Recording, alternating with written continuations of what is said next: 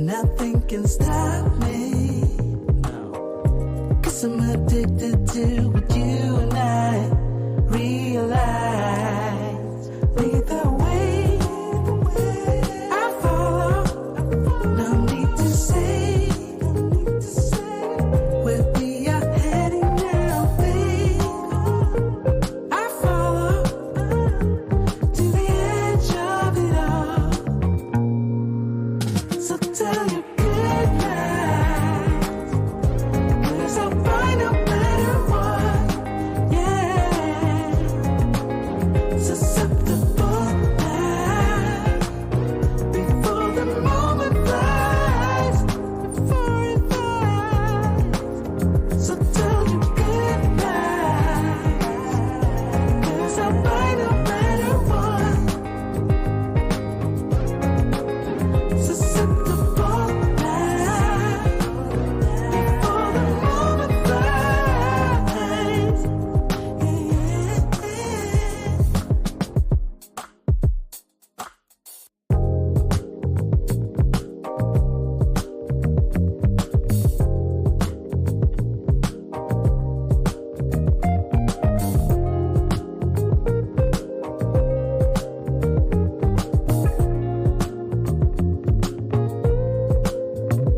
In this moment, yes, I cannot say what's wrong or right. No, it's not hard to fool me. No, 'cause I'm addicted to the good life. Yes, yeah. Lead the way, I follow. No need to say where we are heading now, babe. I follow to the edge of it all. To the edge of it all. So tell your good night, 'cause I'll find no matter what, yeah. Susceptible now, before the moment flies. Ooh, so tell your good night, 'cause I'll find no matter what. Ooh, susceptible now, before the moment flies. It's not a problem, no, 'cause I know what I'm getting into. Yes, yeah, nothing can stop me. No, 'cause I'm addicted to what you and I realize. Lead the way, I follow. No need to say where we are heading now, babe. I follow to the edge of it all. So tell your good night, 'cause I'll find no matter what, yeah. Susceptible now, before the moment flies, before it flies. So tell your good night, 'cause I'll find no matter what. Susceptible now, before the moment flies.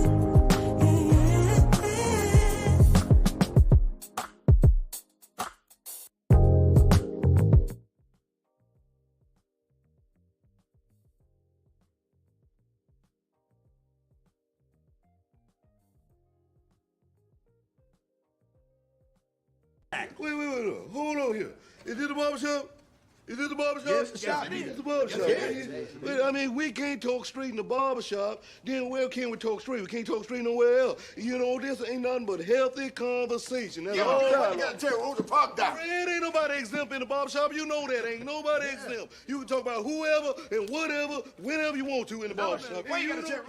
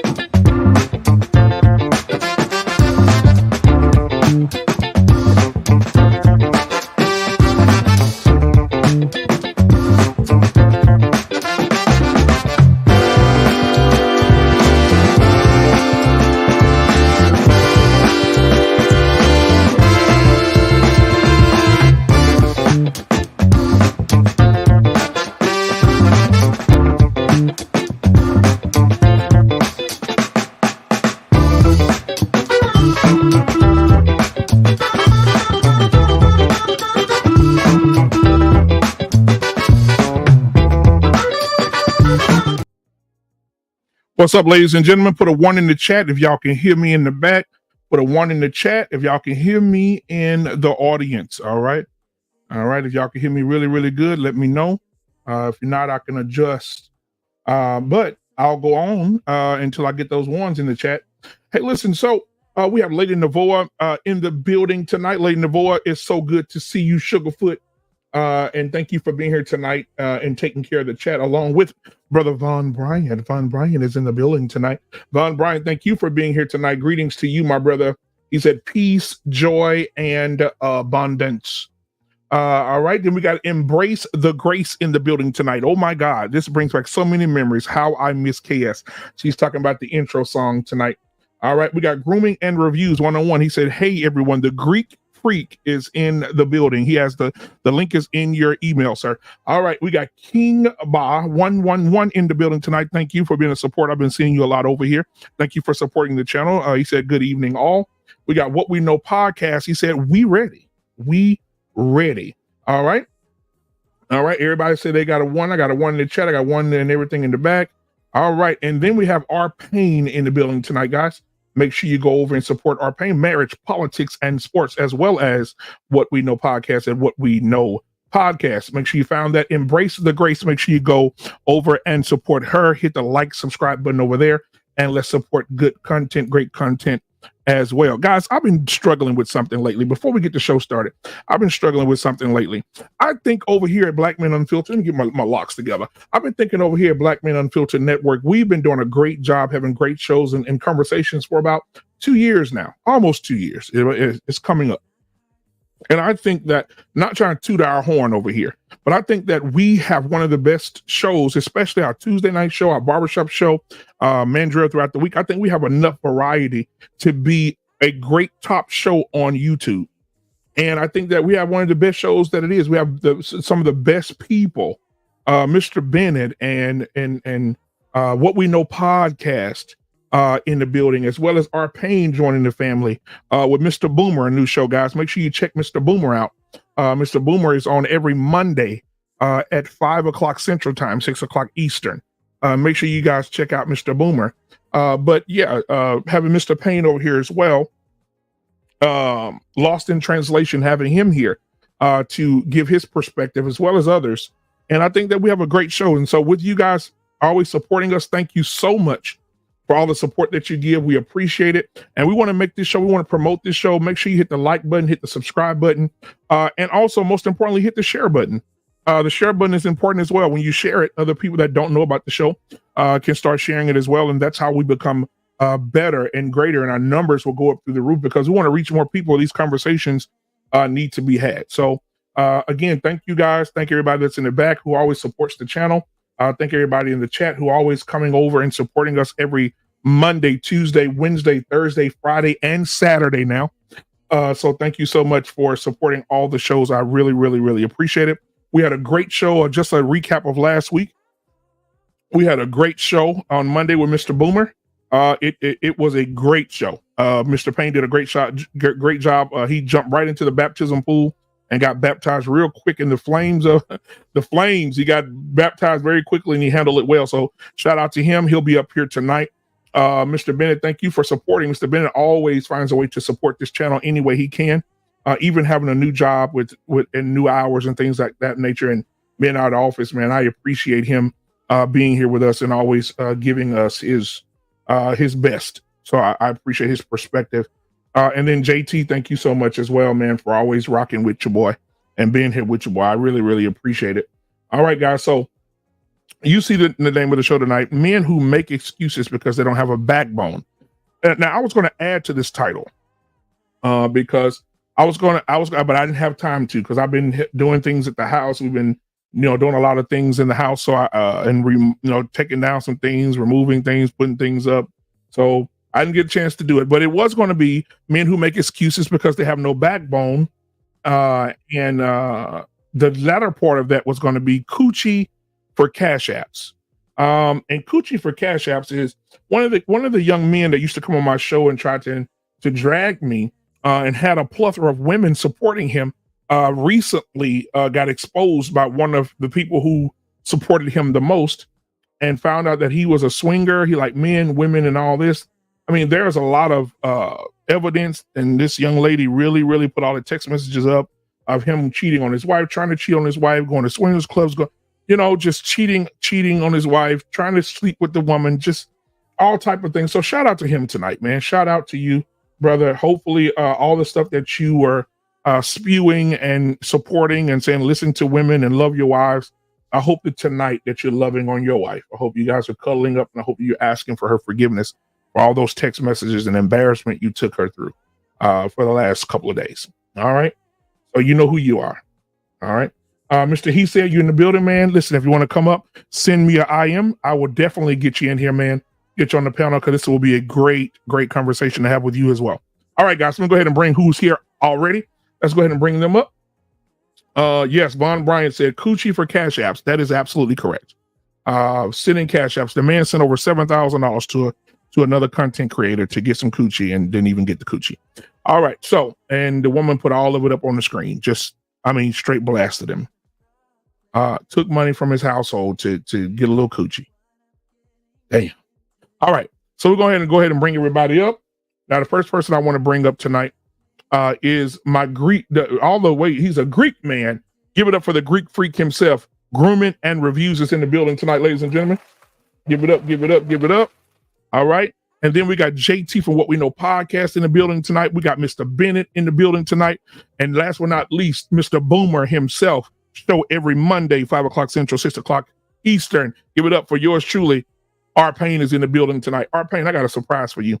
You think you got baptized last week? Boy, wait till this week. I just want to throw something out for you. This week, it's going to be a lot of people coming and clicking that link to come up on this week, because there's something there that Anton Daniels has been talking about, as well as other content creators, that I wanted to put in your spirit. So we might as well get you prepared for it, because the name of the show's coming up is going to be The Boomers Married All the Hoes, and now we have a daughter epidemic. All right. And so, yes, now that's the excuse now that's what the young men are saying now about you guys, you boomers. They said that you married all the hoes, and now all these girls out here that are hoes, your wives are responsible for those hoes. All right. So I definitely want you to be able to tackle that. You're going to have to tackle that. You got to get them back. You got to get them. All right. We got RBN in the building tonight with a $50 super chat. Man, thank you so much. I appreciate that. Wow. He says, I have many streams talking about the lack of backbone of a black man have as a collective, not on an individual level, but as a group moving in this country. That is absolutely 100% correct. Thank you so much for the $50 super chat, man. I really, really, really, really appreciate it. I really appreciate that, man. That means a lot. All right. Lets me know that you appreciate the content. Guys, how you guys doing tonight, man? But before we get started, I got to give RBN something. I got to give him something. Now I think I'm gonna go violinist tonight.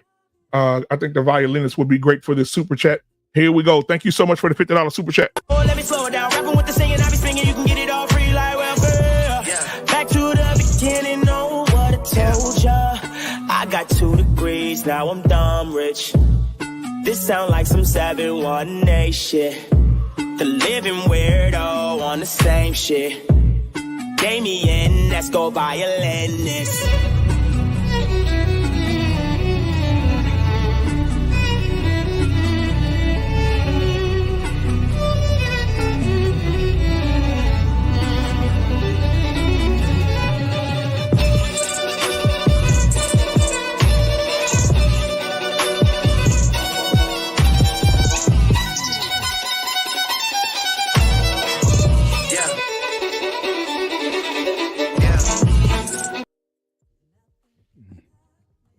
right, man. All right. That'll get the show started real quick. All right, ladies and gentlemen, you see who's on the panel tonight. JT, Grooming Reviews, R. Payne, and Mr. Bennett. We'll start with Mr. Bennett and go all the way around the horn here. Mr. Bennett, how are you? How's your mental health? And how has life been treating you, my brother? Life has been good. Life has been real good. Again, getting acclimated to the new position, and but the family's holding it down, so I can just focus on that. No drama here. Everything's good. I did not want to talk about no stupid shit like that. Huh? R. Payne, you good? Yeah, Hot mic. Yeah, my mic is hot, but yeah, we're gonna talk, man. Hey, now, man, listen, R. Payne, they coming for you. Let me tell you what happened. Coming for me. They said the boomers are responsible for everything. I did hear about that. I did hear. I defended you because I said why, I don't. Why you defended me? Yeah, I said no. I defended the boomers. I'm saying in standing in for y'all. I think that the boomers should have a voice because they blame y'all for how the world is. They say Anton say y'all fumbled the country, y'all fumbled y'all women. Now your daughters are out here wilding out, and now the daughters are having other daughters, and now it's an epidemic. No, I heard that. I heard that.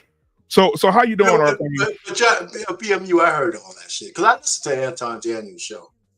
I heard all that, but some things don't need to be addressed. That's the stupidest shit I ever heard, and I don't want to be. I'm not going to argue with nobody about stupid shit like that. I just won't, because I don't want to give anything that's stupid and idiotic power. I don't. I really don't. Mr. Bennett, Mr. Bennett, Mr. Payne, how are you doing? How's the wife? How's the kids? How's the daughters? That's cool. Hey, listen, my 304 is good. My 304 is good. You know what I'm saying? Don't get your ass cut tonight. She might come in quick right mid-show. All right. JT, how you doing, man? How's everything going over there in the great state of Michigan, sir? Oh, it's all good, man. Getting ready, getting prepared for this cold weather. And it's snow on the ground yet? No, it's been holding up pretty good, man. We still in the, in the 50s. Some days. Okay, good.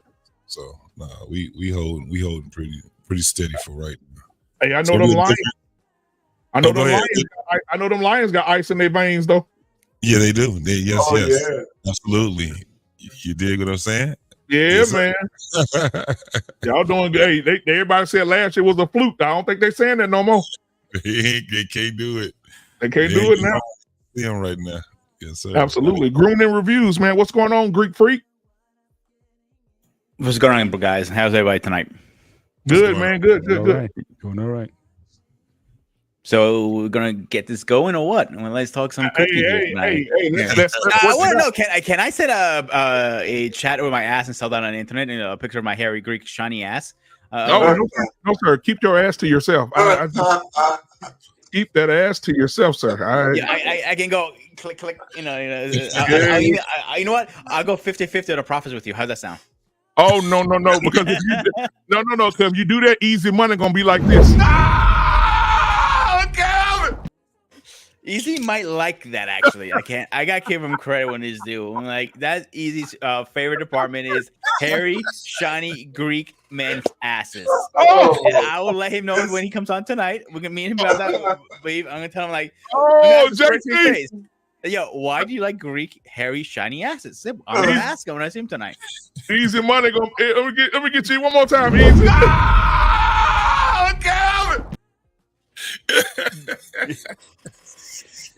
Oh, this is gonna be one of those shows tonight. I already know it. Oh man, yeah, it's gonna get real crazy tonight, brother. It's gonna get crazy tonight, man.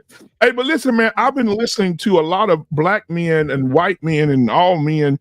They don't have a backbone no more, man. I think that we always talk about equality. I think when it comes to women, we always talk about equality and how we're supposed to be, equal to each other, and a man don't supposed to be any higher than a woman, all this other stuff. And I think that if we're thinking that way and the mindset is going that way in the future, I think it should go both ways. I don't think it should be a one-way street. I think that men should benefit from the women just like women should benefit from the men. And so if that's going to happen, if that's what we're going to do. But I happened to be looking, Mr. Bennett, at some videos of a pastor, a preacher, and who used to be married to the very sexy and voluptuous. My son, our 60-year-old son, is in love with her, Megan Good. Oh yeah, my 60-year-old son. He see on TV, he just sits down. I told him put that lotion up. But just kidding. But he was married to her, and they got a divorce because she really couldn't. His name is Devon Franklin. He really couldn't. She really couldn't hang with that kind of life, being a first lady. And some of the stuff she would wear in the church was just amazing. She would come in that thing looking like a just got off at the strip club. She was, she would come in that thing bad. And so shout out to Megan Good tonight. However, her husband has lost his damn mind. He did a sermon at an all women's conference. Y'all know where this is going. Mm-hmm. And boy, when I tell you he pandered, he pandered so bad. I couldn't believe what I was hearing from this man who never spoke like this. He never spoke like this. But he was telling women about how creation was and how Genesis was, and how we're looking at it wrong. We're perceiving Genesis wrong because the male played too much of a bigger part in Genesis, and we put the man up on a pedestal. Really, when the chosen one was the woman. So I'm going to play a little bit this for you guys, and we're going to discuss it. Here it is, right here. Let's listen to this. In the words of the great, take heed to the message. This foolery. This is really interesting. In verse 22, this is the creation of the woman, Eve. But you don't hear Eve coming into the earth saying, "Where's my man?"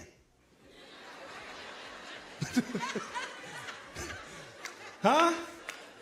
Am I reading it right? It says the man said. Eve came into the earth. Watch this.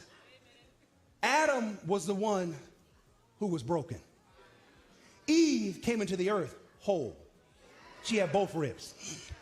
Society wants women to believe you're broken if you're not with somebody. But God says the woman came into the earth complete, not seeking or needing anyone or anything. I don't know who I'm talking to today, but you got to stand in your power. You are one of one. There's nothing wrong with you if you're not with somebody. You as a woman are complete. You're whole. And I gotta say it because I'm tired of us supporting a culture that tries to make women think there's something wrong with them if they're not married. It's just not true.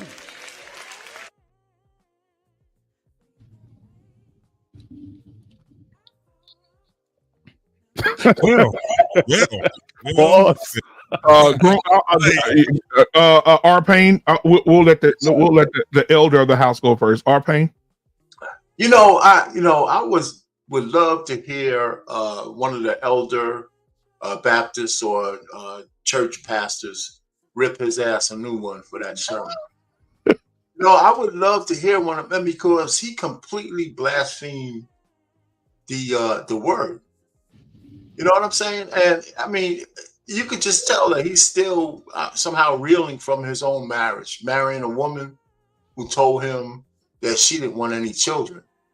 And he waited for her for 10 years until he realized that she was never going to give him one, a child. And I can't, when I saw that, I really couldn't believe he said that. Not because I have any issue with women, but the word is clear that, Adam's rib, was taken from him to create the woman, not because he was broken. It was because God said, you know what? You have so much abundance. I want to take a piece of you, and I want you to fabricate a woman so you could have a helpmeet. Come on, Frank. That one is an easy interpretation. For him to do that, I can't really see a God who's ordained to actually bastardize the word that way. Yep. He should be ashamed of himself. And I really feel sorry even saying this because I don't have any issue making women feel good. But you can't lie to women that way. And there had to be a certain amount of women in that congregation saying, man, I don't need that kind of propping up because it's not true.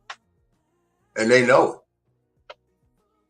You know, so I'm really upset with. I mean, I wasn't upset, but I'm just saying, you know, I don't think that advances anything.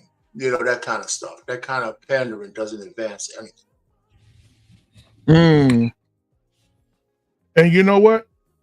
Our pain, to add to what you just said, I do believe that sometimes when they talk ignorant like that, I believe they should have an elder, somebody come in and, like you said, just rip their ass a new one, because that was at a women's conference. It was probably 20,000 women in that damn arena.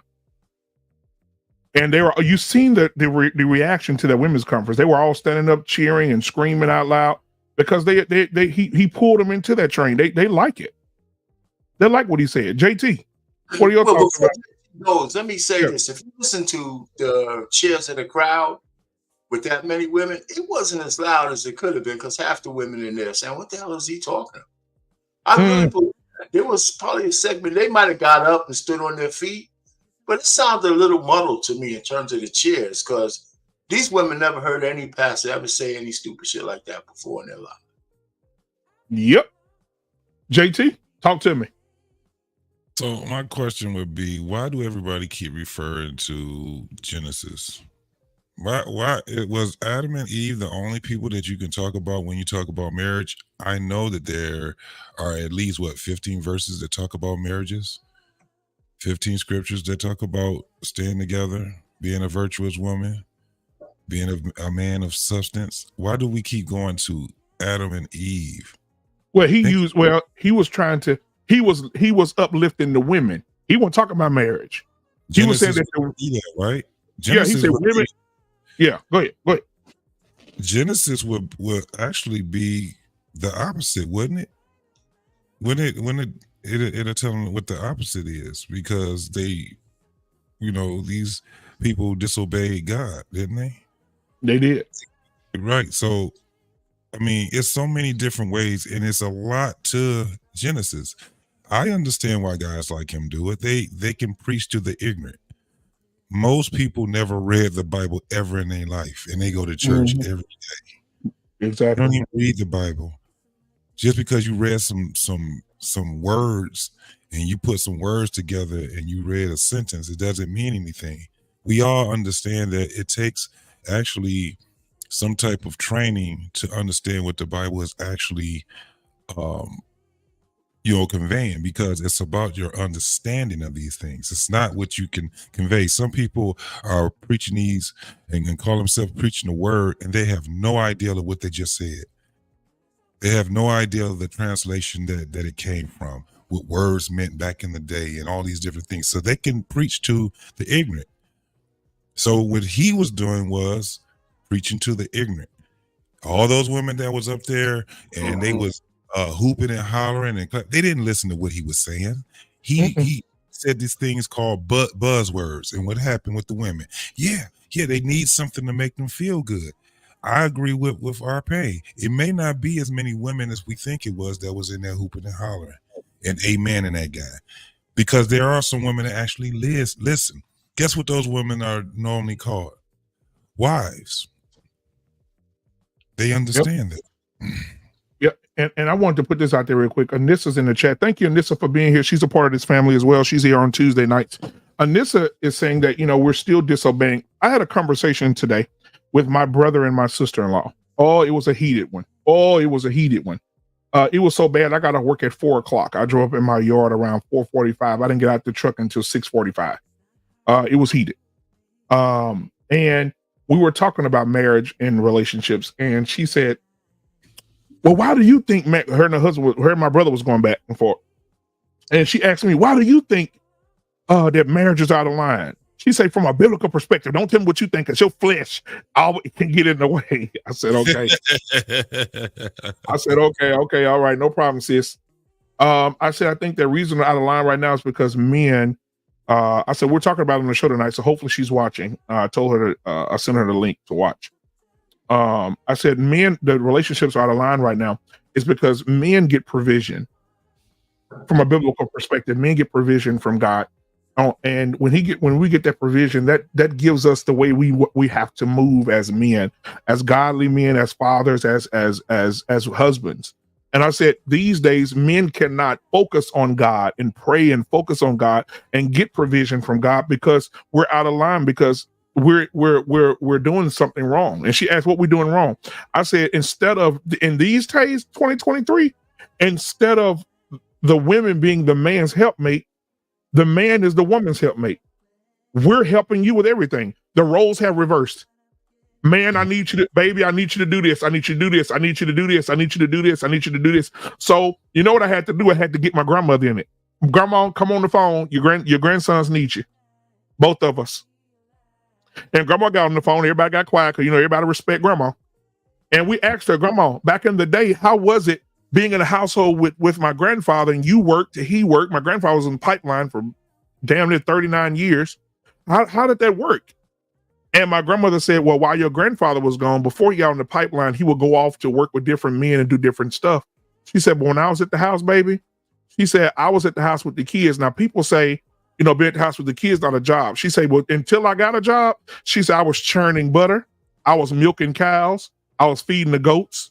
She said, I was outside getting the eggs out the chicken coop. I was outside making sure that the yard stayed like it needed to do. I was picking peas, tomatoes, sugar cane, cutting down sugar cane. And she said, I did that as a woman. She said, I don't believe today. She said, these women today are sitting behind computers in an air conditioner home, working from home, and they're complaining to their husbands that they need help. She said, my grandmother said, I don't understand why they need all this help. She said, I would do this months at a time while your grandfather was off working.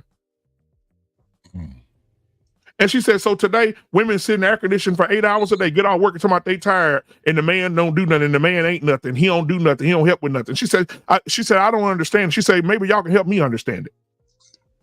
And I agree with my grandmother. I agree. I think that we're out of line. I think that you can't focus on God and provision when every 5 minutes you have a nagging wife or a nagging woman. You don't do this. You need to do this. Can you go here? Can you do this? Can you do this? Take it. And she doesn't want to do anything anymore. I think women and mothers don't want to do anything anymore. And that's what my brother was alluding to. He said, man, I'm cooking over here. I'm helping clean up. I'm doing all this here. But she wants more and more and more. It just don't stop. I have to do more. And my grandmother just sealed the bag on that. She just said, hey, I don't understand why you need all this help when you really sit behind a computer all day. Hey, BMU, can I add something before they keep going on, if you guys don't mind? No, I don't mind. Here's another myth that men allowed to perpetuate by the feminist movement. There's a prevailing notion that the women of the past were unhappy in their marriages, and exactly. they were only in them because they had to be. That's the biggest freaking lie and flex ever told to man. I mean, listen. Since I've been my mother and my stepmother, they were absolutely devoted. My father was a blessed man. He had 2 women in his life that were absolutely devoted to him, and he did everything for them. I mean, everything. He worked 16 hours a day, all the way up until the time he died, to make sure they had something before and after. And my mom died when I was young, but my stepmother was a beautiful woman, and I loved her anyway because I knew her longer than I knew my mother. Right. And so I have a brother and sister. She was dedicated to my pops, not because she had to be, but he did everything he could to make sure she had a life she didn't have to worry about. Nothing. And so when I hear people say, oh, the women only wanted men in the past because they were nothing, this and that, and I think about my own life, and that's why I don't want to really, we could talk offline. That's why I don't really want to perpetuate that bullshit Anton Daniel said. I think that even though I like to do, sometimes he just rattles off to the jib so much, he says shit that is nonsensical. That one was nonsensical. I don't want to give it any power. So anyhow, I'll just drop it. Man. Oh yeah, I was going to say absolutely, my brother. I understand what you're saying. Okay. I'm gonna share this picture with y'all in a few minutes, but I'm gonna let Grooming and Reviews go ahead. Yeah. I hate, and it bothers me. I hate when I see a priest or somebody using the Bible as leverage for money. Funny story, kind of. The church I go to is Holy Cross of Strasbourg. And the priest before we have now Father Theodore, he was a lot of money. Coming in the first collection basket, okay. Second collection basket, okay. 3 baskets, okay. 4 baskets. Goddamn, Father, can you chill with the goddamn baskets? I literally said that to him one day.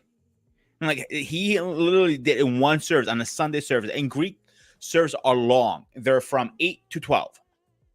And we had literally 6 baskets come out in one day. Yeah.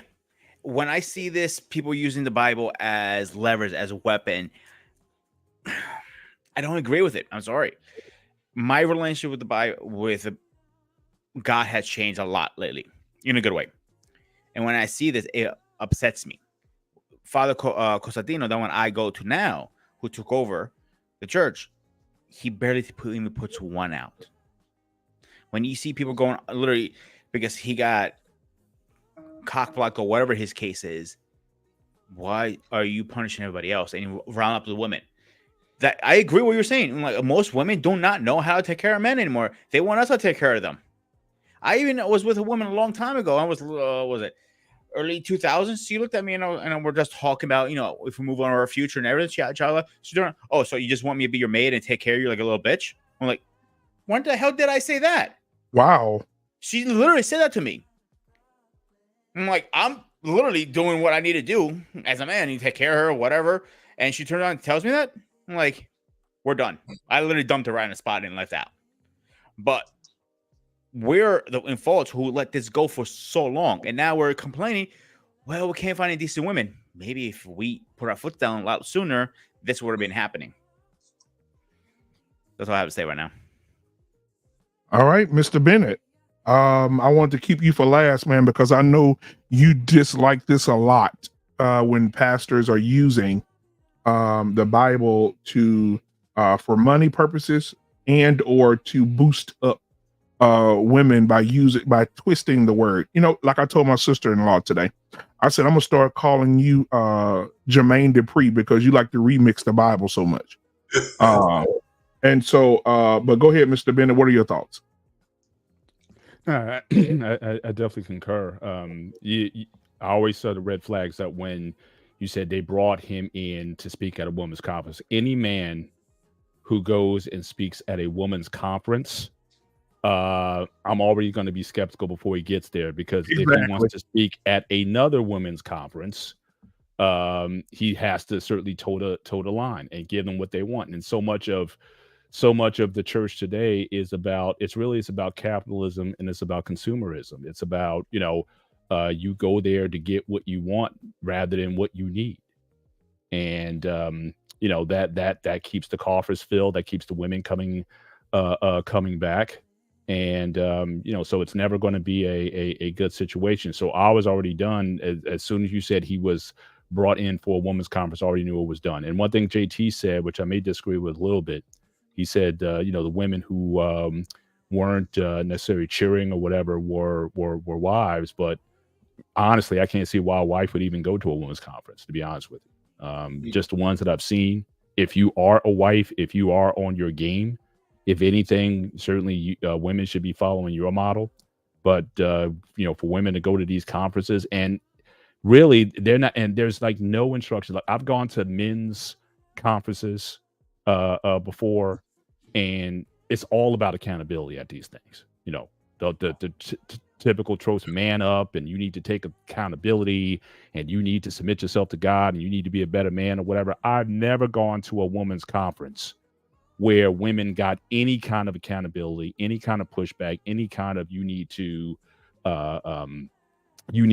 step up your game. You need to be a better mom, a better wife, or whatever. Never.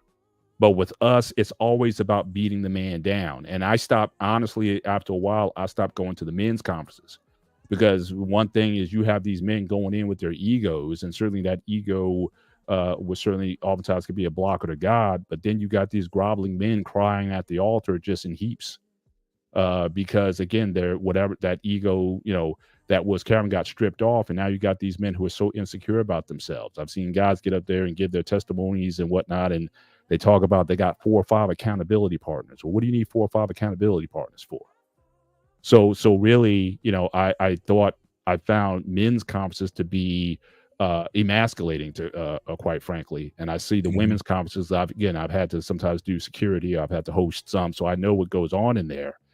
And it's nothing that holds women to account. So I just think the whole industry of what a lot of churches try to promote in terms of, trying to build up men, promise keeps, all of that. I mean, none of it is anything that really really builds up the men so they can go about and be about the men that God called them to be. So I stopped going to both to the men and to the women because again, it's all about tearing men down and not in lifting women up and just not giving people what they need in order to be successful. And as far as a woman came in complete and the man was the broken one and the woman was complete. Again, it sounds nice, certainly to that audience. But again, if I got a hold of that, if I was a husband and my wife went to a conference like that and it came home, was like, we're going to have a conversation about you supporting these things. So yeah, I think the whole industry is simply about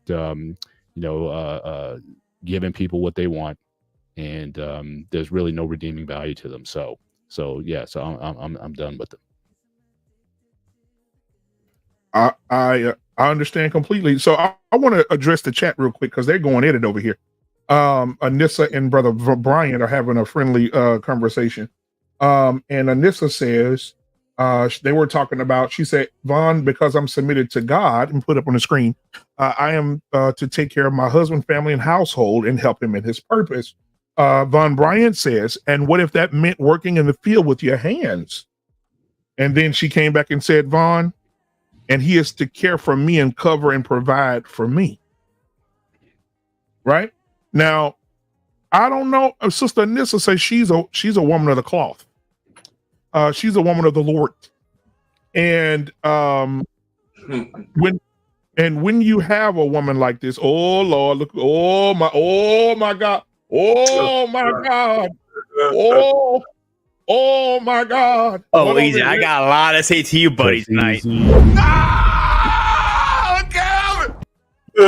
Easy like Sunday morning. BMU, should I hold off or should I say it now? No. Hold on. So I want to say this. Okay. So while we're in the chat, she said that he's supposed to provide and cover for her.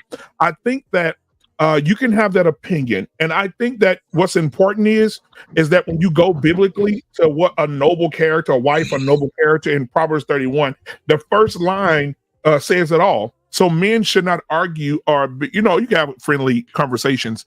And I'm not talking about Anissa and Vaughn. That's a great conversation that they're having.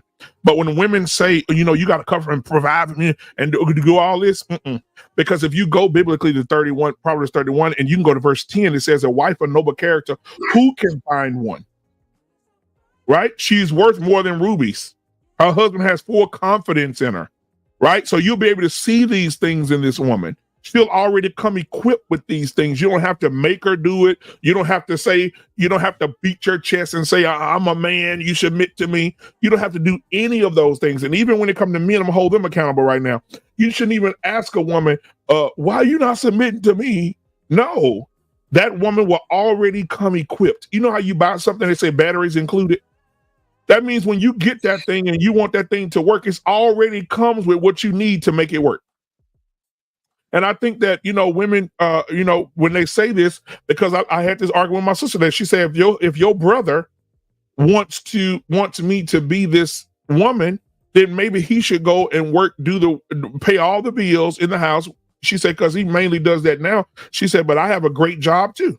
Right. And she said, so I'll quit my job and he can pay all the bills and I'll sit at home and watch TV. I said, no, that's not how that works.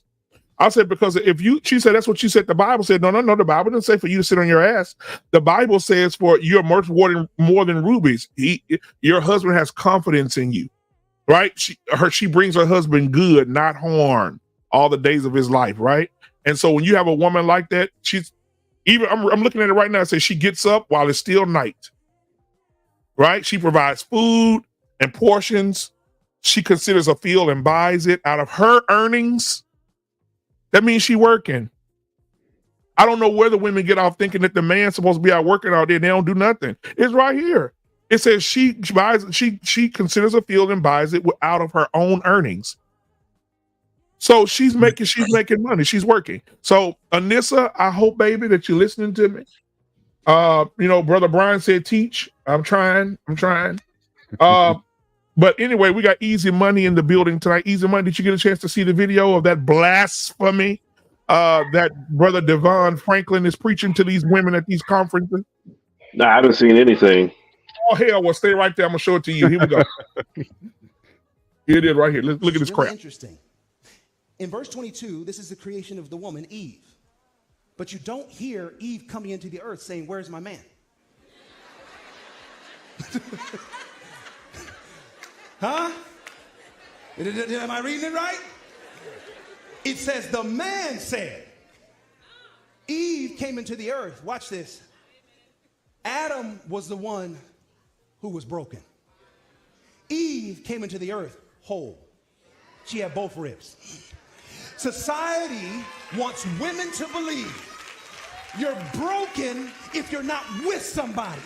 But God says the woman came into the earth complete, not seeking or needing anyone or anything. I don't know who I'm talking to today, but you got to stand in your power. You are one of one. There's nothing wrong with you if you're not with somebody. You as a woman are complete. You're whole. And I gotta say it because I'm tired of us supporting a culture that tries to make women think there's something wrong with them if they're not married. It's just not true.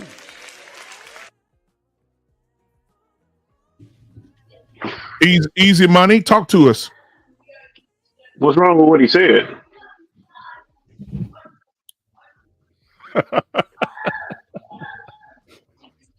Well, I don't see the issue.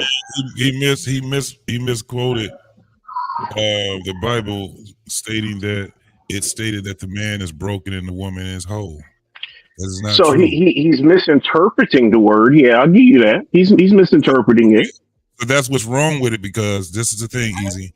What he's doing is using that misinterpretation. He knows that it's misinterpretation. Yeah, he knows. He's trying to grab on and grift towards women just to make them feel good. And the thing is and that's a problem that we have, because we have people that is giving out information to people that are lost. And they're even making them even more confused and lost by misinterpreting something and intentionally bringing that stuff out there like that. So that's what's wrong with it, from what I gather. I don't think it's any different than anybody else misinterpreting the Bible. So to his point of men are broken and women aren't, I wouldn't say that. I see ultimately what he's trying to say is that, women shouldn't necessarily have to depend on men, and you are whole within yourself. Like there's a broader context in the point he's trying to make. But even the point that he's trying to make, like I said, I don't think I would have taken the scripture that way. But I understand what he's trying to say. So the thing also is this. I get what he was saying too. On one aspect is that, you have certain people that would say that there's something wrong with a woman that doesn't have a husband. So I would agree that it doesn't necessarily mean that there's something wrong with her because she doesn't have a husband. But he took it even further, right? His whole thing is to blame it on society. And one of the problems that we have is to blame it on the boogeyman. Because when you say society is doing this, you're not really pinpointing anything.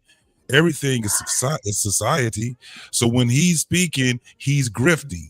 That's the only problem. What I have a problem with is people like him and other people that grift towards people and not doing what their initial intent is to empower people, right? By giving them information, by mending things that are broken in their understanding, right? Is to get them to understand a lot of things that's happening right now, whether it's collectively or individually. And that's not what he's doing. He's 100% just that clip from him saying it. And this is just in my opinion, he's grifting and he's being disingenuous. Right. Let me add this to it, Easy Money, before you go. Because I think again, like I told my sister-in-law today, I called her Jermaine Dupri. I'm gonna call you P. Diddy because everybody keep remixing the word of God. The Bible says he created Adam and he made Eve from Adam. Adam only became broken he only became broken away from himself because God saw fit that he needed a helpmate. Right? He only saw fit for him to be a helpmate. So for her to be a helpmate. So he wasn't broken. He was created. God took it. He created man, but he made woman, a creation, right? So he created the man to be like him in his image. So I'm trying to understand, why would you get up in front of a lot of women and remix the word and tell the women that, oh, the man was broken and you're whole and you're elevated above everybody else? That's just not how that works, sir. And see, that's the thing about me in church. And my wife will tell you. That's why sometimes my wife want to sit away from me.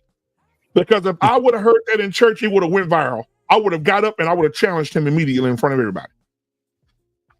But go ahead, Easy Money. You got the floor. You said your wife was sitting next to you. Oh yeah. Because as soon as somebody say something off the wall, my wife will scoot because she said, "Oh, I know he finna say something." Right? Because I don't think people should get up and teach the word wrong. I think you should, if you're going to read the word, read it and say what it is. It ain't no women are elevated and you ain't got to be married and you ain't. Whoa, the Bible says it is not good for man to be alone. So you're going to sit up here and remix the Bible and tell women they can be alone, they can be by themselves, they don't need no man. Get up out of here, dog. Mm-hmm. Get up out of here, man. So even before Easy Money goes, and maybe I'll help him out. One of the things that we need to understand is that there was no big public push telling women you need to have a husband.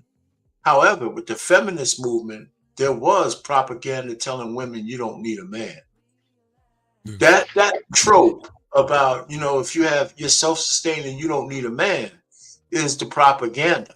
And all he did was continue that propaganda and give it legs by trying to put it to a scripture. But before that, men weren't walking around just telling ladies, hey, listen, man, you know what? Unless you have a guy like me, your life is trash. Where was the problem? Men didn't do that. Naturally. What? Men didn't do that. So they do that every day on this platform right here. What are you talking about? On what platform? Men walk around telling women in the general and public airways that your life is trash without us.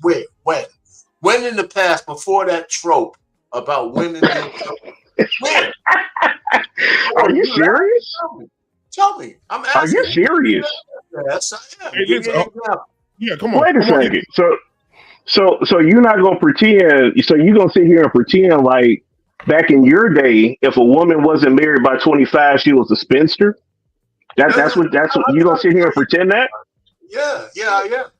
I want you to tell on the public airways where it was a trope that if you ain't married by 25, tell me the commercial enterprise. Okay. Give me an example. Okay. The media didn't push that. He's absolutely correct. Okay. I want to get this. Keep thinking that. Y'all got it. I want to get this. No, hold on. I'm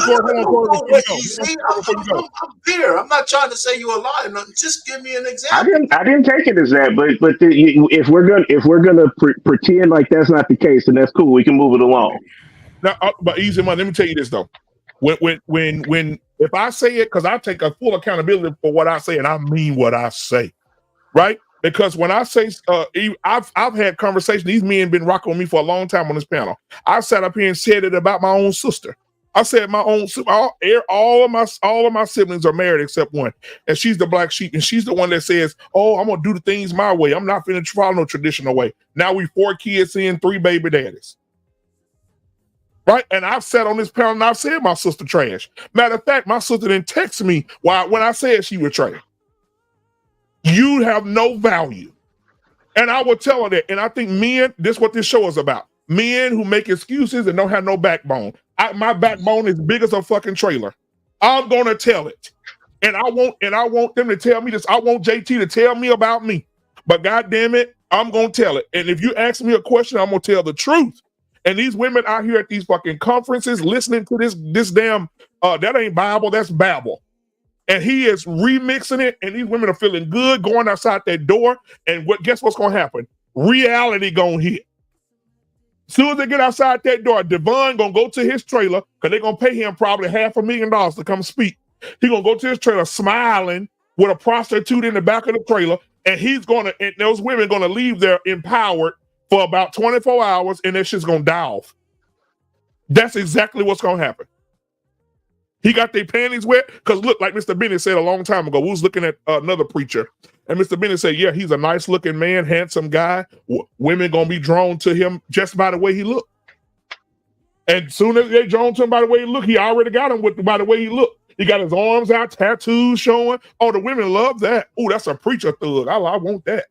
And so they definitely gonna support. Oh, they definitely gonna support that. Them women in their panties are wet. Well, let's try to be primeval. Listen, from the beginning of man, women have always cleaved to the provider males.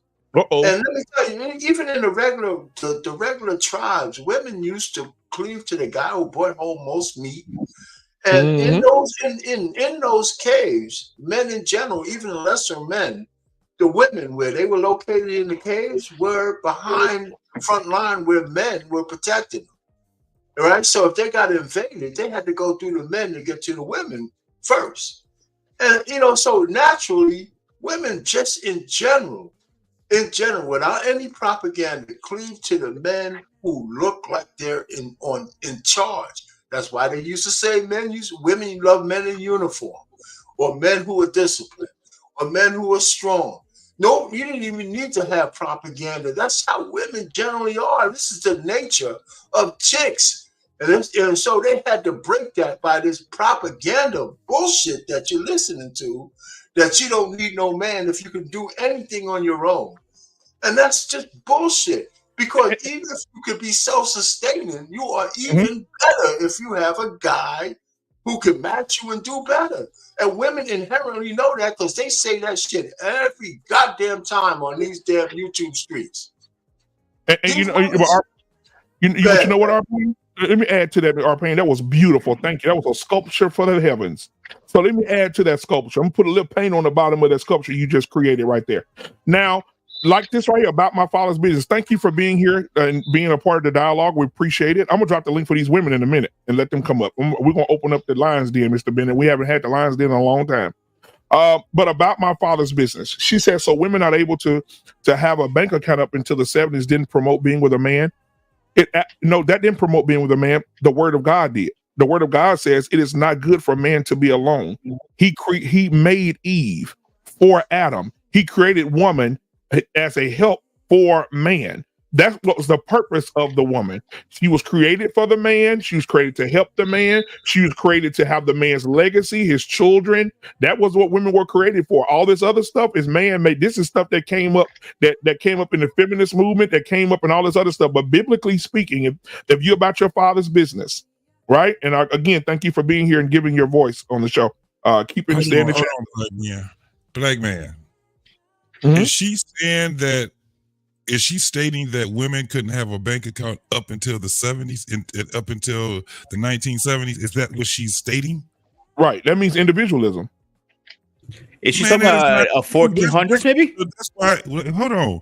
That's why you had you had RP saying, "Man, I ain't about to argue about this dumbass shit." These motherfuckers. People just arbitrarily just throw shit out that is not true. No, that's actually true, JT. It wasn't until the my grandmother had a bank account way before I was born. Yeah, come on, my grandma. Wait. So we're just gonna ignore laws, right? That's what we're ignoring laws. It wasn't until 1974 where a married woman, could legally, actually have one. That's not to say that I'm sorry, without the permission of her husband. That's not to say that there weren't banks who did that before. She didn't say that. She said women were not allowed. All right, hold on a second. I just pulled it up. It was at 1974 when the first credit union was allowed to open. 1960, you need to get permission. Right. My grandmother was great. She was married. No, go. Actually, read the law. It was the Equal Credit Opportunity Act of 1974. Yeah. Yes, it was the equal card, but she said she couldn't have a bank account. That's not true. Right. And again, that's what I'm saying. Now, when we put context to it, now you can understand. Yes, you had to be married. You had to, just like when it came down to voting, it was mostly based off of households. The head of household. Just like now, you hear people spewing crazy shit like breadwinner. That's an outdated term that we're still using in 2023. So you got people this is why we're confused, because people are still using outdated things, having outdated software. When you're talking about it, you have to put context to it. So that's all. That's what I'm saying. That's why I can understand when RP gets frustrated, because you got people that weren't even born in 1980 talking about some shit in 1960. And they get it all wrong. It's not that it wasn't that way. Women they were so damn just pushed into getting married to a man, and they couldn't do this and they couldn't do that. There's a lot of things where back then you had to earn your keep. If your ass your country, I want to say this. What are you talking about? What does that mean? Well, why would a woman who is married, who's becoming one with her husband, why would she need to have a separate account from her husband? Because she wants one. No, sir. Hold on. Let me tell you something. I'm married. I make a decent amount of money. Lord have mercy. Thank you, Jesus, for everything you've done for me. I've come a long way, right? And and my wife make a lot of money too, right? When we got together, listen. I'm gonna go Monique and her husband style. I raised my wife. Let me tell you. Let me put some context on that. When we got together, I said, "This is how things go." When they say the term "what's mine is yours" and "what's yours is mine," that's what it is. We're gonna have one account in this household. My money going here, your money going here. If anybody asks me who the breadwinner in your house, we both eating bread together. There's no reason for me to count her money, or no reason for her to count mine, because all this shit going in one account. We spend it balanced. We spend it in a balance. There's no reason for her to have no separate account from me. If you want a separate account from me, that's what you want to be single. That's what single people do. But in my house, we ain't gonna be separating shit. We're married. This ain't no boyfriend, girlfriend shit. So these married couples, the wife got $25,000 in the account over here, and a $30,000 account over there, and the husband don't know about the $15,000. Hell no. No, sir. No, sir. No, sir. Easy money, you can respond. But no, sir, I don't believe in that shit. If you're married, everything should be together. As an adult, you should have a choice. If that's what you want to do, that's cool. If you want to do the one pot, cool. If you want to have your own account, that's cool too. If you're living by what the word says, that's what I'm saying. A lot of people believe God, but a lot of people don't believe in him. Because if you believe in what the word says, you're following that. The Bible says that the man and the woman get married and they become one flesh, one body, everything becomes oneness. There means no that we ain't gonna remix it. That means I'm not separating anything from my wife. I'm not keeping anything from my wife. I'm not gonna have no secret stash from my wife, and she's not gonna have no secret stash from me, and she's separating them. Hell no. Everything we do is together, and it works. It works because everything is in one pot. We ain't got to count her money. She ain't got to count mine. We go and we pay our bills. We take our kids out. We go on these nice vacations and anniversary trip. And I'm not saying, girl, did you spend? Was that part of my money or yours? No, we got one account. We work together, and we have oneness. And that's what marriage is. Oneness. It's a team that's effort. It. Team effort. All that separating shit, I'm out. See here, and that's your choice. That's cool. Hang on a second, Easy. Here's why people pick. So Easy. So you and your wife got separate accounts? Yeah. You know what? I want to know. Hang on. That's fine to have separate accounts, but the access and openness of the accounts. I mean, we have separate accounts also, but everything is known. I can go. Any one of us can go into any account and take any money that we want. There's no passwords. My wife has all my passwords to everything. So again, I don't think it has to be so literally one pot or literally one account, but but I think you still have to be of one mind. And I think that pot has to be shared, because there's some practical reasons why she needs it. There's certain bills or certain things, especially when the girls were growing up, dance accounts and just different things that she just moved money into. But we're still of one mind. If there was an expense, I mean, now it's getting better for us. Again, thank you, Jesus, as well. But there was a time when if any decision that was over $200, it was discussed. I couldn't just go and just spend $200 on the latest pair of Jordans without letting her know that I was doing so, and vice versa.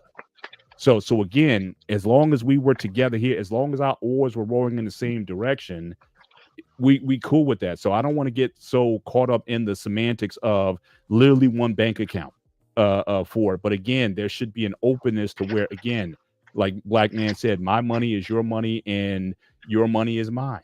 There is no what's going. But unfortunately, I know brothers going through it now with their wives. Wives already told them, if we get divorced, you ain't getting none of my money. Exactly.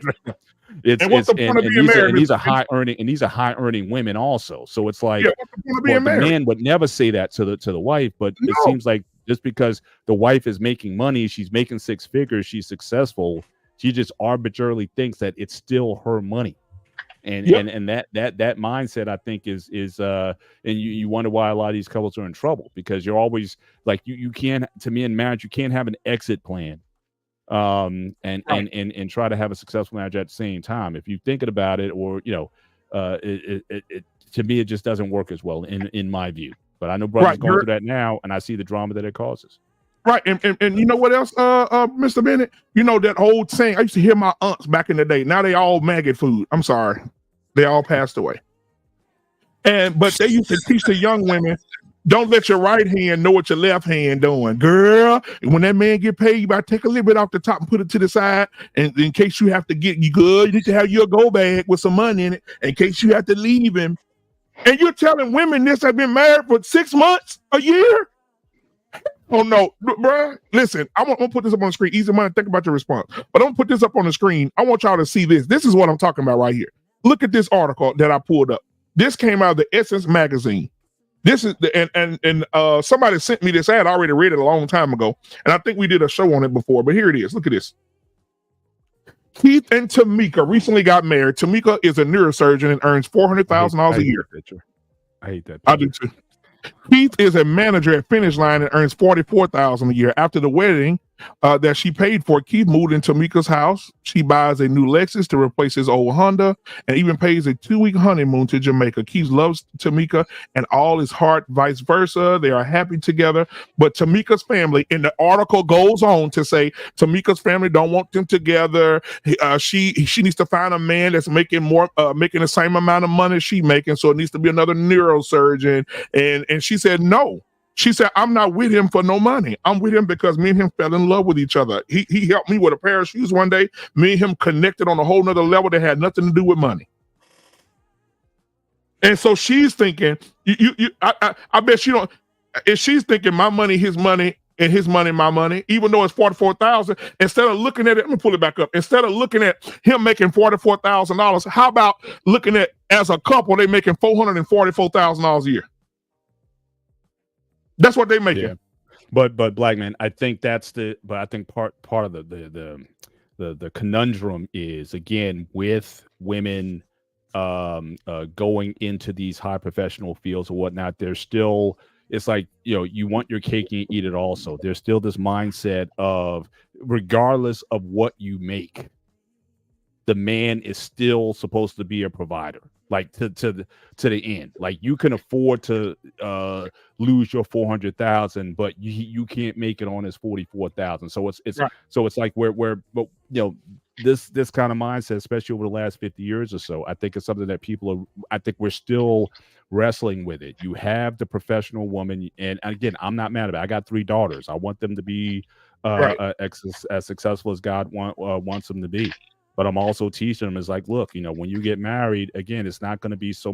But I have to wrestle with that sometimes myself, because my thing is, as long as there were good quality men who are going to grind and they're going to provide or whatever, I'm not as concerned about the money. But I'd be lying if if a part of me still doesn't have that mindset of, okay, he's got to be able to provide and take care of you financially and all those things. Yeah, those are things we still got to I think we're still wrestling with that, and in some cases it's more extreme than others. But that's the period we're in.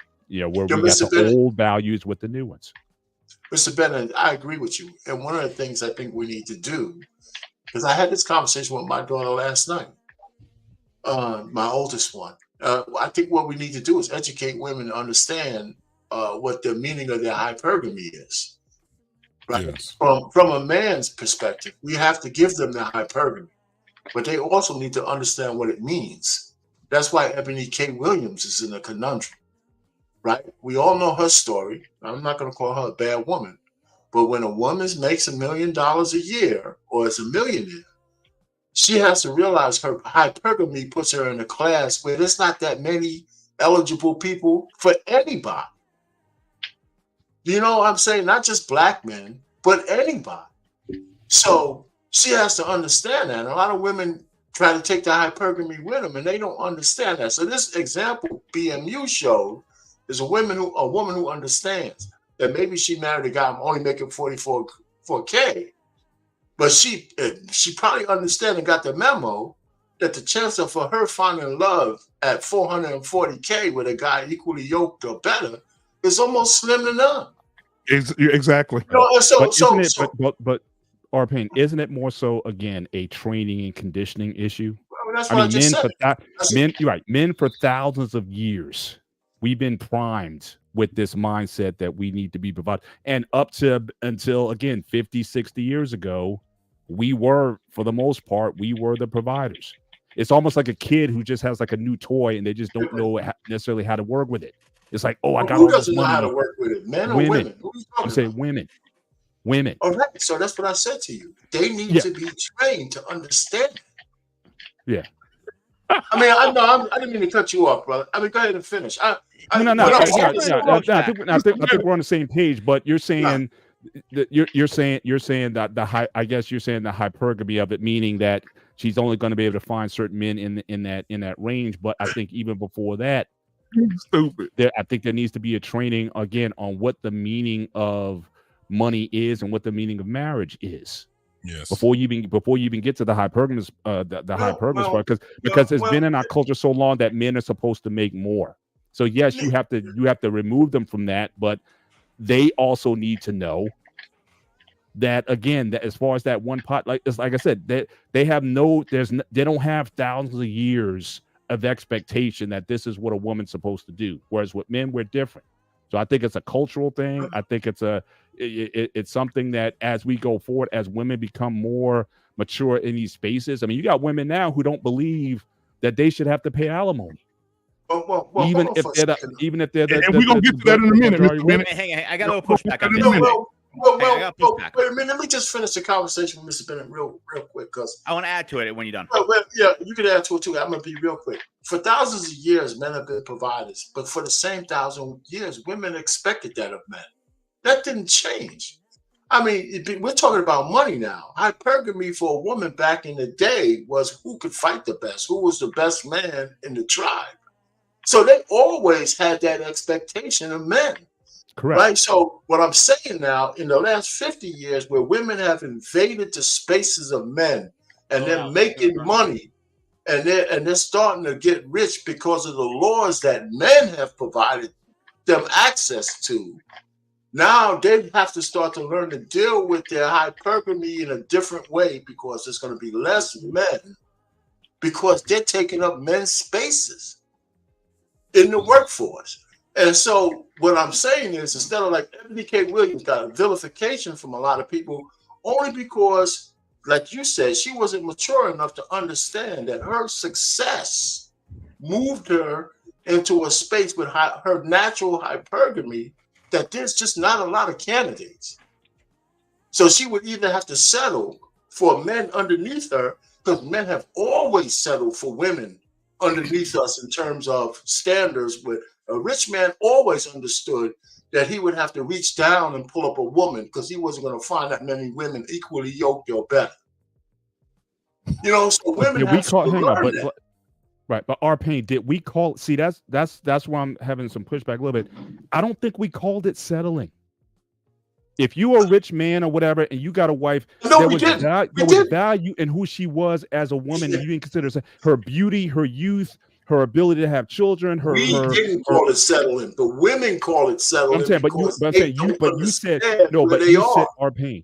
But our pain, you just said settling. Yeah, but you talk about men had to settle for women. I'm sorry, brother. I didn't mean settling. Men have always refined themselves that we would find a woman who's less yoked than us, and we didn't have any issue with that. You're right. Women call that settling.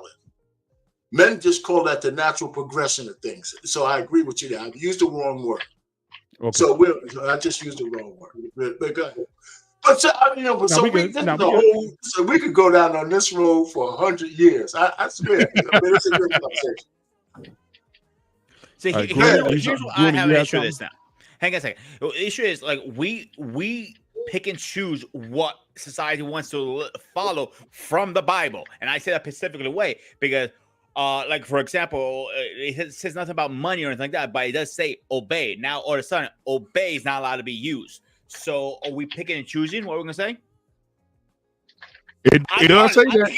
I'm not like I do pick and choose some things. Like my priest said, you're not supposed to have sex before marriage. Like, oh, fuck that, I'm going to. I don't give a shit.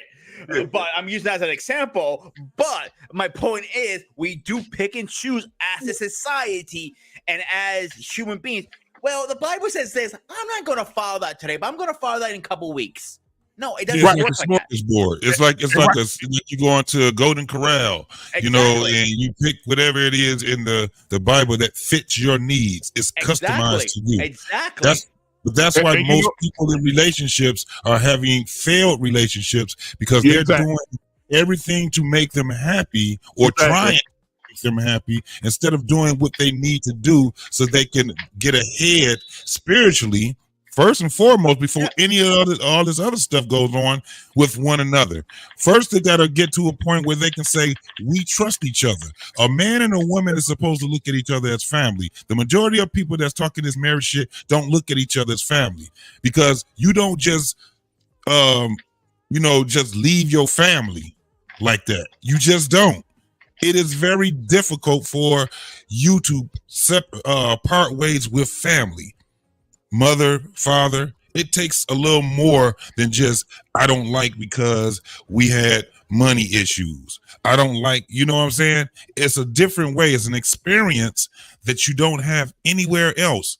That's what marriage is. But people don't look at marriage as a unique experience. They look at marriage as a business. They look at marriage as a company. They look at marriage as everything other than what it is. Uniquely, it is a merge. It is a marriage. It's an experience that you don't have in any other avenue. This is a unique experience, but we keep trying to make it seem like it's the vehicle to happiness. It's not. Marriage is the vehicle to help the next generation. That's what it is. Create children. Have children to be a model for your children so they can see how a family structure is supposed to be. So when they get out and they get their own family, they have something to refer to. It's not anything for them to emulate. It's just to refer to. They're going to have their own unique family and experiences and things like that. But this is what get us caught up in the minutia of if marriage is good and if marriage is not, and why so many people getting divorces because they don't understand the purpose of it. Period. Right. And you know what, JT, may add to that because even if, like I said again, I'm gonna go biblically again because. Look at what Anissa just said. She said, imagine you're the provider making $400,000. He tells you can't buy a pair of shoes. Laugh out loud, right? Now, that's funny. Hold on, that's funny. But what did our Greek freak say over here? He just said, it says love, honor, and obey. That's what the vows say. And it doesn't say that from the man to the woman. It says that from the woman to the man. And we've seen videos go viral of women saying, oh, wait, hold on a minute. I don't know about that part now. Oh, wait a minute. Right. And that's why. And at that time, when that woman sat at that altar and said, I don't know about that, he should have left her ass sitting right there. I would have walked off and left her standing right there because I'm gonna give you a funny story. I'm gonna give you a funny story. Hang on a second. So I have a buddy of mine that his wife made more than he did. So he was a cop, got hurt. Well, yeah, whatever. So she bought a pair of shoes of $1,500. You know what happened to them now? They are divorced because she was cheating on him the whole time because she didn't do one thing: be loyal. Doesn't matter how much money you make. Well, yeah, I want to say this. I want to say this though. I want to say this because Mr. Bennett alluded to something where we're headed. Mr. Bennett said, first of all, shout out to, again, the Brotherhood is once again is showing up in these spaces. Yeah, all the Ball Brothers. God damn. I'm going to teach you guys how to grow beards. Black Man Unfiltered Network. Corey Hager, who's also Corey Hager is also a member of the network as well. So, I mean, grooming, you know, you're invited, brother. You're invited. You're invited. You can be our hairy mascot. Wow. I'm just playing. Go ahead, Black Man. So, yeah, man. Listen, all these Ball brothers. Hey, so I want to say this. So I want to bring this to the front of the church. Mr. Bennett said something about women don't even want to pay alimony when they divorce a man if they have some wealth. And so when we talk about backbone, I want y'all to hear this episode of The Pivot, the sports show, The Pivot, where these ex-NFL players are talking about they dislike men who are in marriages who don't make a lot of money getting money from a woman, but it's okay from the woman to get it from the man. Let's take a look at it. Here we go. You know what I do not like? Like Ariana Grande just got divorced, right? Mm-hmm. She got to pay her ex-husband $1.2 million. You ain't sing a note. Mary J. Blige had to pay her husband. Adele had to pay her husband. No. Bro, I don't believe. Unless they tell you, unless you become a house husband, right? Or some sort of stay-at-home dad, them women don't owe you no money. All these people who they were when you met them. See, you supported them through their career. But you didn't support them. You did supported them through their career. I'm speaking from the athletes. No, why Ariana Grande was out there singing and touring. He was at home. He was making sure the pool man came. He making sure the lawn man came. He's making sure the groceries are in the refrigerator. He's making sure the kids get to school on time. Oh. He is supporting life while she is performing and working the world. He sacrificed his life so she could go sing songs on stage. And that's what you call a FTS. Shooting in the gym. It's both ways. Flip the script. Yep. He was helping, supporting her at home while she was working on the road. I'm disgusted with both of you. No, that's what it is. I don't agree with it. I don't agree with it. I agree with it. No, because it got to go both ways. Because if the rich man gives the woman alimony and child support and all that, the rich woman should give the man alimony, child support, and everything. It goes both ways. What if the woman? The kids don't even go with him.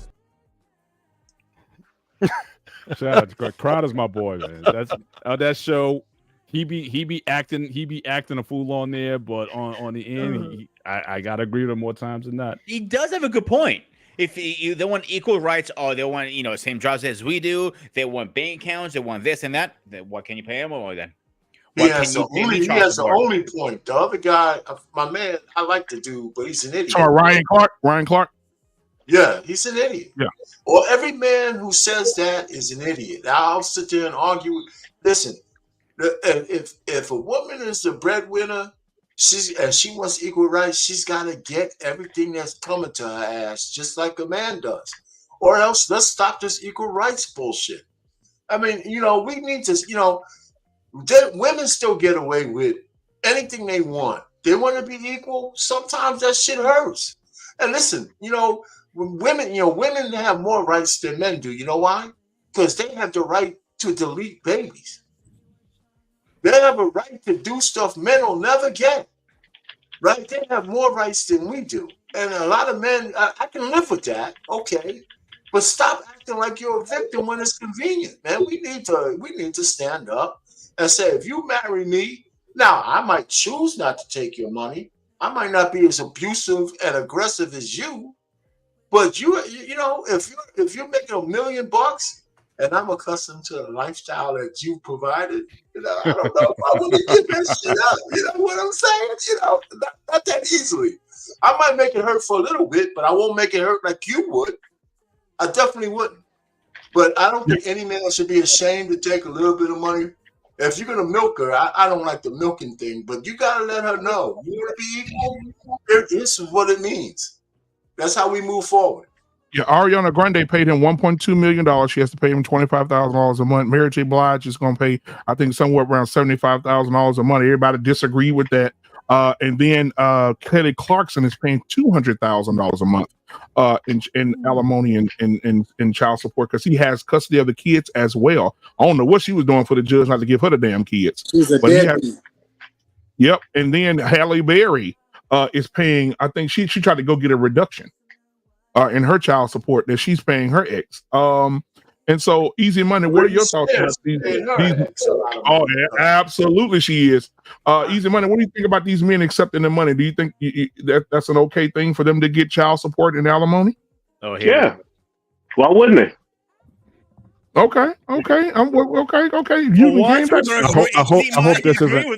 hope this isn't a dead clock moment here. I hope not. No, I'm actually surprised Easy Money's agreeing for once. Wait, why wouldn't? I guess. Okay, so let's talk about this then. So here we go. If somebody comes into the relationship as the heavy financially, then yeah, they should break bread whenever they part based on whatever agreement they got. I don't see the issue, male or female, regardless of who's the heavy. That makes sense. Yeah. Well, let me say this real quick. The reason why this needs to hurt, right, is we need to get enough women who can't stand this so we can change the laws. We need to. I don't think we're gonna get there, Arpang. I don't think we ever gonna get there. Hang on, Arpang. We worked so hard to get it to this level, and now you want to change it?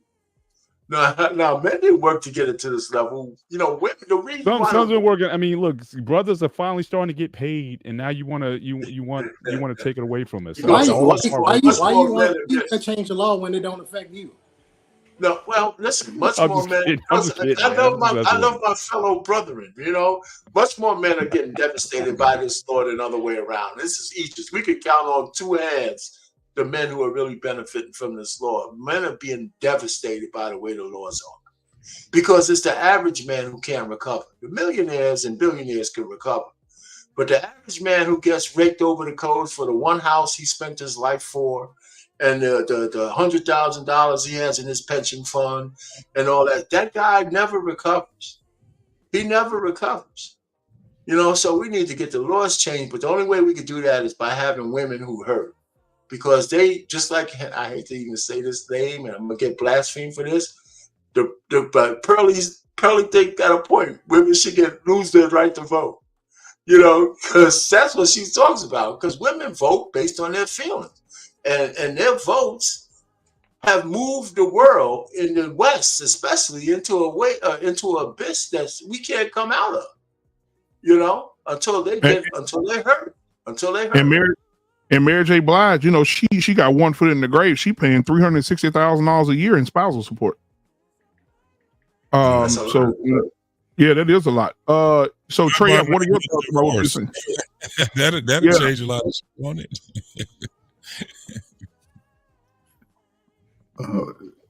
BMU, were you speaking to me? Yeah. I said, go ahead. What are your thoughts? And then we'll get Trey. How y'all doing, man? Happy Friday. What's going on, brother? Happy Veterans Day. Get out there and get all your freebies today. You know it. Don't overeat. But yeah, you know, the original topic about the separation, I think, you know, it's just a modern thing where people are already coming into these unions with 1 foot in, 1 foot out. That's why, you know, if they hyphenate your name, believe me, they're going to have a separate bank account. So I just worry that was something that was really big to me. You can't hyphenate my name and expect me to believe that you're all in when you're already 1 foot out the door. And for those who consistently want to be separate, go in there and separate them dingy clothes that y'all got laying around. Separate your whites from your colors. Let's do it like that. There is circumstances that you can separate. Like I said, But when it comes to the home and the house, one of the easiest way, and I think most guys that are married will agree, one of the easiest way that you can protect your family is your family being at home. Once they get outside, they up to the world. You just hope and pray that they make it back home safe. But once they're able to come home to the place that's supposed to be our place of peace, you're going to protect them with your life. And I think, you know, when they were looking at this country and how to generate more wealth from the working class and the newly established citizen as of us, when we were together, that little 100 years we really had together as a unit, they really couldn't penetrate our families. Our families were their strongest. And then, you know, once civil rights and we wanted to integrate and all of this feminism, they doubled their income as far as America. Now women are getting out, regardless of what the salary is, they were making double the income, because most men, when we turn a certain age, we're looking at things logically. We're looking to save a little more money and build for our children and our family and for our retirement. Now, you know, they promote this single lifestyle. So who spends the most money? A single woman. A woman who wants to be, you know, just pretty much where she is in life. And I think that's going to continue to hurt us, because if they're saying that the numbers, and people like to use numbers, if there's 2 million more women that are single, that's $2 million more dollars. And you can almost quadruple that, because they're spending hundreds and thousands of dollars on BBLs, butts, breasts, fillers, all of this frivolous stuff that means nothing, that would generate wealth to a family or a community. So I just think it's important that if you want to be a husband, just, you know, have those conversations, have those financial conversations. And if that's something she's willing to do, you got to make a hard decision and move on, because you don't want to commit your life earnings into somebody to come in and, okay, you give her a baby after 3 years, then all of a sudden she's gone. She's getting $100,000 for the next 18, 20 years of your money. You like over sad. And, you know, so you just got to think better and move, you know, be able to just move a little more diligently and all of in what you do as a man. I think it's important, though. You know, we got to get back to a way. And just listening to the married men, you know, they seem to have a different discernment, because they've been in these positions for years. And I listen to you all. I believe you all are protect your families with your life, but you also are able to trust your wives and trust your children, because you're able to groom them the way that you should. Just a lot of us, they're just slanging and banging, man. I'm scared. I think we're going to lose it at the end, because the women are going to continue to promote their same lifestyle, and America is on board with that. So, yep. Well, and before we continue, for those who just got here, thank you guys for being here tonight. Hit the like button and subscribe button. We appreciate you for being here. We appreciate the conversation that's going on in the chat. Thank you guys for that. We'll be, if you have any questions, please put them in the chat, and we'll do our best to put them on the screen and answer them for you. Now, I do have a Cash App here from Crystal Light for $10. I appreciate that. I also have a let's see here, super chat from my brother from another mother, brother Hink. And I have one also. Yeah, RBN is sponsoring the show tonight with a $50 super chat. Hink gave a $2 super chat and said one pot.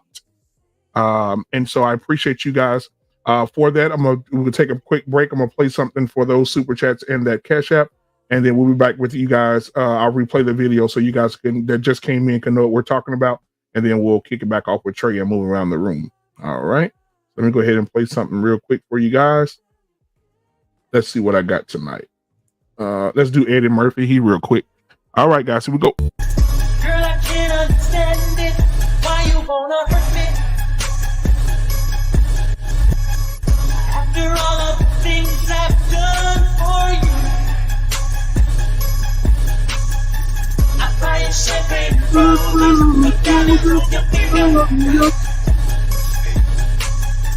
You say you hang out all night. What am I to do?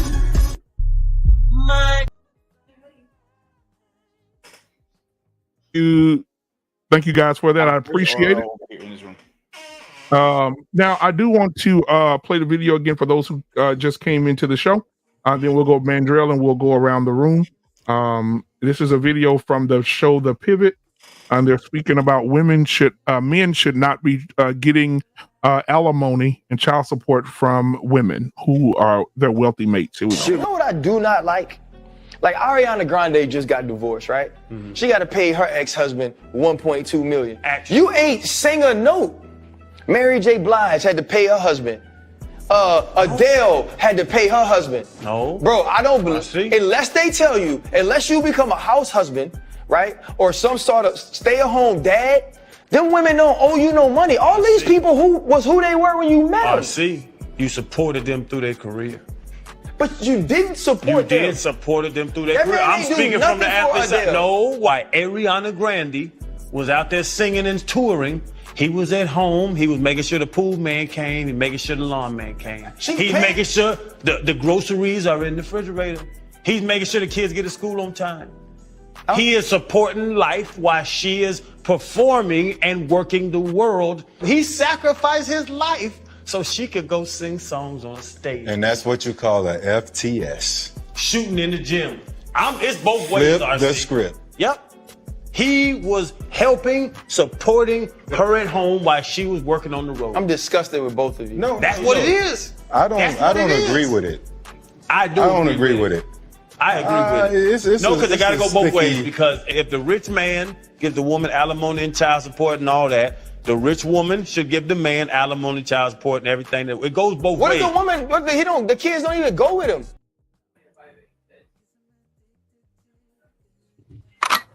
All right, Trey. We're gonna have you up next, but I will say that when he talked about Adele just finalized her deal. She paid $181 million up front, and she'll pay $150,000 a month. Did you say 181 million? $181 million is what she paid her ex-husband. Damn, I gotta get me a single. You gotta get you an Adele. That's shit. Jeez. That's. Are you sure it's 181 million? I'm gonna pull it up. I'm gonna pull it up on the screen right now. I'm pulling it up right now. Yeah, she makes a lot of money, man. She does. She does. Last year she made $340 million. You got to remember, it's not just her singing. A lot Shit. of other endeavors too. We had all of that stuff together. Yeah, she writes. I think she's got like 2 or 3 diamond albums. So yeah, she's big time. Diamond, you gonna get paid for forever off it all. So, yep. Hold on, guys. I'm pulling it up. Here we go. And, and they got a video of her crying too, because she didn't want to pay that $180 million for damn show. But hold on, man, this nigga a simp, man. Hold on. But Rich Paul on here, after she settled the divorce, he went and bought her a house that cost the same amount. He got that much money? What? Nah, Rich Paul making a lot of money. He represents a lot of bread. He bought a $181 million home. Get out of here. No.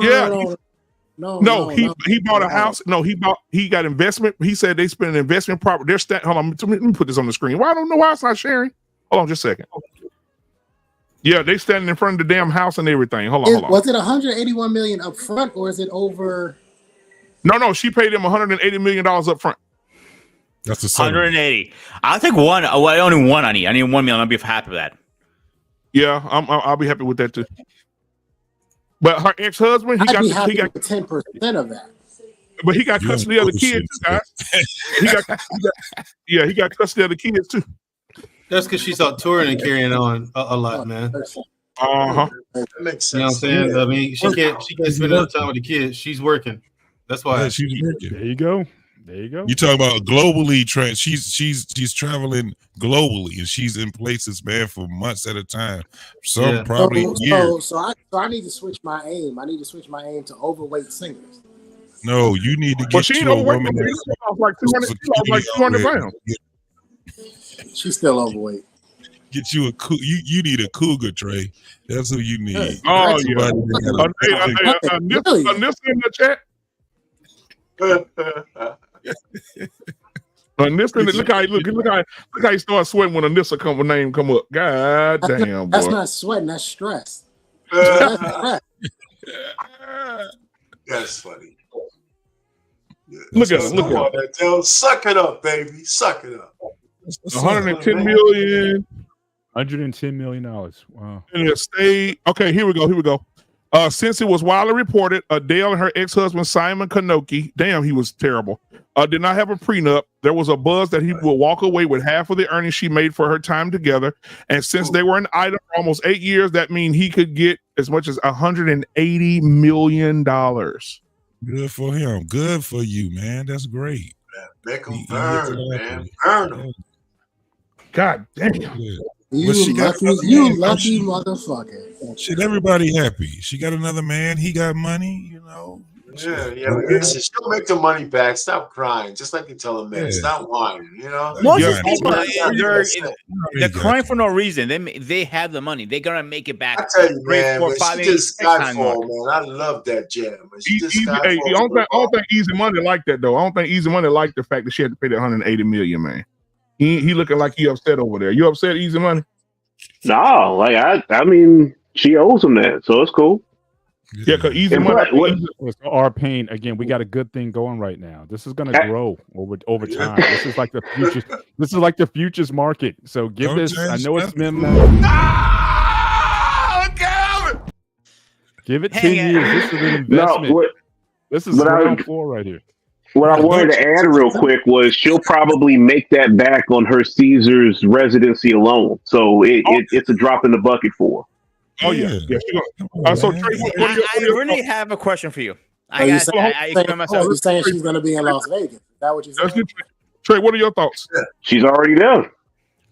I mean, this is typical. I mean, it's no fun when the rabbit got the gun for most parts. I mean, you know, this was always going to be the result that women were going to be upset when they had to start, you know, shelling out the money and start to feel the pain of, you know, what men have been doing for decades. I don't feel sorry for them, and I don't have a problem with it. If you want to come into the marriage, you want to be the breadwinner, you want to be the superstar, you want to make all the money, then you incur the responsibility that comes along with that. And if you don't want that responsibility, then find your role, your typical gender role, and be the pretty little housewife, and don't go make any money. But if you want to go out here and you want to go make all this money, you want to be the superstar, then fine it. You have to incur the responsibility that comes along with it.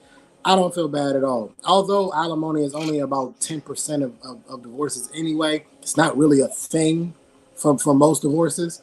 But for those divorces where it seems to be an issue, I think that it gets highlighted because for decades, probably even centuries, you know, men have always been the one to pay out. And you're starting to see a little bit of a change now where women are starting to pay out. I know an E8. Trey, respond to Anissa, please, real quick. We'll pause just for a second. Respond to that. She said they have to stop marrying you down. I was waiting to do that. I was like, when you called on me, I was going right for her. Fuck your question, black man. I was going right for her. I mean, there's nothing. There's no nothing attention to your question. There's nothing to reply to there. She's not married. Who cares? Who cares? I mean, not yet, Trey. I mean, till you pop that question, homie. It's never going to happen. She has a better chance of finding gold in the middle of the ocean. It's never going to happen. But this idea that, because I saw something else where there was another podcaster that was talking about women are saying that they're burned out now at work.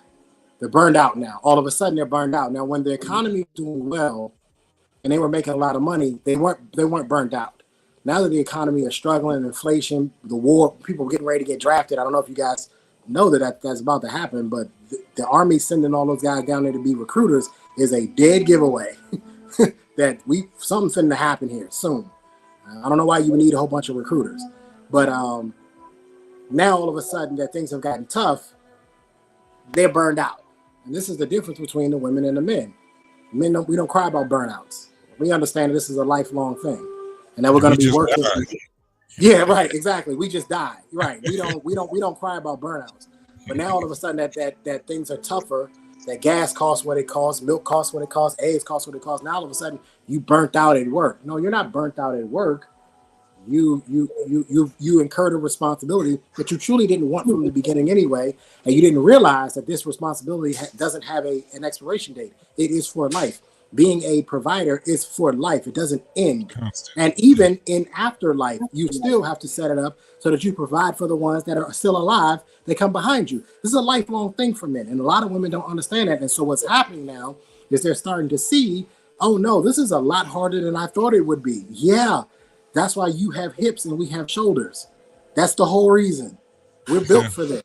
Anissa said, but she thought you didn't care about a woman's money. I don't care about a woman's money. This is not about me. This is not about me. I don't care about a woman's money. However, I don't date broke bitches either. But here's the other thing. We don't have a choice.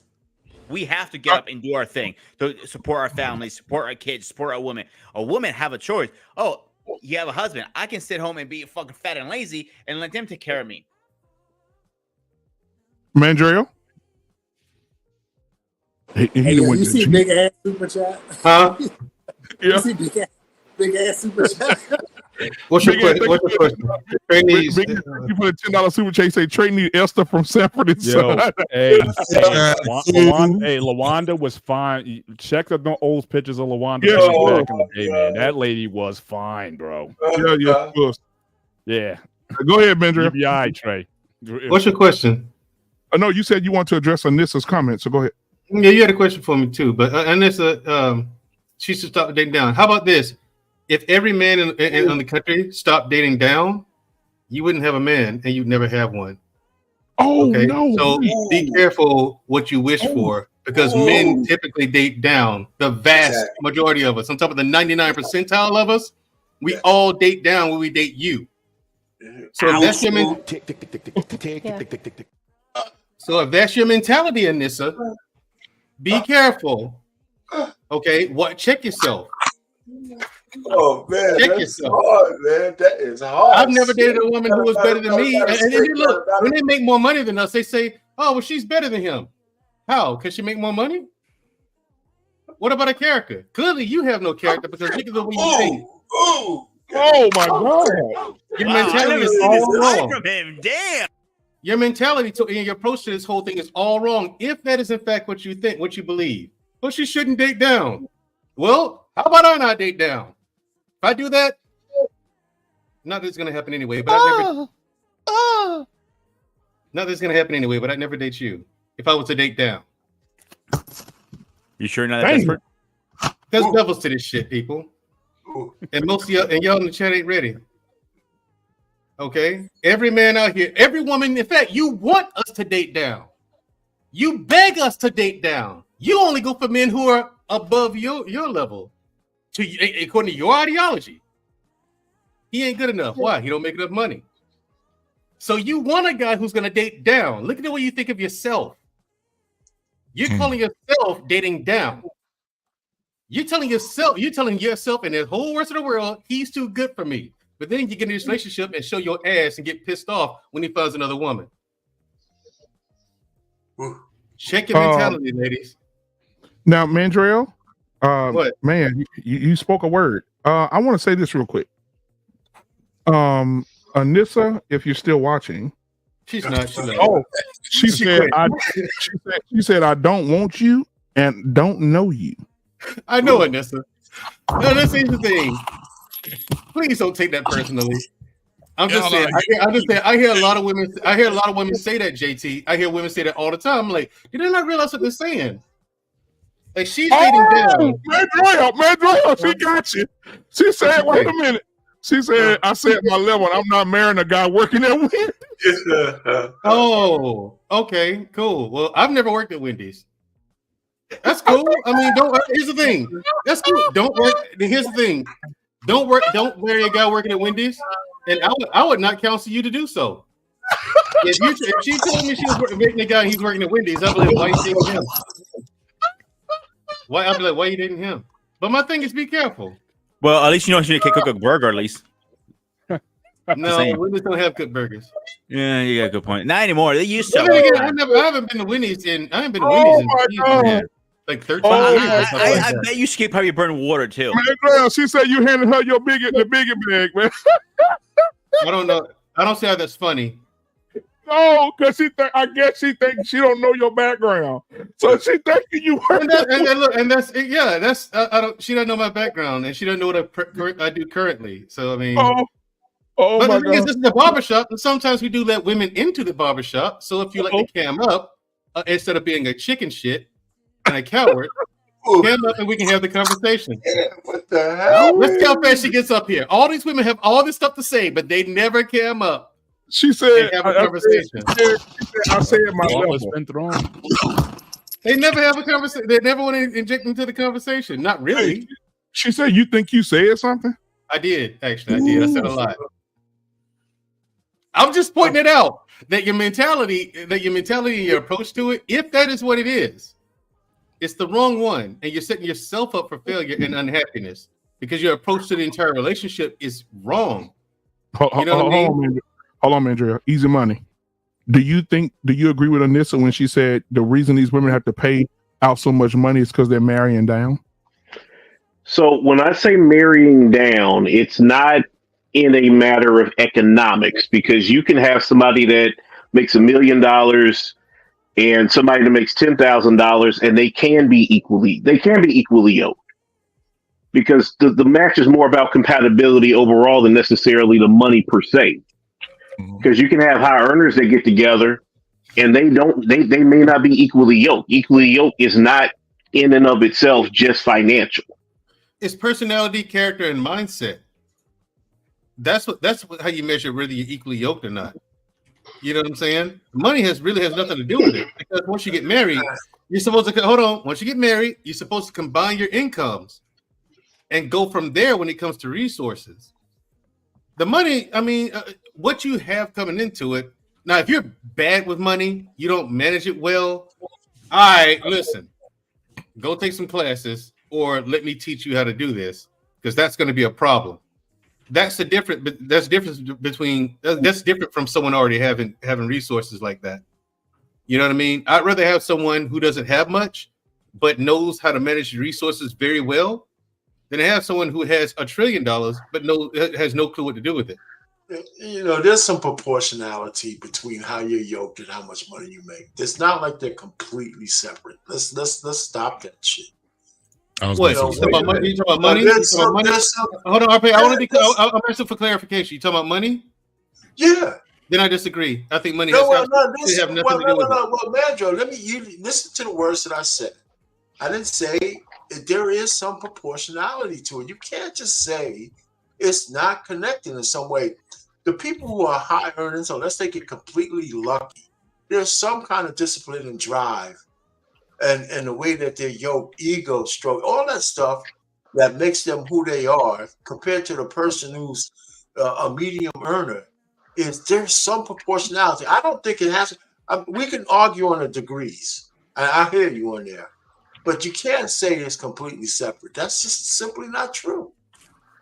It's not true. And I'm not saying that either, Arpain. I think that there has to be a factor, for the simple fact, especially when it's a woman who's the higher earner and the man is the lower earner, that you've got to be mindful of the potential of that man's ego getting in the way and completely kneecapping that relationship. A lot of men can't handle being in that role where they're making less money than a woman. And let me tell you this, EZ, and I agree with you. That's why I disagree. The woman, wait a minute, let me just finish. Let me finish what I'm going to say. The woman has to be, in that case, the woman has to be discerning enough when she's vetting that man to know that he won't be able to handle that. Listen, I tell you, in 5 years or less, Nicki Minaj is going to be paying that bum she married a whole bunch of money. Right? Or less. She's going to be paying him out a whole bag of money. Because as crazy and ratchet as she is, she still married a guy who's like, was in the streets talking about having a street fight just the other day. Come on. She loved that dude, though, Arpain. I think if there's going to be a divorce in that case, it's going to be on him divorcing her, because she loved that dude. It doesn't matter. He's gonna get a bag. I mean, you would think that the fact that he can't go pick his son up from school, that would be enough for the divorce, but nah, she's still there. Anyway, there's a question for Easy Money. There's a question for Easy Money. Dr. Nkumbe says, Easy Money Jones, this is the point you are making. What is the difference between the feminists insulting men saying we're not shit and what Mandrell is saying now?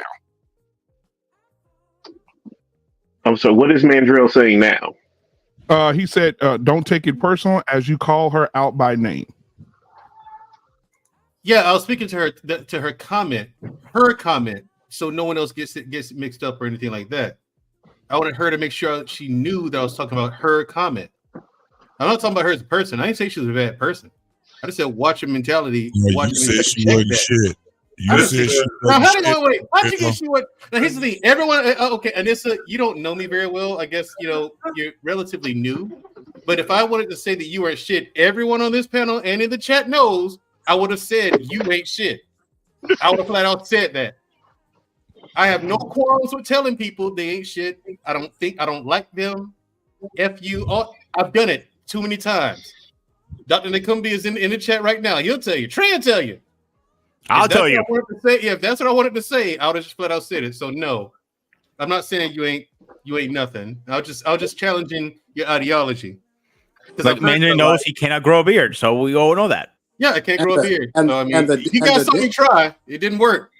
And the difference is Mandrell's comments is not going to change the fate of a nation like feminism did. Oh no, I picked it up. I finally went back in the chat. Yeah, you see it, Doctor. You see it, Doc. What's up, Doc? You see it.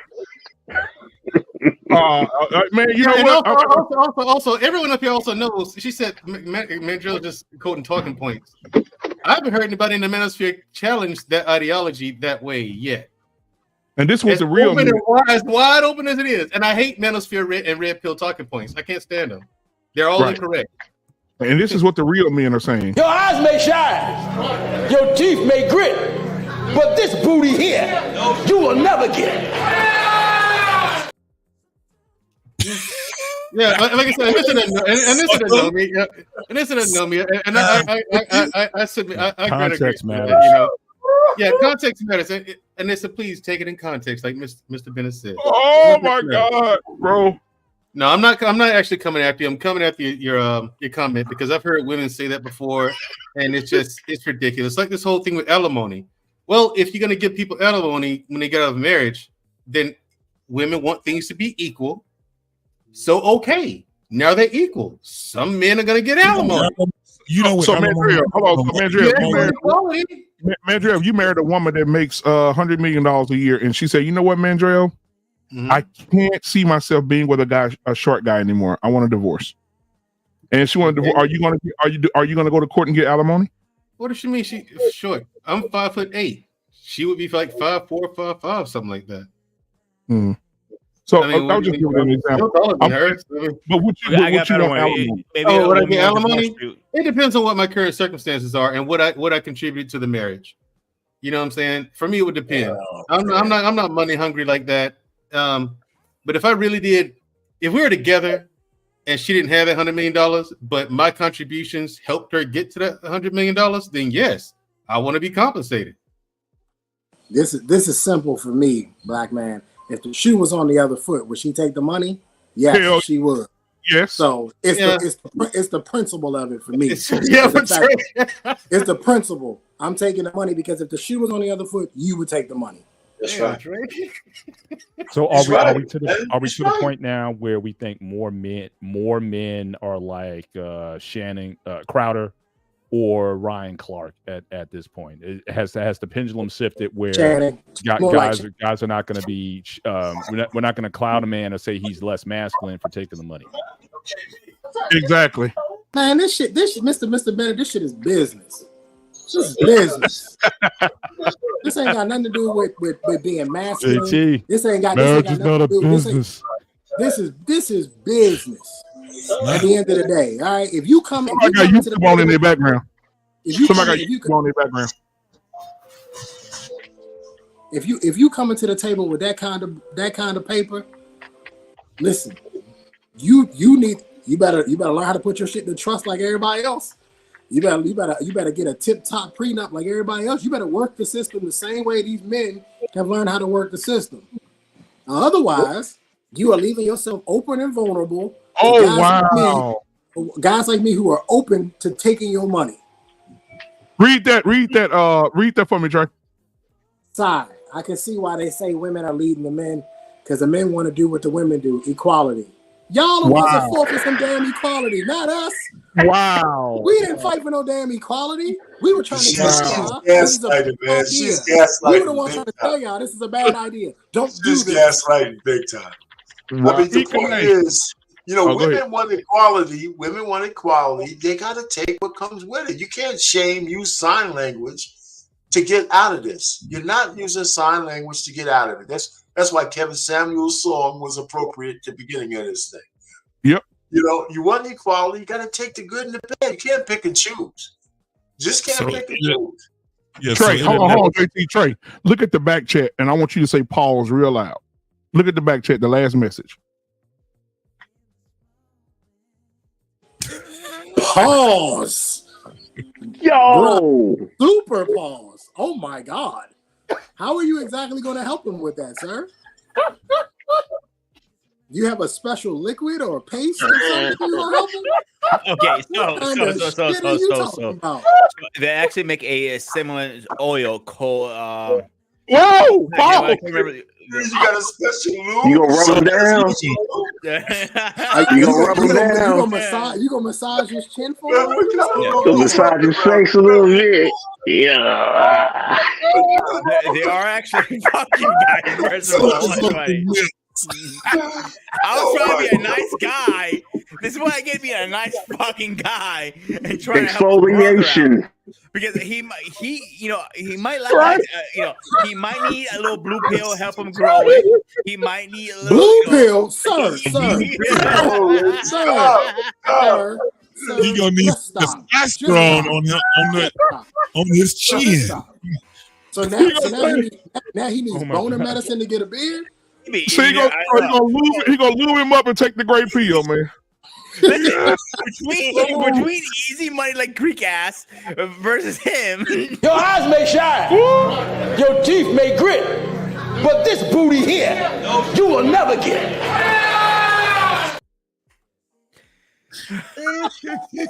And you know what though, black man, on this comment, and this is something.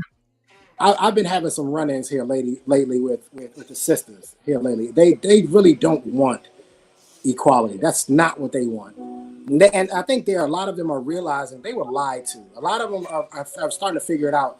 They were lied to, and they don't want this because they understand that this shit comes with responsibilities. And here's the thing. The reason why men are typically better at this is because we can take the L. If you make a mistake as a man, you can hold yourself accountable and say, look, that's my fault. I made a mistake. I'll learn from it and I'll be better, which is extremely difficult for most women. Most women can't say I was wrong.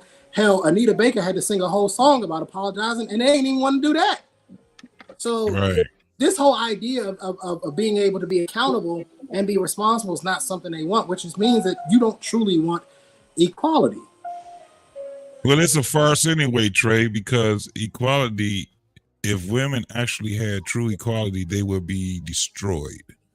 They wouldn't be able to do anything. If it was real equality, there wouldn't be an NBA. There wouldn't be, they wouldn't be in the military. They wouldn't be cops. They wouldn't be firefighters. There wouldn't be any of it.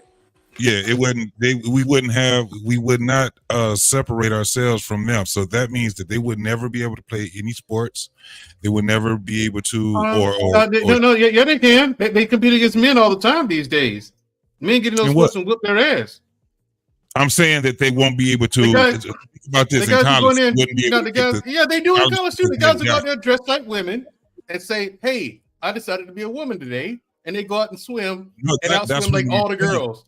No, that's one of my points, because men is out women and women too. So if they allow this to be, I wouldn't say they are women and women. It ain't that bad yet, JT. They ain't yes, women and it women. Is. Let me tell you. Let me explain why I'm saying that, because women are trying to be men.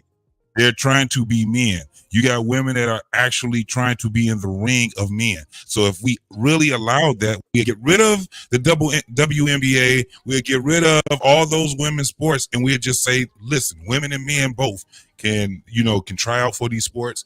They can go out here and play these sports. How many women do you actually think that will actually be on a college basketball team or a NBA basketball team or anything like that? A lot of their accomplishments that they have is because they compete with other women. Even when you talk about it on an academic standpoint, they will lose all of this. What if there was they have actual things that's just for women to help them. They have scholarships for women. They have, even on an economic standpoint, they have a thing called Mr. It's really for women. They had a thing called, what is it? Women, infant, that WIC shit, right? It's for women. So they would get rid of all of that stuff. They wouldn't have any of those things if it was true equality. That's all I'm saying. So this thing that they have in their head on what equality is and what it isn't, they only got it up in their head because they're in a cushioned society right now. That's all it is. But if they had to really, really come out and do what we have to do, look how many men fail. Do you know when men fail, they end up being homeless? When men fail, they end up killing themselves. When men fail, they end up not being worth shit. They can't do nothing. They stand with their mama in their mama's basement and things like that, and nobody's there to help them. They die at 59 years old in their mom's basement. They never had a family. It's a lot of things that we look at men, and we will look at him. We say, no, that man, he's a failure. I love him. He's my family, but I know he failed in life. You dig what I'm saying? You never will hear that about women. If you say that about a woman, now you hate all women. Well, what happened to your girl, JT from Michigan? You know, she was the first female athlete to get a 4-year scholarship to a D1 school to play defensive back football. What the hell? Oh! Would you like me to show it to you? Her name is Toni Harris. ToniHarris. She got a 4-year scholarship to play defensive back at a D1 school. For men? For men. Okay, so is she playing yet? No, she's getting ready to. She's getting ready to. I want to see her stats. Once she start playing, I want to see what them stats look like. Because we got men. No, hold on. We know what this is. This 4 years in college, and they are 100% better than her, and they stats look like shit, right? It's a token. This is a novelty. It's a token, and it's something to appease the women's rights movement, the feminist movement, and they're doing this because it's marketable and financially viable to do so. It's profitable to market towards women, and that's why corporations and even the government support these things and push it. You know, just like those women who graduated from Ranger School. What people do not know, but I do know, is how much help those chicks had. It ain't like they went to Ranger School and went straight through everything and passed everything first time go and didn't get help and didn't get extra rest times, extra sleep. It's not like that happened. Some of that stuff in Ranger School, they just didn't do. I happen to know this. Yeah, I know. Listen, no. There are Green Berets who go to Ranger School and get washed. You think a woman who's never been through a selection course gonna go to Ranger School and pay? No. But they do this. But they do this because it's marketable. What a black man? What high school did she go to? Let me see. I gotta say this, guys. I gotta say this. Do you guys think that this girl will ever play football? Yeah, she played. She will ever play any defense. She been playing middle school. If she smell NFL, they will pick her up in her bones, man. Hey, I wouldn't care what position she played if I was in college and we was coming in together as freshmen. As long as Redford Union High School in Redford, Michigan. Oh, she right. You know what? That's not too far away from me. So that's easy. I What college is she going to? Forget about the high school. What college? She is going to what college? Let's see. Hold on. Let's see what college she's going to. And you said she's in a D1. She's going to a D1. Yeah, she's going to D1. She's going to which D1 school? I'll finish. I'm going to tell you right now. They are about to announce her funeral. If she goes to NFL, Central Methodist. Oh man, they're gonna pick her up in a couple of ambulances. Yeah, exactly. Here's the thing. Now those guys on the field are gonna headhunt her. It's dangerous for her to do that because now guys are gonna be on the field looking for her specifically to hurt her, just to prove a point, just to show her that you don't belong here, blah blah blah. That nonsense.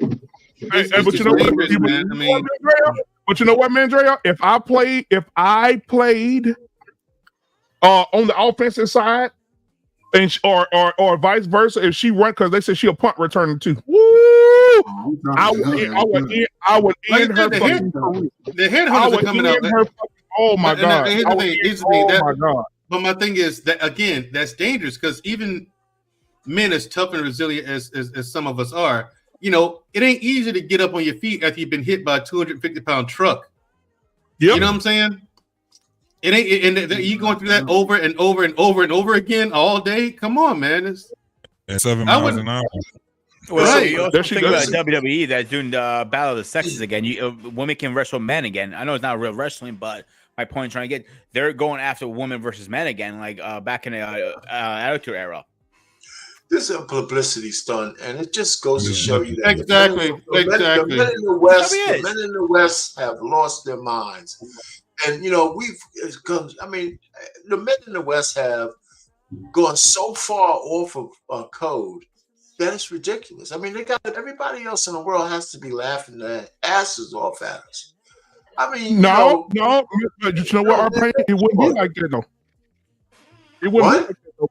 Hey, BMU, highlight that comment about my father's business. She needs to learn something about football. It got nothing to do with whether or not she's a man or a woman. They gonna headhunt you if you were a man. But specifically with her, but here's the thing. But specifically with her, you know, you got some knuckleheads out there, and it's to this. And it's this. What I'm saying is to that comment there. She's right. Good, upstanding men wouldn't do that. That's true. But you got some knuckleheads out there who are going to what they headhunt you, like Trey said, they headhunt you as men, just because they don't like the shoelaces you got on that night for the game, or just because they saw you at that moment. It's like I'm going after that dude all night. They'll do it. And now she's a female on playing male football. It's too dangerous. Let me tell you this, Mandrea. If she's a punt, because she's gonna play defensive back and punt returner. I'm not gonna soften my game up for her. If she get that motherfucker and come across that middle, I'm gonna end her career. Just like I would a dude. If you come across that middle, I'm gonna end your ass. Hey, Black man, if I'm a gunner, and I would hit a male punt returner, I'm gonna hit her the same way. If I'm a gunner, I'm gonna hit her the same way. Yeah, she a out of there. Let me ask this: like, so who is saying that you can't hit her? Who's saying that you have to do something different? No. About my father's business, men will try to hurt her to prove a point. No, they try to hurt the men. Shit, what do you mean? Travis Hunter got hit and he collapsed. Black man, we just watched a clip from Ryan Clark. Ryan Clark played for the Steelers. His entire job for the Steelers was to knock motherfuckers out. Yep. That was his job. You know, it was a reason. This is football. It's not no it's just like cupcake and shit. Right. It's just like when Clarissa, hold on. Hey, JT, you know this. Remember a few months back when Clarissa Shields was talking a lot of noise about fighting Keith Thurman? And all of us, including you and Mel, was like, hey, get the fuck out. You know what I'm saying? Please. Get your ass out of here, girl. Right. You would have fight Keith Thurman. Now, Keith Thurman, you know what I'm saying? Effortlessly, he would have just knocked her. But against Clarissa Shields, right. You know what I'm saying? It's like, okay, this is boxing. It's like you guys are saying. okay, people, you're trying to hurt each other. And Ray Robinson, he was asked in an interview one day, he said the night he killed a guy in the ring. And from that point on, that was Ray Robinson said that was the last time he ever hit somebody as hard, with full force like that. He never hit another man full force ever again in his career. But anyway, when he asked him later, it's like, were you trying to hurt him? He said, it's my job to hurt him. End of story. That's why I said End that of story. He said, yeah. They asked him, do you feel bad about it? Yeah, I feel bad. I feel terrible about it. This, that, and the other. Well, Ray, were you trying to hurt him? He said, it's my job to hurt him. Yeah. But that's why I was. Interview was over after that. When we talk about this equality shit, we don't even have to argue it. We never have to argue it because at the end of the day, just think about this. Even when you see us, most of the time when we are in our most primitive is when we're competing with one another, whether it's intellectually or whether it's physically, right? So every time you have women that comes in these rings with us, we have to actually edit ourselves being around them, right? We always got to ready to say that. Yeah, JT, I was just getting ready to say this is the reason why I don't like women in male spaces, because all of a sudden the rules get changed now. So now she plays TV. I gotta take it easy on her now because she's not the same, and I'm an upstanding gentleman, so I can't hit her as hard as I would hit a regular man. Like now, all of a sudden the rules are changed. I don't want women in male spaces at all. But again, they play into the narrative. Hang on. I had a question for the military guys. Before you ask me, let me put this out there real quick. There's a girl named Alexandria Buchanan. She's a high school quarterback, a senior quarterback right now in Hawaii. Now, her last game, she had 156 yards passing, 2 passing touchdowns in a fucking high school game. So they coming, bro. They coming. No, they're not. The boys are soft. That's an average game, even in high school at best. Like we all understand. You only got the top 1% go from top schools to college D1, and then from D1 starters, only 2% go to the NFL. Yeah, so again, if they bring her on, it's going to be a novelty if she gets in there. But keep going, keep going, because in the NFL, then you got a smaller percent that even actually get to play, that actually get that time in. To make the team, you got 47, 49 spots to make the team, and then you got the starters after that. So again, it's it's a very elite position to be in. That's why a lot of times I don't like when people say you made it all the way up and say, "Oh, well, he's a scrub." You can't be a scrub if you made it all the way up there. So I never like. And Mr. Bennett, it hurts me to say this, and guess who working with her with her football skills? Drew motherfucking Brees. Drew Brees. Let me ask you guys a question really fast. What happened if the women start fighting in UFC, a man versus women, or boxing? It'll be over quickly. It'll be over. That's what we're talking about. Clarissa Shields, she's a female world champion in her weight class. Mm-hmm. Honestly, for female boxing, let's be honest, like she's pretty much whooped everybody in the division. She not but she couldn't even beat anybody at her weight. I mean, like she fights at 160. Yeah, she couldn't beat a 135-pounder. You don't think so? Tank Davis against Clarissa Shields. I'm taking. That's not fair. That's not fair, Mr. Bennett. That's what I'm saying. Let's take Davis, man. Come on. I'm just saying, but you take a lighter weight guy. You take 130 or Devin pounds, Haney or Devin Haney, like she fights at like 160 or something like that, right? No, well, you said now put her in there. Yeah, she would have Keith Thurman. A former world champion. He's a former world champion. At welterweight. Now right? Now you put her in there with Errol Smith Jr. or Terrence Crawford. You're talking about an annihilation. 15, 20 pounds lighter than her, they still dominate. Yeah. Yep. Now, Mandrell, let me ask y'all this though. Can you imagine Ronda Rousey and Rampage Jackson? No, I could. No, that one isn't. UFC. Well, that just wouldn't be fair. You talk about UFC and everything. That's just you talk about UFC back in the day when they had no weight limits and you had, in the 90s, in boxers, in the 90s. Now that's what UFC was UFC, and then remember what came after that? Pride. That was a blood sport. Pride came after that. Now Pride was the one. That's the one because UFC still had rules, but Pride was in Japan. They didn't have rules like that. They said, nobody actually no hits to the groin. Go. Actually, there was a show where Ronda Rousey was on. She was on the show with Marshawn Lynch, and they were like wrestling around. And even Marshawn was like, if I wanted to like slam her, he was like, I could just do it. Like it was really nothing stopping it. It was celebrities on Mars. Yeah. Hey, Like, Mandrill. he's like, if he wanted to crush it, he could just crush it if he wanted to. He just So let me ask you guys on the panel, right now, if Clarissa hit the link and came up and said, well, you motherfuckers talking shit about me and Keith Thurman. How about I whoop each one of you motherfuckers one at a time? When y'all want to give me how much you put on it? Give me I'm 6 right down the months street. and $1 million, and I'll take the fight. I'll take the fight. Yeah. What your money at? How much you want to put on it? She didn't ask you that. How much you want to put on it? She didn't ask you that. Would you beat her? Yeah, would you beat her? I beat her. I beat shit out of her. She is no fighter. You know how motivated I'm going to be with $1 million? She's not even a good fighter. I beat the hell out of You better take out in the first round. I really think by round 2, you'll be out. No, I wouldn't. Not anymore. Your current weight. Y'all unfair. Easy money. Would you beat her easy money? As it stands today, I could last a full 10-round fight. Comfortably. That's it. A comfortable 10-round. I can be comfortable in a 10-round fight, Mr. Bennett. Hold on, Mandrill. Easy money. Could you beat Clarissa? Do I get to train? Like, do I have to go like right now and go fight her? No, we'll give you 1 year. Hang on, we'll give you 1 year to train. 1 year to train. It'll be close, man. I mean, I don't know. That'd be a good one. Close. She's a professional boxer. Easy money. If you out Clarissa Shields and she knocked your ass over the ropes, boy, don't never come back and talk to me. I'm going to be after my fucking ass. But you know what though, BMU?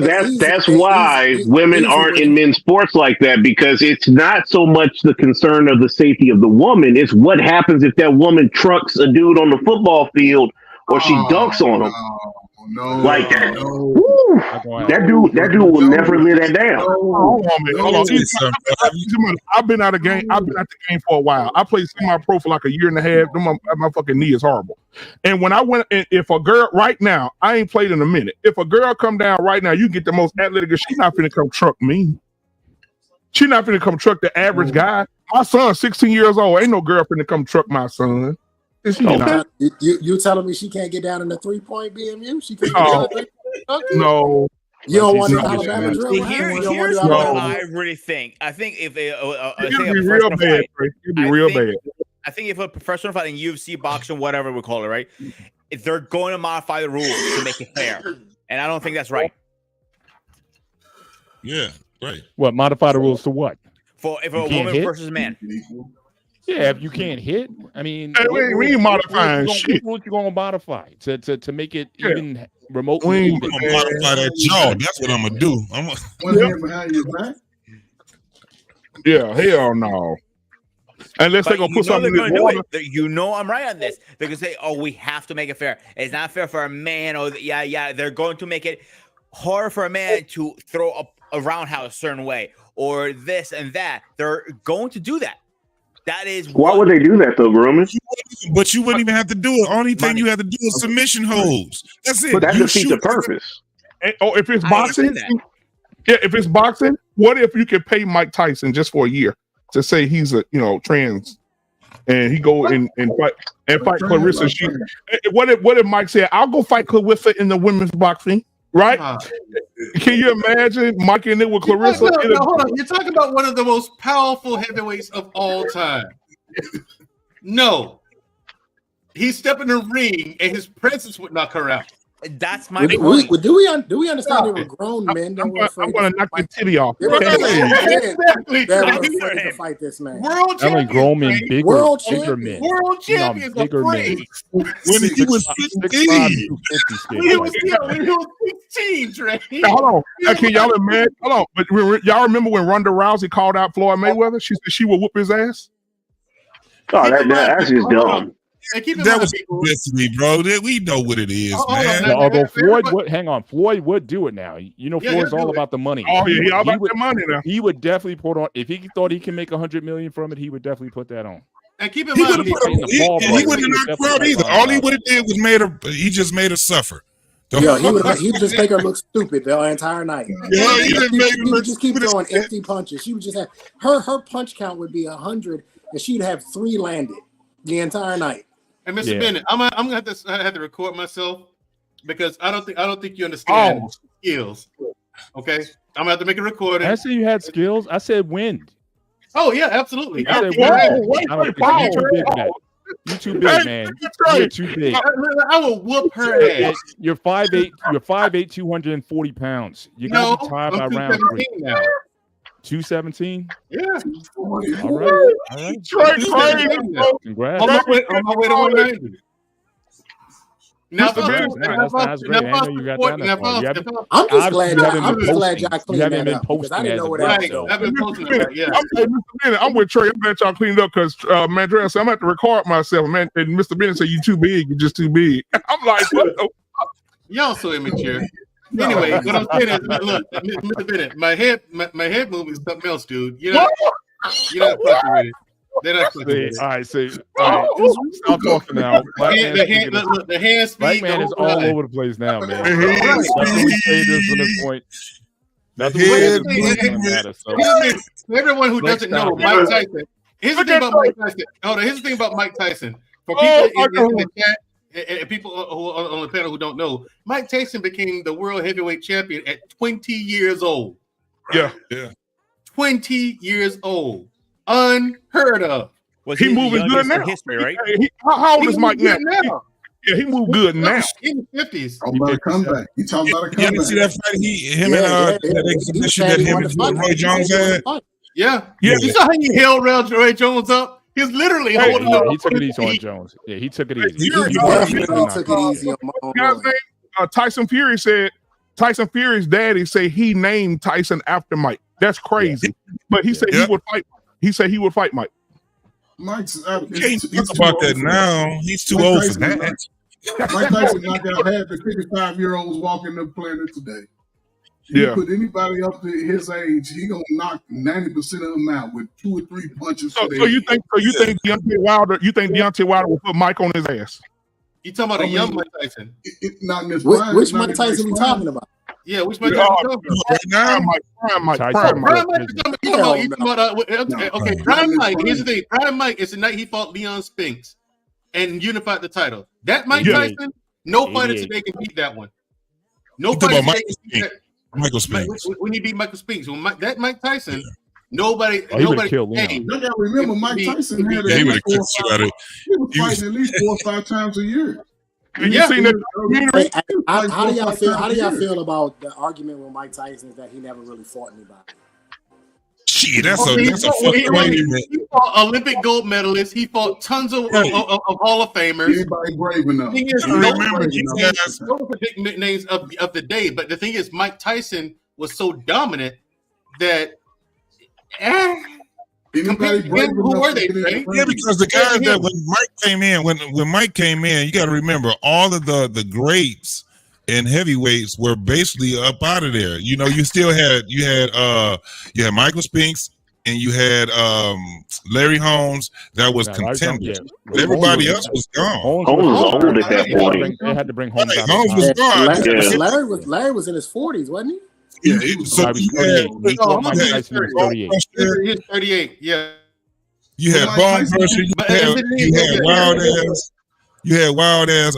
What's that dude that he knocked his eye out of socket? Mitch Green. It was Mitch Green. I'm gonna whoop your ass, Mike. I'm gonna whoop it. Mike said, do you know what I remember growing up? I remember growing up like in the 90s when all this was happening. I just remember like nobody leaving the TV screen when Mike came on because if you got to use the bathroom, you could have knocked them out by the time you got back in the bathroom. And the thing about it too was I remember the Martin episode, the Martin episode where he was mad because it's like that fight happened in like 15 seconds. Like that's what I remember of Mike Tyson. Like it was like that. This shit could be over by the end of the first round. Don't move. Right, exactly. Right. And the thing is about it, you were happy at the end too. Yeah, the thing is, that's why no one talks about the heavyweights, other heavyweights of that era, because compared to him, there were no other heavyweights. And then here comes Evander Holyfield's roided up ass in that ring, headbutting don't think Ben was on the roids, man. Yeah, but he was already diminished. By then. He was definitely on roids. Mike was definitely that was after prison. He was already he was half the fighter he was before he went. Yeah, exactly. He spent 3 years. And Evander had that big ass head. It was always right. He was always headbutting. Evander Holyfield got caught twice. He also bit somebody's ear off twice. Red-handed. I bit his ass too. Fuck that shit. You don't keep me, motherfucker. I think JT and Mr. Bennett. Hold on, Mandrill. If Mike Tyson come up right now and say $10 million for the motherfucking last 3 rounds with me tonight, I'll dare to try. What I give it? I dare to try. I'll do it. Hey, Black Man, you asked that question before. I told you I need more than that because I'm gonna need medical expenses. Because he's gonna hurt me. I'll try it. See, this is the difference between men and women. We know physically. Yeah. I'll get in there, but it's not gonna be pretty. So just set me up with the best doctors, the best plastic surgeons, the best internal medicine guy, because I'm gonna need all of it. Because he's going to hurt me. I know he's going to hurt me. I'm trying to cover up as much as possible. I'll throw the towel in for you, boy. They're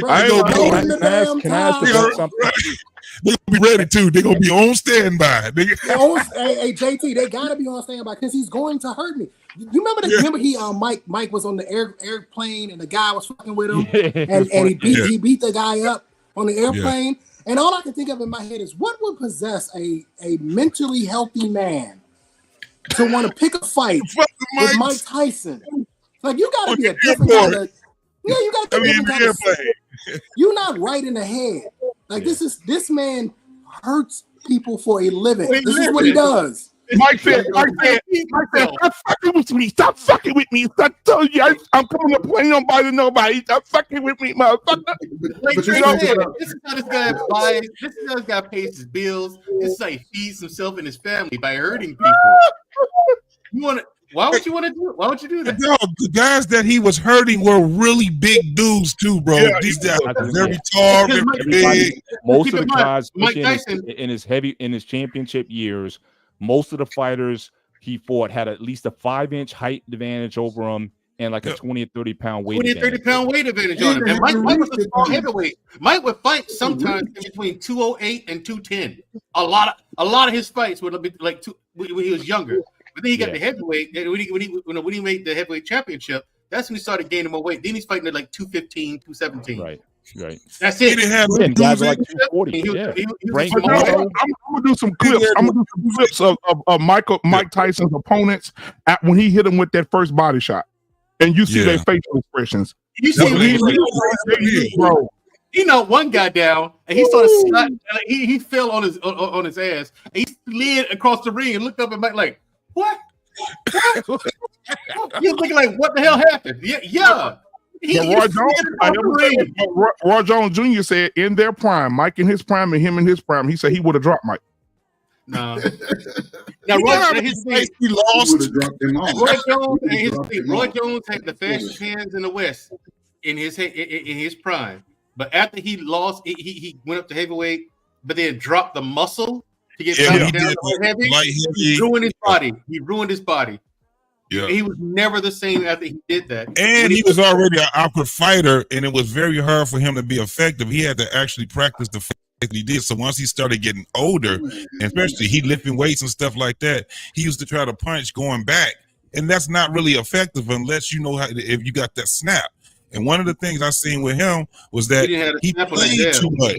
He was playing too much. And those he had were not. The worst thing is he had no chin. Yeah, none at all. He was so elusive. He never got hit, but every time he got touched, he went down, and more than likely he got knocked out. He had no chin. So you're gonna be in there with Mike Tyson, who, like I said, he can knock you out with a body shot. So yeah, I'm not buying it. But the man had no chin. He just nobody could touch. Mr. Bennett, just had my plastic surgeons on standby. I'll get in the ring. I'll give y'all the entertainment y'all looking for. Hey, Big Ant said. I'm getting my doctors ready because I'm gonna need them, bro.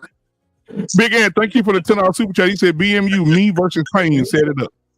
Hey, I want to ask a question of the military guys. He was a geriatric. Yeah, I want to ask for the And guys. you could do the George Foreman pain. Didn't George Foreman come back? Oh yeah, man. There you go. Don't worry There you about it, man. There's still secrets in there. Don't worry about Right, but for the military guys, and again, shout out to the brothers who serve. Happy Veterans Day to the brothers. Happy Veterans Day. Who would you say? I know there's different standards in the military between men and women in terms of fit tests and all that kind of stuff.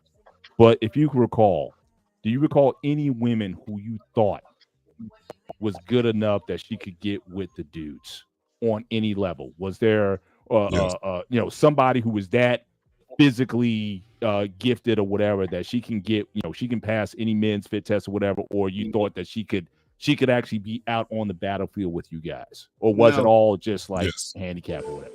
I've never run into one. I can speak for myself. I ran into a couple of them. I had a couple of them. I know one, but here's the thing though, Mr. Bennett, because this is how I feel about women in male sports altogether. I think that they can do it, but it has to start from when they're children. They have to play with the boys all the way up. They cannot play with, they can never play with the girls, ever. They can never play with the girls. This particular girl that I was in, when we had to go through Army combatives and all that shit, she had 4 older brothers.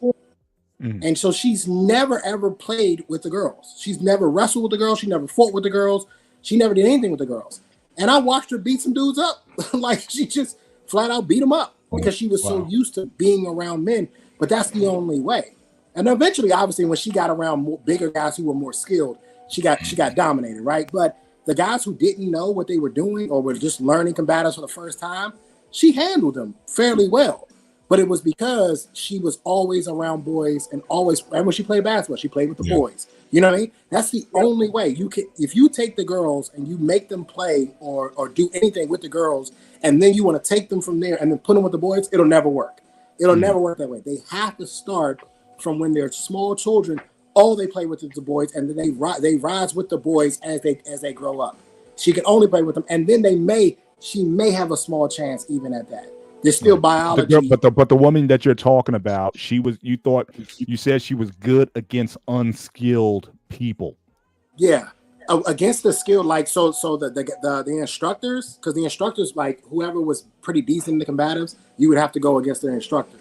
And these are trained guys. You know what I mean? This is what they do. She struggled against them. Hell, I struggled against them. You know what I mean? Like she struggled against them. Right.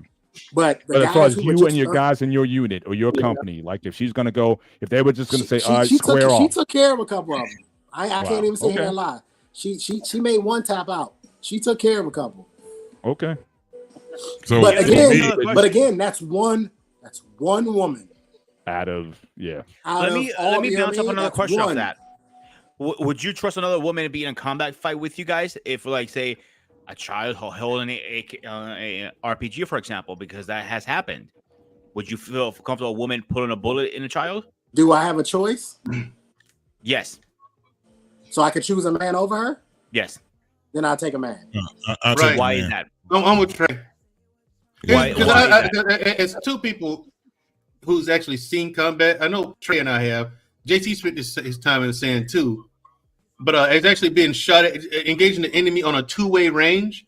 I know for a fact Trey has. I'm not sure about JT on that one, but I have too. But when you've done that, you know full well what you need and what you want out there. I know I can count on Trey out there. He can count on me. I'm gonna make sure Trey gets home alive and in one piece. He's gonna do the same for me. You know what I'm saying? I know that. A woman, I don't know how she's gonna act out there. I don't know. Trey, when you were, I've seen. I said this. I have seen a woman in the army beat a guy up in combatives. I've seen that. But is she going to pass? But is she going to pass the selection course? Not without help. There's no way. Mandrell, so you don't think that a woman is? Has there ever been a female who served either in the Rangers or the SEALs? No, they're not allowed to, and they shouldn't be. They're not allowed. Okay. No, women are not allowed to be serving combat arms. Period. They can't change that. I know. Now, Mandrell, I'm gonna say this, Mandrell, before we move on. It's a lady I work with. Shout out to her. Caucasian lady, and she said when she was in the military for 17 years, and she said the team that she was on, she said when they took them out in the middle of nowhere, she said they used her as the guinea pig to toughen the guys up for them not to protect her or some shit. And she said they tied her up and beat the shit out of her.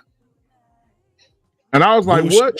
She said she felt she felt like fucking eyes was coming out of her head. And she said the dudes shit. They did that to us, and they also did that to us in the police academy. They did the same thing to us in the police academy to make sure that you don't go running behind a woman. Because what happens is for a lot of men, you got to remember, a lot of men are conditioned to protect women. And in any type of situations, when you're engaging and you're putting rounds down range, you don't have time to protect her. You got to handle your business. She's got to handle herself. She's got to be able to protect herself. Now, it's a difference if you got to go retrieve her. You got to go get her. That's a completely different story. But you gotta be able. You have to rely on her to do her fucking job. And if you can't rely on her to do her job, she's effectively useless to you. There's nothing you can do with her. So they had to teach a lot of these guys that if she got popped, she's got to work through it. The same way a man would have to work through it, right? So when you're in the training and stuff, they do all this BS training where they tell you keep going, keep going. You get hit with these simunitions and all that stuff. Keep going, keep going, keep going. But sometimes those simunitions hit you in places where it actually hurts. You know what I mean? It actually hurts sometimes. And a lot of the times the women would want to stop. Well, you can't stop. When you're in there clearing the building because you got an active shooter, you don't get to stop. And what will happen is the men would want to come and tend to her. You okay? You okay? And they would jump, they would go off. Don't do that. She needs to handle her business. And even if simple things, BMU, and I know Mandrell can talk about this, even simple things like weapons malfunctions. If a woman would have a weapons malfunction, the man would want to run over there and go fix her weapon for her. No, she has to fix her. She had to fix her own weapons malfunction. She has to do it on her own. Please correct me if I'm wrong. She can't do that. That's on her. She on her own out there. So Trey, let me ask you this. So remember earlier you said that if a woman could compete with men if she started earlier, well, this guy started his little girl at 11. And this is what she's doing right now. Y'all let me know what y'all think about this. Here we go. Then we'll move to the last subject of the night. Here we go.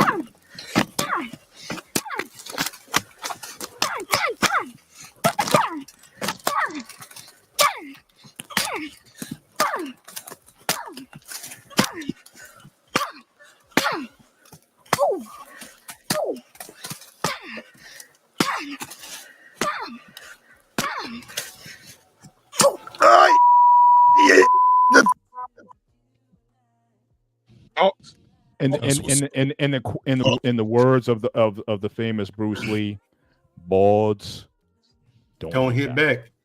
Yep. Yeah, that's exactly. I was getting ready to say it's a great hype video for her. That's cool.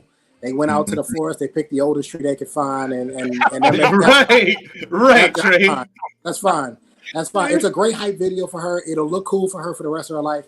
But at the end of the day, we used to have the same saying in the military. You go down range, they actually shoot back down range.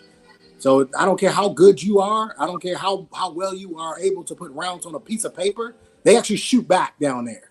You know what I mean? First ever shooting I got in, and first ever shooting I ever got into, it was because the guy was shooting at me. He was shooting at me first. Right. So you have to be able to react. So that tree ain't punching back, so it don't really matter. But even with that, the other aspect of it is I was a recovery. I was auto recovery, right? I was a mechanic, diesel mechanic, track mechanic, and we didn't really have females that was in our platoon, right? Unless they were, if I was in a unit that support unit, right? So normally with women, the ones that actually come, they would try to do the whole thing with being a mechanic and all of that. It's more than just fixing on vehicles. Most women, they don't even want to even deal with it, to tell you the truth, because it's a lot. But recovery, one of the things about recovery, we used to have to go to cold weather training, right? Which means that we have to get into. We have to actually get hypothermia and all these different things, because when you out there trying to pull these tracks and stuff out of these swamps and stuff like that, you got to get out there in that cold and deal with that stuff. And I've never seen a woman until it was a white woman. She was out cold. She was probably about 5'5", but she was just determined to be that. And it goes to what somebody was just saying, where she was just conditioned to be, around men. She never did anything around women and all these different things. That was the only one. Out of 10 years of being in the military, I've never seen any woman to be on my recovery team and be able to be successful at it like she was. Other than that, it was dudes that didn't want to be on the recovery team, just for the simple fact that they had to go through that cold weather training. You literally have to get hypothermia and work. Listen, JT, I lived in Alaska for 3 years. I know exactly what you're talking about. That cold weather training, it'll make a man out of you quickly. Yeah. Quickly. Yeah. In our training, we had to jump in a frozen lake. We had to walk across the lake, dig a big ass hole, take your clothes off. All right. You had to strip down. What's going on with Mr. Dre tonight, y'all? Dude, I wouldn't do the ice bucket challenge. It's like, what? Look, just like that, Trey, all of us like, what? And I'm the only brother out there? I said, I can't swim. Bullshit, Harris. You passed drown proofing. Because by that time, they know what training you've been through before you got there, right? They know I passed drown proofing. Jump in. You jump in that water. Boy, it's different. I'm thinking in my mind, okay, it's just a cold shower. Just go shower. I got in there.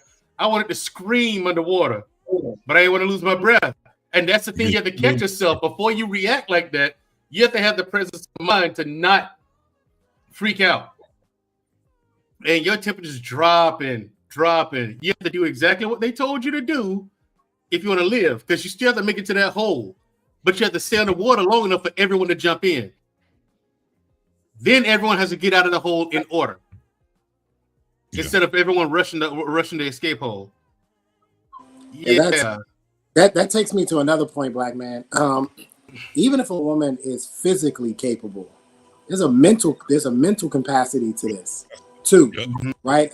Sometimes your mind is not allowing you to do what your body is telling you to do. I mean, your body wants to do it because you can physically do it, but your mind, depending on your fears, your trauma, depending on all types of stuff, you can't get past it. So if she's not mentally strong enough to do certain things, it don't matter how physically capable she is. It won't matter. And that was a lot of the hang-ups for a lot of the men.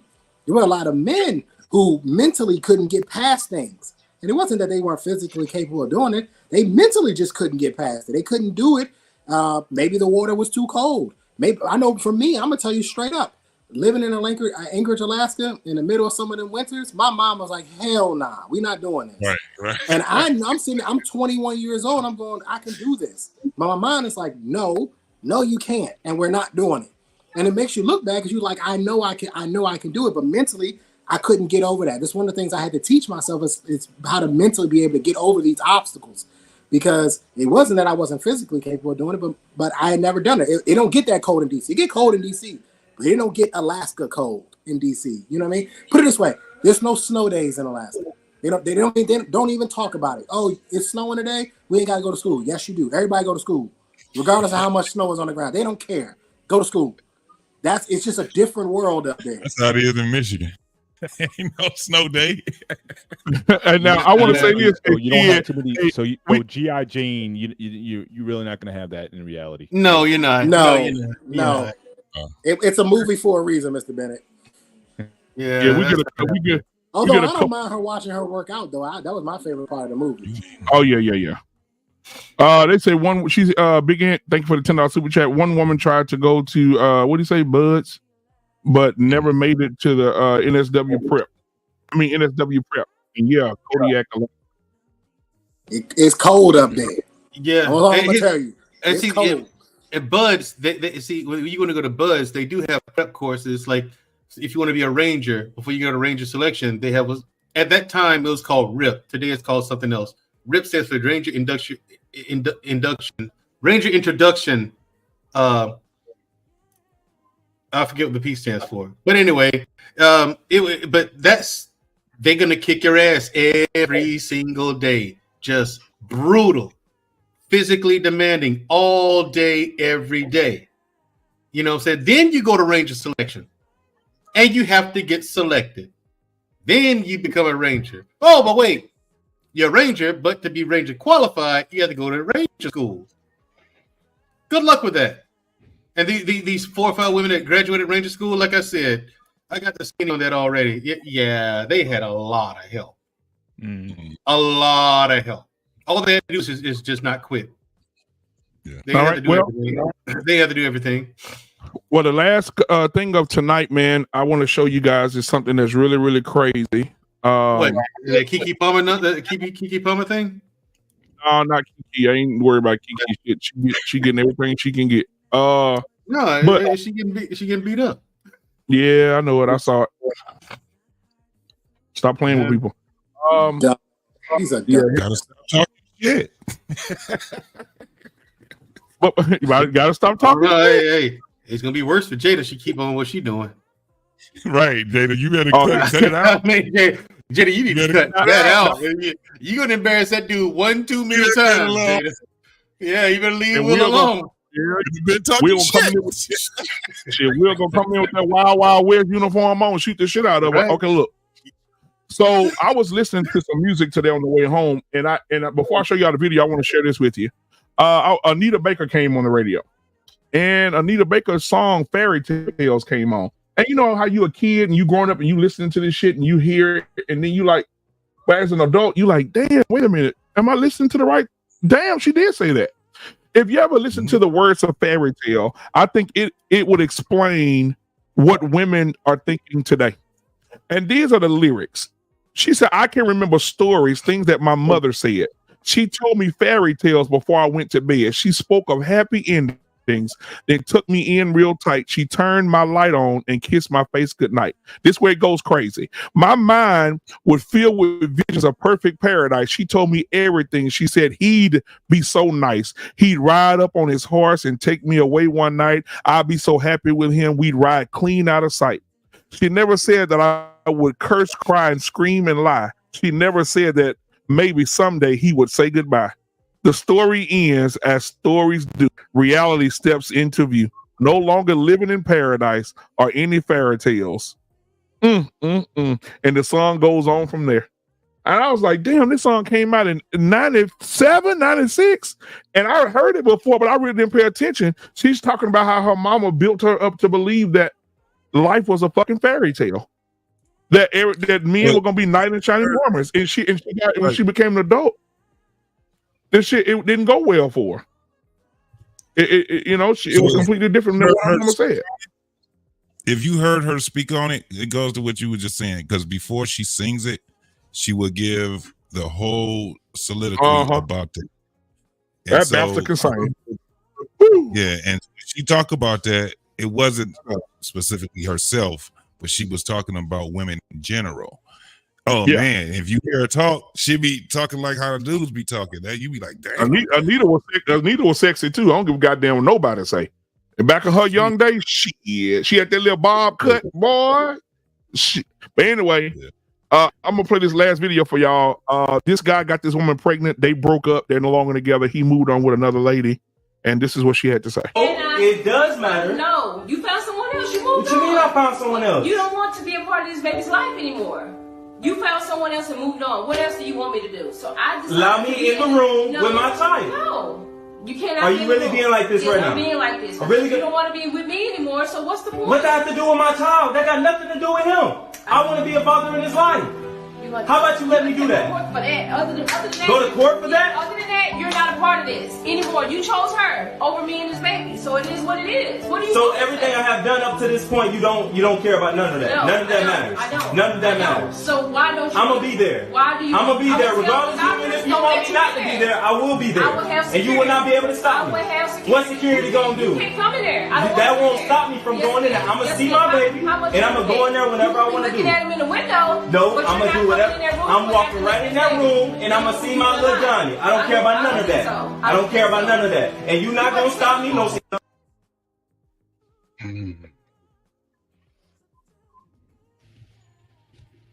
Who's their producer? Yeah, I hate these kids, man. I want to put both of their ass. Yeah, it's just so stupid.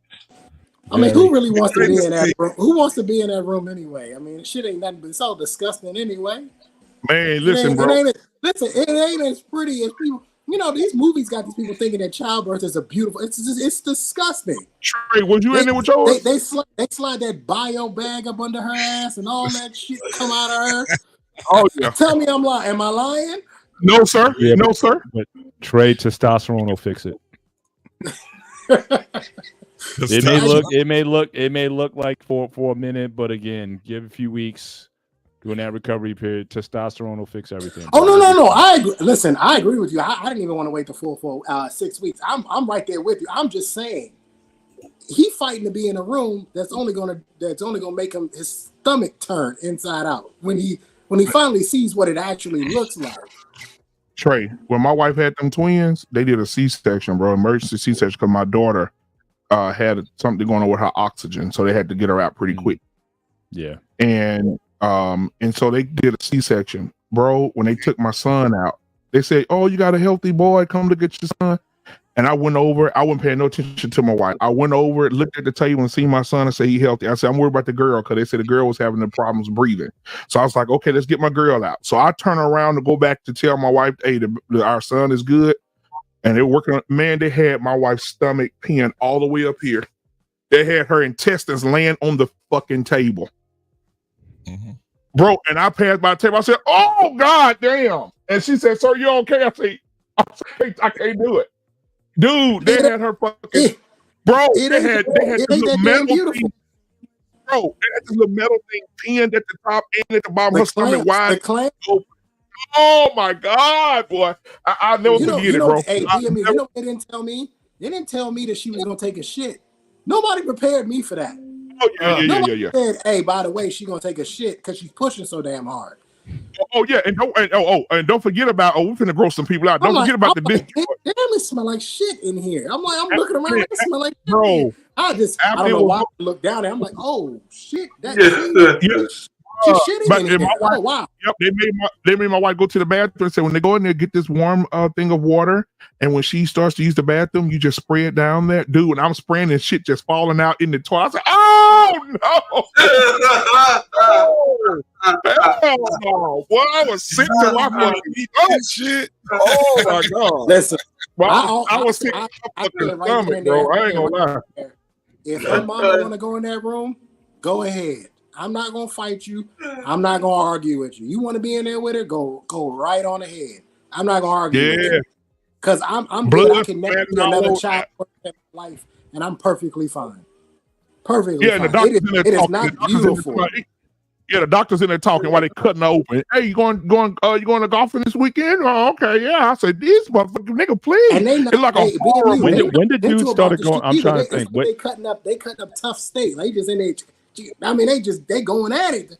We got to make more room. When did that start? In the 70s? R-Pain. When did that start? In the 70s, the 80s, when it became expected, because they had the waiting room for the guys, but when it became expected, like your woman was like, "You gonna be in there with me, right?" I mean, what happened in the 90s? I'm trying to figure when that time period happened. I was there for all of mine.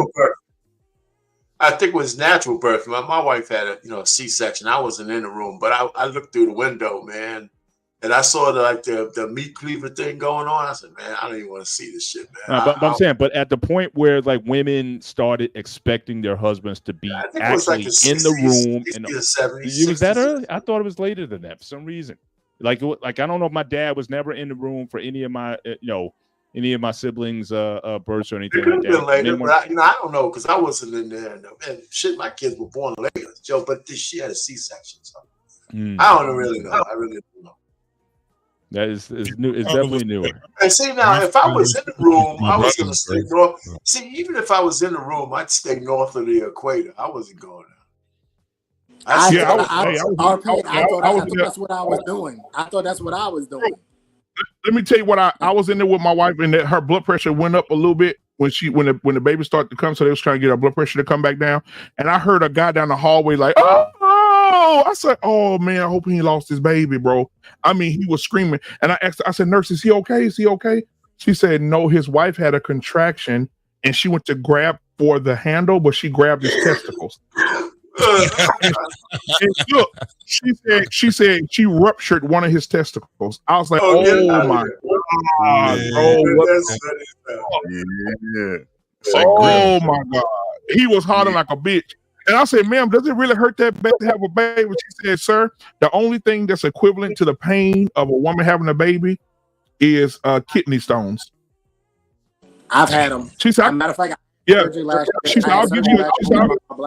They're not fun. Yeah, she said, I'll give you a shot to crystallize those kidneys real quick. And she said, you'll be going through the same pain that she's going through. And I'm like, God damn. You know, they've done they showed it, like the pain tolerance for most people, for most women, is about it's called 43 units or something like that. It's like on a scale, and it's like on a 43. And then to have a child, it's minimum like 55. Like minimum, it's at 55. So she's already well surpassed the pain tolerance of what she should be allowed to just to have a child. Here's the thing: I don't take nothing away from women when it comes to having children. It's some wild stuff that their bodies are able to do what they can do. I'm just not gonna kiss your ass for it. But good on you though. Yeah, you know, they got this little thing. They got these little party favor things now where they sell this little machine on Amazon where you can buy it and you can place it on men's chest and their back or whatever, and it actually sends the signals of pain to them of childbirth. And you know what? They can kiss delicious ass. You know what? I believe him, BMU. I believe him. I believe you. BMU, let me ask you a question. Is this not necessarily the purpose of you showing us that video, right? Let's just say this shit wasn't a skit. The reason why I don't have I have problems with this, I think the man is doing too much goddamn talking. You're gonna either do something or you're not. You know, I mean, he's sitting down here having this full-fledged conversation with this chick, and that's the shit that bothers me. You know, you either gonna do what you want to do with the chick or you're not. You know, and that's one of the biggest problems. Whoever produces these skits, right? And you know, sometimes you gotta just say, okay, you wanna do this, you do it, right? But when it comes time to say, like, for example, when a woman says, "I'm not gonna let you see your kid," right? The thing that pisses me off is that none of the guys say, you know, fuck that. I'll just go to the courts and I'm gonna get the fucking law involved, right? None of the men say that. They're arguing. I gotta see my kid. I said, just don't say shit. Just go take it to court. If she's legally breaking the law, then take her ass to court, just like she would do you, and then that would be the end of it. You know, so I mean, sometimes they gotta just make better skits. Make better skits. God damn it. That's all. Although I would say, unfortunately, our pain. Your way, a skit would be 20 seconds long. Right, but unfortunately, our pain, and oftentimes that's not a skit. Because one thing I see, especially with young couples, y'all fight over the dumbest things, or you guys people will make up stuff and get into arguments like, why are I even talking about that? I've seen that far too often. Sometimes as you get older, you just realize there's just certain conversations like, why are we even talking about it? My girl's coming to me with stuff like, why are we even talking about this? You fill your mind with, again, these scenarios that really have no, very little chance of manifesting themselves, but you manifest it in your mind all the time. So again, part of the thing is, people oftentimes talk too much or talk about what if scenarios or whatnot. What if some other girl came along and she thought she was finer than me? Would you say something? I mean, it's like, why are we even talking about this? I'm with you and you with me. We chilling and whatnot. Why are we playing with these what if scenarios or whatnot?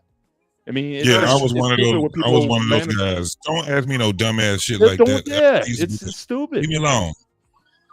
You out here poking with me now. Now you picking out shit now. Yeah. What are you watching down there, man? What are you watching, a game or some shit? He's definitely watching the game. Yeah. He's definitely watching. I'm watching my bum ass Lakers. They playing the Suns, but they actually winning right now. It's about a minute left. They just hit a big man, I need to ask all this. I need to ask you, Trey, what y'all gonna do with Mr. Glass? Oh my God. Listen, I'm just happy he's got through the first 10 games of the season because most times he's already in street clothes. I don't know. If it were me, like I said, he had one more injury, and I'd be looking to get rid of him. Listen, the best ability is availability. You got to be able to play the games in order to do something. So him being hurt a lot. Listen, he gets hurt one more time, I'd be looking to trade him. Yeah. But right now, seems like he had a pretty good offseason. Looks like he got in the weight room. Looks like he's got his diet under control. Looks like, him and Zion both sort of kind of committed to getting their diet together and working out. I don't know what he's going to do. But again, it's an 82-game season. We got a long season to go. I don't know how far he's going to make it. But as of right now, he seems to be doing well because by this time last year, he was already hurt. Damn. Speaking of last in the season, what do you guys think about Wemby in San Antonio? You think he'll make it through a full 82-game season? Yeah. Oh yeah, I think so. He's been playing. Well, they don't play. Pop is going to see the beauty of Wemby though. Wemby couldn't have gone to a better situation, right? Because Pop knows exactly what to do, right, and how to coach him, how to win the rest of them. Yeah, he looking at him like another Tim Duncan. He gonna play him just like Tim Duncan. Yep, and he knows how to do that. He's just what I'm concerned is, are they going to build a team around him properly? That's what I want to know. Are they going to build? Because see, what they did with Tim Duncan was they went out and got Manu Ginobili. They got Tony Parker. They got all these guys to put around him so they can have those championship teams. The question is, but was that before? No, that was after the Admiral, though, right? That was after. Well, it was like in his last year. They won that championship against the Nets in '99. Parker, I was definitely on it. I think Parker and Manu were on the team at that particular time. With Davis, but they had other good veterans. So they were Robinson. They had Avery Johnson. They had he was on the tail end before that team got good. Oh, okay. Yeah. But listen, his stupid ass haircut though. That dumbass. There are very few people. There are very few people who make Kevin Durant look small. Very few. Yeah. And them two standing next to each other, I was like, damn, Kevin looks tiny compared to him. And so he's going to be a game changer. You're going to start to see a lot more 7 feet, 7'1" ball handlers who can shoot. This is going to be a thing. Yeah. Hey, let me ask you this. But just like the conversation we were having earlier about the physicality, you don't think it's odd? Like people really haven't been going at him. Like if it's like Pat Beverly and those guys, like they see guys like that, it's like, oh, this guy's soft. He played the NBA game or whatever. You haven't really seen guys going after him like that. I don't know if something went around the league. You know what I think, Mr. Bennett? I think after the All-Star break, I think that's when you're going to see what you're talking about. I think they're going to start going up because they're going to be competing for playoff spots at that point. Right. And I think that's when you're going to start to see them go full force at him. Aren't they rougher in Europe? Aren't they rougher? I mean, he's a European player, right? I mean, aren't they he's used to the contact. He's used to the physicality. Yeah. Because it was the same thing for Luka. They thought, oh, we could punk Luka, but Luka played overseas. He was used to it. Yeah. So I'm ready for this. I'm ready for this documentary to come out with Jonathan Majors. Jonathan Majors is playing Dennis Rodman, and I'm ready to see this documentary. I mean, this movie or whatever. But some of the things that they were talking about Dennis Rodman, man, how he intimidated players, breathing on them, sticking his finger in their ass, hitting them between the legs. I always say, wait, hold on. Who's doing this? Dennis Rodman. Who's doing that? Oh, Dennis Rodman. I'm not surprised he was doing that good stuff, man. He was doing all that, and and so I want, just like when it comes to the Michael Jordan situation, me and my brother be going at it about this whole Michael Jordan and LeBron thing. And I told him LeBron was in Cleveland for 11 years, no championships. Mike was in Chicago for 11 years and won 6.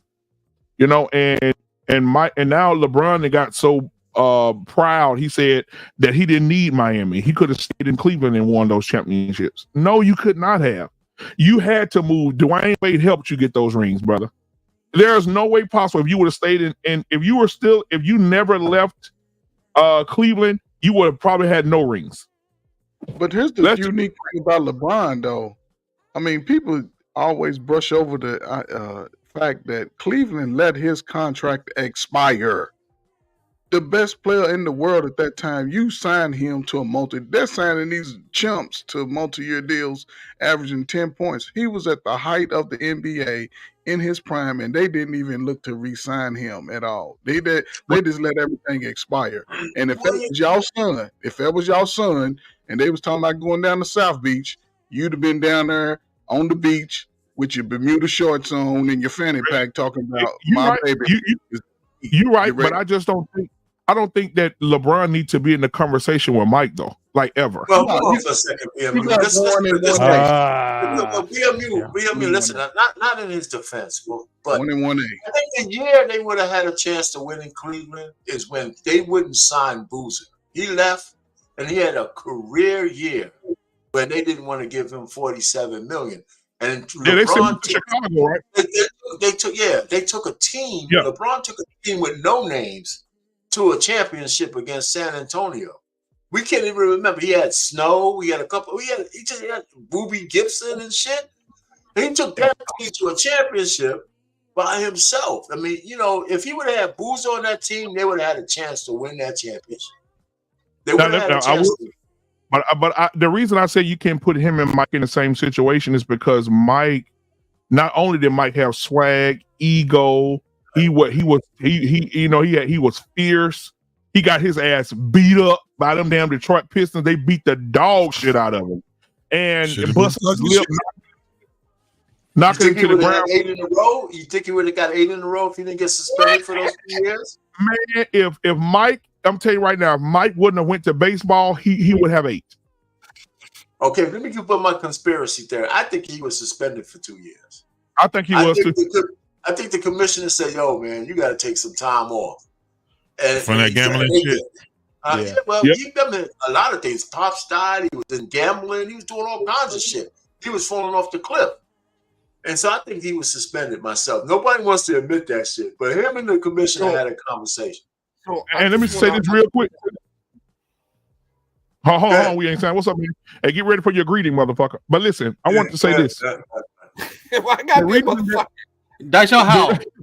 The reason that I feel as if he shouldn't be in the sentence with Mike is because I think Mike worked hard. I think Mike played in an era that was way tougher, right? I think LeBron's a big boy and he can move. That's a big man. But I just don't think he could have dealt with it mentally because a dude was fucking his mama and it ruined his whole year. Imagine Dennis Rodman. Yeah, his own teammate. The competition back then was much stiffer than it is today. Oh, absolutely.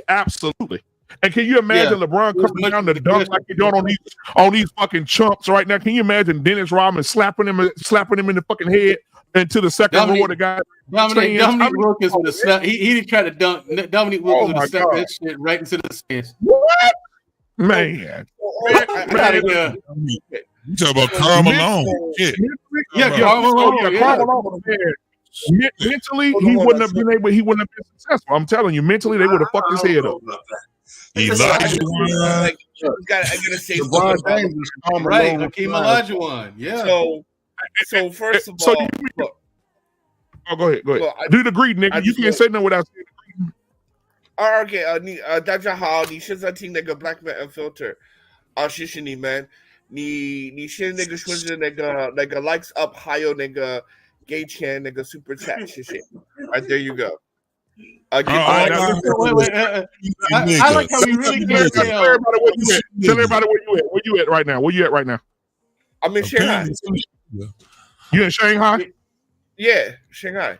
All right. Yeah, we got the new people. We got the new people in the chat. We ain't signing, and that's going to get the introduction.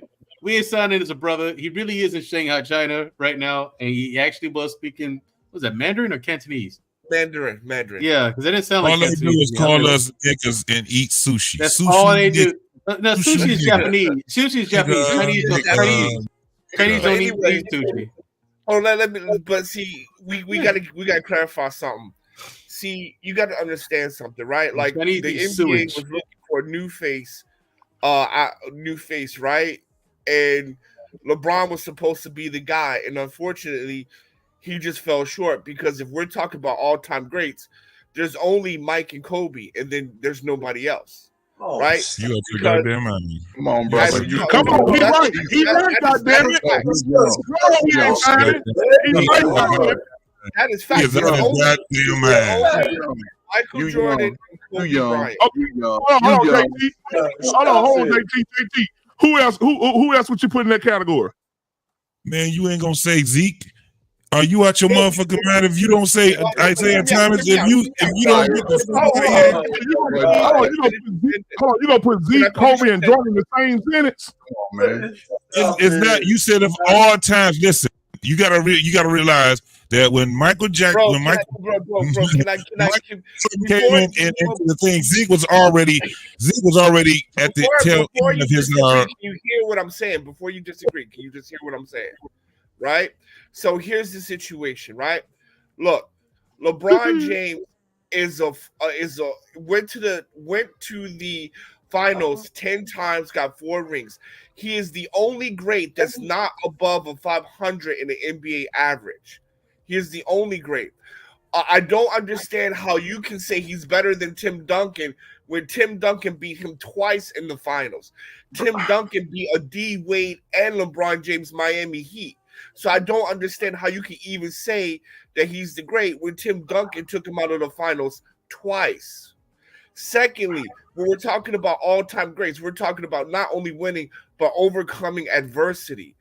D-Wade had to teach LeBron how to win games.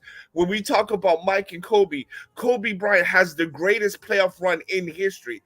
He is the only man with not a top 75 player or an all-star to face 60-plus win teams 10 times in the NBA.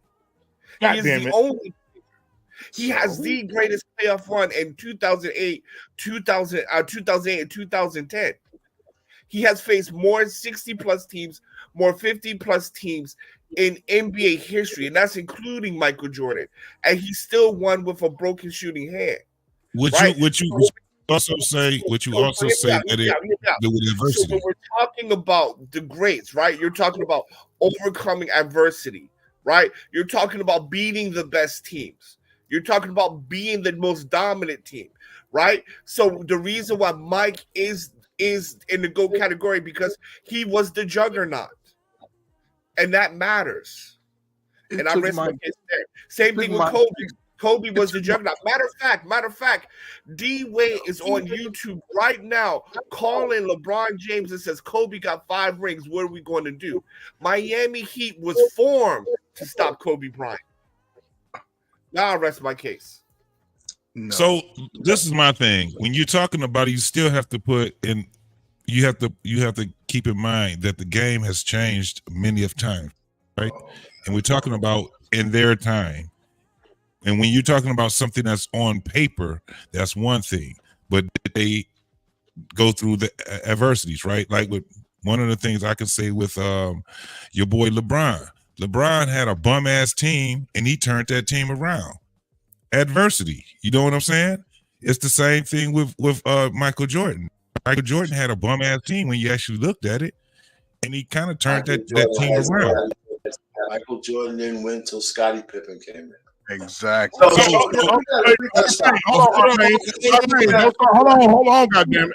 on, goddammit. Because I'm not gonna let you do that. When Michael Jordan, let me tell you something. Hold on. But Michael Jordan, I can see if he was like he was a pushover. Michael Jordan, man, even your boy Larry Bird. Larry Bird said when they beat them in their playoff game, Larry Bird said, "You know what? That motherfucker scored 60 points, over 60 points on us. We still won the game." He said, "But that's Jesus in tennis shoes." He said that motherfucker's gonna be great. He said the same. He said we got in that ass. Robert Perry said we got in that ass, though. Well, I'm not taking anything away from him. Adversity, right? When we talk about adversity, hold on, let me say for a second, though. Let me just say, so I hate to be in this position. Why people have to build up their guys by shitting on LeBron James. Right, the fucking guy is one of the greatest basketball players in real time that ever played the game. Yes, he is. No, you're talking about LeBron, Arcane? It just sounds ridiculous to say that this guy went on shit teams by himself And every time he's on that team, he turns them into at least a playoff team. He went to the championship game 8 years in a row. Hold on. Let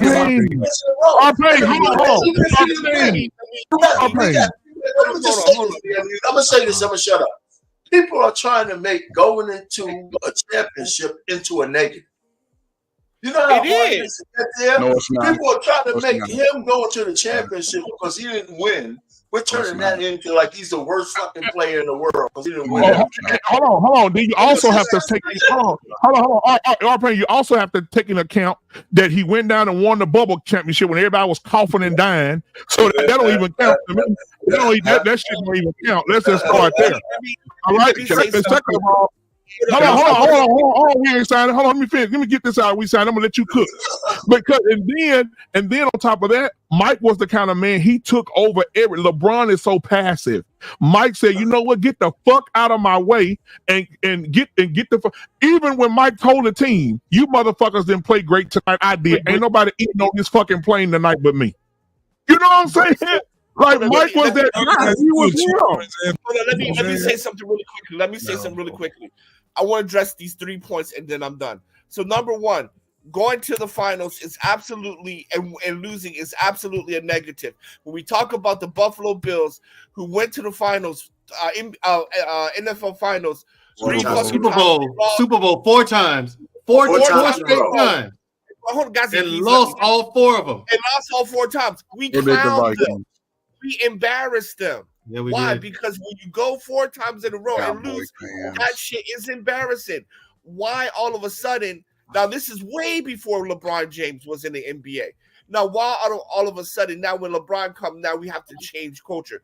That's bullshit. Now if we want to talk about adversity, Kobe Bryant went and fucked this hoe that has 7 different semen in her panties.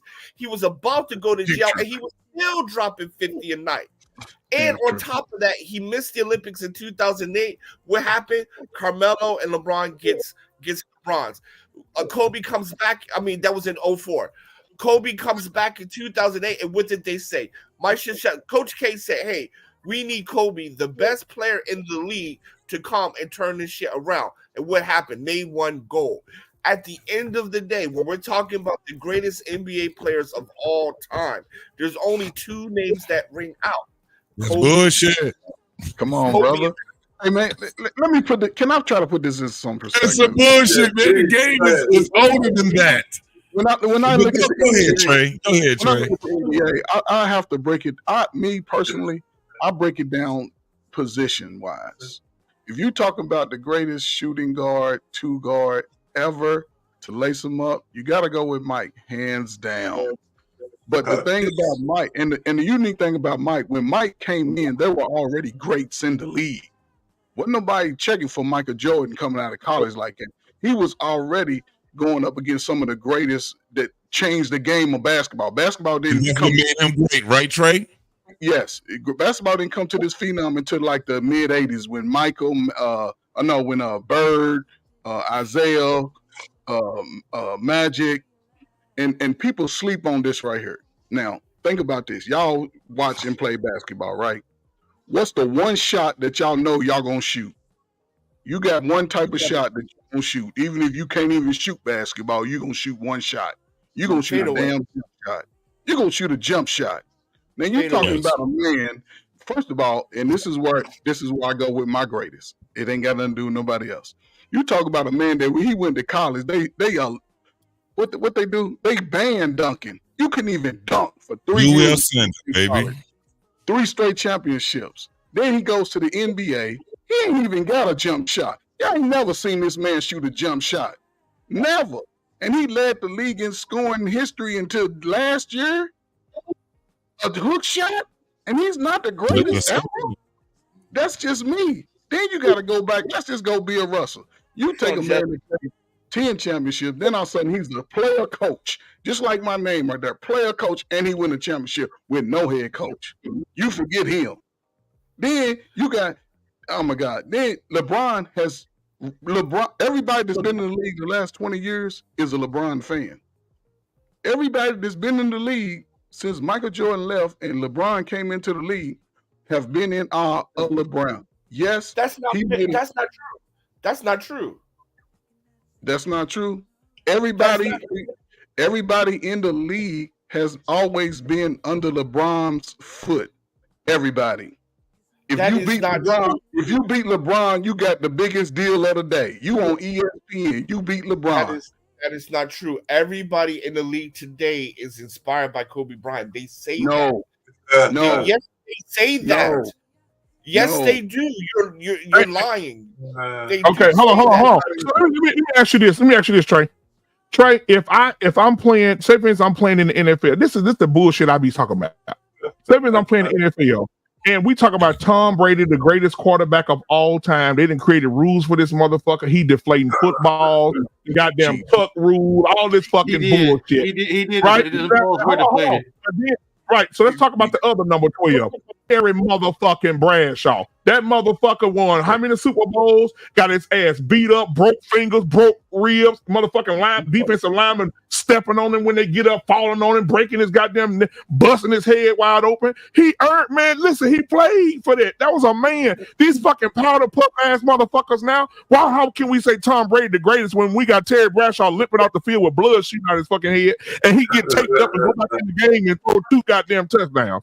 I want to address something really quickly because when we're talking about Bill Russell, if we're talking about Bill Russell and Kareem, we normally keep them to the side, right? Because those are the OGs. Because if you want to say Bill Russell,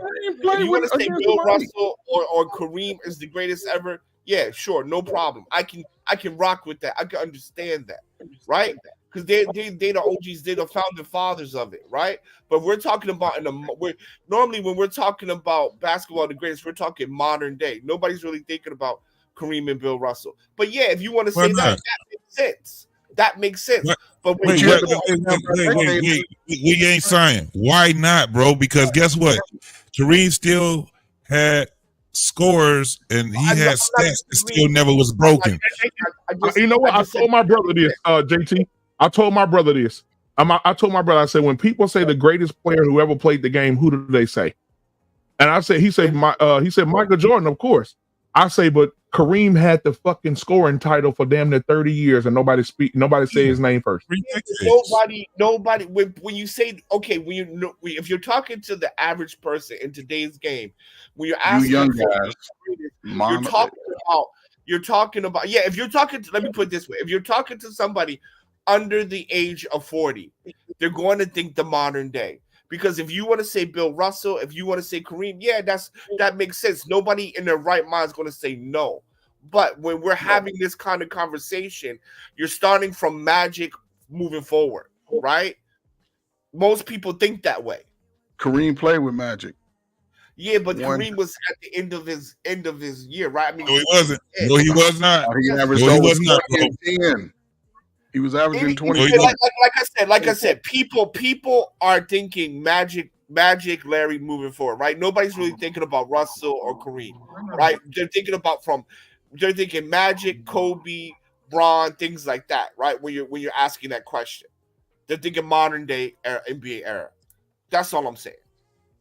No, so this is the thing. If they're talking basketball, though, if they're talking basketball. If they know basketball, they're not just talking about these guys. They're talking about who made these guys. That's why I said, you can just look it up. Look at Zeke. Isaiah Thomas literally was one of the baddest motherfucking handlers that was out there. This was when even Michael Jordan even said it, and his defense was impeccable, bro. When you talk about players, because what we're talking about is individual players, right? So you can't say that Magic changed the game. He went from all that goddamn triangle bullshit to goddamn giving goals. Fast breaks was coming from the LA sector. Nobody is talking about. Hold on. I'm gonna land it, but what I'm saying is that when you're just saying that it's Kobe, Michael Jordan, and Kobe, Michael Jordan, and LeBron. No, LeBron is still active in the moment. It has great stats, bro, and he's done did some shit. This is what I'm saying. When you're talking about those three, you still have to add in everything else. I just love when the 80s with basketball came, the 80s and 90s, because it was very exciting because you had some of the dopest fucking players. People don't talk about Sean Kemp. Out cold. Yeah. Out fucking cold. People don't talk about, you don't hear nobody talk about Vince Carter. Joe Dumas. Hey, hold on, but people don't even talk about him. But guess what, JT? Those were all great players, but Mike was a juggernaut. He overshadowed all of them motherfuckers in his shadow. They was in his shadow, bro. No, but what I'm saying is with Mike, he already was the guy. Mike was the guy during that time when he was active, correct? However, if it was just Michael Jordan that motherfuckers wanted to just see, basketball wouldn't have been shit at that time. You had a lot of exciting players with great stats right now. If you look up the stats, we already understand Mike is on the top of the motherfucking Mount Rushmore. Kobe, top of the Mount Rushmore. And you have to say LeBron is too. I don't see how y'all can't put him there. Hold on, JT, let me tell you why. Hold on. There's several things. Hold on. We ain't signing. There's several things. Let me tell you why. When I watched the game, when I was growing up, I watched Mike and I watched Kobe. Man, I was an avid fucking Kobe fan, but I love Mike too, man. And I remember when Mike didn't beat Utah. And I remember when Kobe came on the scene, it was out there acting an ass.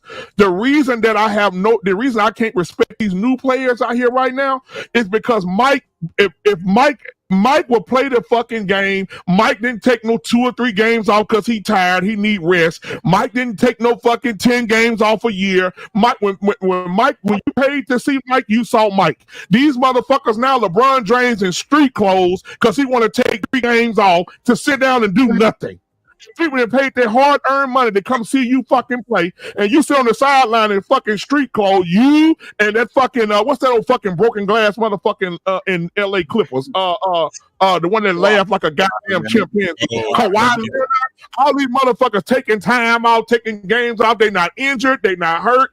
And Mike played. Kobe Bryant broke his fucking finger. He said, "Snap this bitch back in place and put me back out there." The man played with a torn Achilles. What are we talking about? These niggas are soft as fuck. So they're not again. Hold on. When you add that you add, so you have to say in their time, then right? Michael Jordan is probably the only motherfucker you could say that is great, right? I mean, this motherfucker was breaking records. He done got championships, and he was a motherfucking beast. Nobody fucked with Mike. Mike was like a bully to most motherfuckers, man. You had to be a fucking man when you talking to Mike and you dealing with him. That was why he didn't like the Detroit Pistons, but he had to respect them boys because we was not going to be fucking disrespected by you. Mike used to talk shit to everybody. The only time that motherfucker had his ass handed to him was when he came to Detroit. We already knew this about to put up 60 points. We got to the point where we was like, okay, well, we gonna hold this nigga down to 15. Y'all remember that shit when Detroit said we gonna hold this motherfucker down to 15? That was some hard shit to do. JT, you gotta understand something, right? Isaiah, great. Vince Carter, great. T-Mac, one of my favorites. AI, right? AI is my favorite player. I'm from Philly. I was rooting for AI over Kobe, but at the end of the day, just because we're saying that these two are the top doesn't mean these other people are shit. Nobody's sitting here saying, "Oh, these people ain't shit. They ain't great." They're all great. Magic, great. Bill Russell, the greatest winner of all time. Kareem, right? From high school to college to the NBA, he is the only player that was the best player in all three situations: best player in high school, best player in college, and best player in the NBA. So when you say, okay, these guys, how can you say Kareem is not the greatest? Yeah, okay, that makes sense to me. If you want to put him there, he says the greatest. Yeah, that makes sense to me, right? But again, guys under 40, you're talking like kind of Magic moving forward. But Kareem makes sense. What doesn't make sense to me is modern day. Now, I'll preface it. Modern day. There's only 2 names in modern day. That's Kobe and MJ. LeBron cannot be on Mount Rushmore because he lost too much, bro. And that's just the bottom line. He lost too much. This is ridiculous, man. It's not even worth arguing. Hold on. Hold on. Could y'all consider what's his name? Who used to be the quarterback for the Miami Dolphins back in the day? Marino. Marino. Who? Yeah, Marino was a great fucking quarterback. He's a great fucking quarterback. Stats are off the motherfucking chart. But at the end of the day, he's a fucking loser because he didn't win. That's it. That's what it is, bro. We gotta be honest with ourselves. Yeah, that's true. You can't compare Marino to LeBron. What? LeBron didn't have a career like Marino. Okay, let me ask you a question. If you how many finals have LeBron been to? I think 10, right? He went 8 in a row. He's been to a lot of finals. He been to 10. Now take those. He's 6 and he's 4 and 6.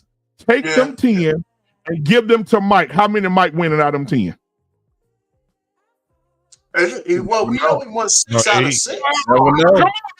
Come on now. One year he didn't go. Remember when he came back? If you put Mike didn't go to baseball like he said he got suspended, and Mike didn't get suspended for them 2 fucking years, Mike probably would have had 8 or 10. And if he would have fired Phil Jackson, they probably would have had 11. Well, let's put it this way. I would have, I wanted, just like anybody else, I would have loved to see him play those 2 years when Kareem won. I would have loved to see that. Those would have been some serious games right there. So right? And he probably would have won those 2. But who knows? We'll never know. That triangle. Mike changed the game, and I think, and I'm gonna tell you this: Mike changed the game. LeBron was a phenom, but I'm gonna tell you somebody that you forgetting that changed the fucking game, and I think he changed the game way more than LeBron. Okay. That goddamn Steph Curry. Now listen, change the fucking game. You got to put him up there. You got to put him up there. Come on, There's nobody that can equate to Steph Curry because nobody has had a jumper to this magnitude ever in the NBA. Ever. Yeah, man. That's what it said. 3-point line like oh yeah, Mr. Bennett. Thank you, Mr. Bennett. Mr. Bennett said you could make a case Curry is over LeBron. He's 4-2 in championships. Let's go, Mr. Bennett. Got the same amount of rings. I can see that. I can see the fact that Curry is a game changer. He changed the way people play basketball around the world. So that motherfucker shoot from half court on your ass. That motherfucker shoot half court. He'll shoot half court on your ass and do it 3 or 4 times a game on your ass. Steph had KD for 2. Curry's better than LeBron. KD. Now I'll tell you why I think most people like Michael Jordan because most people buy Michael Jordan's tennis shoes. They to this day. A lot of these commentators grew up with Michael Jordan. So a lot of people at the height of their career, they were Michael Jordan junkies back in the 80s. They were Michael Jordan junkies. There was no wrong. Even when he was gambling. Oh, Michael gambling, he's losing $40,000 and $50,000. What you expect? He's making $400 and $500 million. $50,000 is like me trying to bet $20 talking about, man, I need my 20. Come on, man, be real with that. I mean, think about it. He's betting, but he's not losing like that. He was so competitive in everything. If the dude would have played hopscotch, he'd have tried to beat your shoes off. So we got to look at it, in 2 capacities. Yes, he's the greatest. I don't think any of us are comparing anybody to Mike Jordan. He's in the world by himself. No. Curry won 2. Mr. Bennett, Curry won 2 without KD and 2 with him. So you can't say it was KD that won. Come on now. And LeBron won in Cleveland with nobody. He ain't had nobody. He just made the team. Hold on. And listen. And let me tell you why I don't put LeBron up there again. I told you it's a mental game. LeBron went to Dallas Mavericks, put their foot so far up his fucking ass, they toenails was his teeth. And for LeBron to go out there and have a fucking mental breakdown in the middle of the finals and get your ass handed to you when you had the younger team, the most experienced team over Dirk ass, you could have won that championship, bro. But that nigga was fucking your mama. Let's talk about it. Oh boy, fucking your mama and put you in a bad way, in a bad mindset. And you dropped the fucking ball. You dropped the ball. That's too much pressure on anybody. That's too much pressure on any of y'all. The fact that y'all was some Hall of Famers on that team he lost to. One of your teammates. That's too much pressure. Man, hold on, but Yeah, Hall of Fame lost to a team with Hall of Famers on it. Come on, too, man. I mean, come on, man. Michael Jordan, man. Come on now. If Michael Jordan mama would have got fucked by one of his teammates, not only would Michael Jordan would have beat him up, Michael Jordan would have beat him up and went played. Y'all seen the last dance? Motherfucker out there shooting free throws. Mike said, Arpain, I got Kobe just as good as Mike, and sometimes I would put I put Kobe over Mike. I put Kobe. See now that's the out of your mind. See, that's what that's the out of your mind. Listen. I don't buy Jordan shoes, nothing like that. Not a fan of Jordan shoes and nothing like that. But to me, Michael Jordan, greatest basketball player ever lived. Yeah, for my money. Kobe with him. You gotta put Kobe because Kobe played just like him. Kobe played. Second is Kobe. Yeah, Michael Jordan was Kobe's hero. Yeah, but I would. The reason why I would put Kobe over Mike is this. Case number one. When MJ came into the league, he was the franchise player, like all the guys, right? MJ drafted in the top 3 or 5 spot. I don't know where he drafted at, but in the top 3, right? He was in the top 3, right? Yeah. He was definitely the franchise player for the Bulls. Same thing with Bron, right? Bron drafted number 1. He's the franchise player. Same thing with Kyrie Irving, right? Franchise player. When Kobe got drafted, he was on the bench. His coach only gave him 8 fucking minutes. So for Kobe to climb out of the hole as a bench player and to be a legend, climbing that mountain, climbing over their obstacles is one thing I have to give him over Mike. Second thing, when we talk about the will to win, Kobe Bryant was dropping 40 a night going through a court case, flying back and forth to Colorado, and nobody on the team was fucking with him, right? The reason why Kobe gets so much hate is because he snitched on Shaq about Shaq cheating on his wife, right? So at the end of, which was fucking foul, but at the end of the day, man, Kobe teammates hated him. The law was about to lock him up. He's about to lose his wife, and this man is still dropping 40 a night. Him, Carmelo, and AI were going for 40 a night for 10 consecutive games each. Right? But didn't Jordan win? Didn't Jordan win the championship after his father was murdered? He did. He did. 3 in a row. Kobe won a championship with his broken shooting hand, and a man walked off the court with a torn Achilles. At the end of the day, man, nobody has faced the hate. No one has faced losing their freedom, right? Or overcoming obstacles that Kobe has. As a matter of fact, this man has if you compare that with Jordan, then Jordan had just as many adversities. Jordan only has the fucking game. He had what? I mean, you can Michael Jordan. Listen, Michael Jordan had hate and all kinds of stuff at him in his day, and still with all that going on, Michael Jordan was still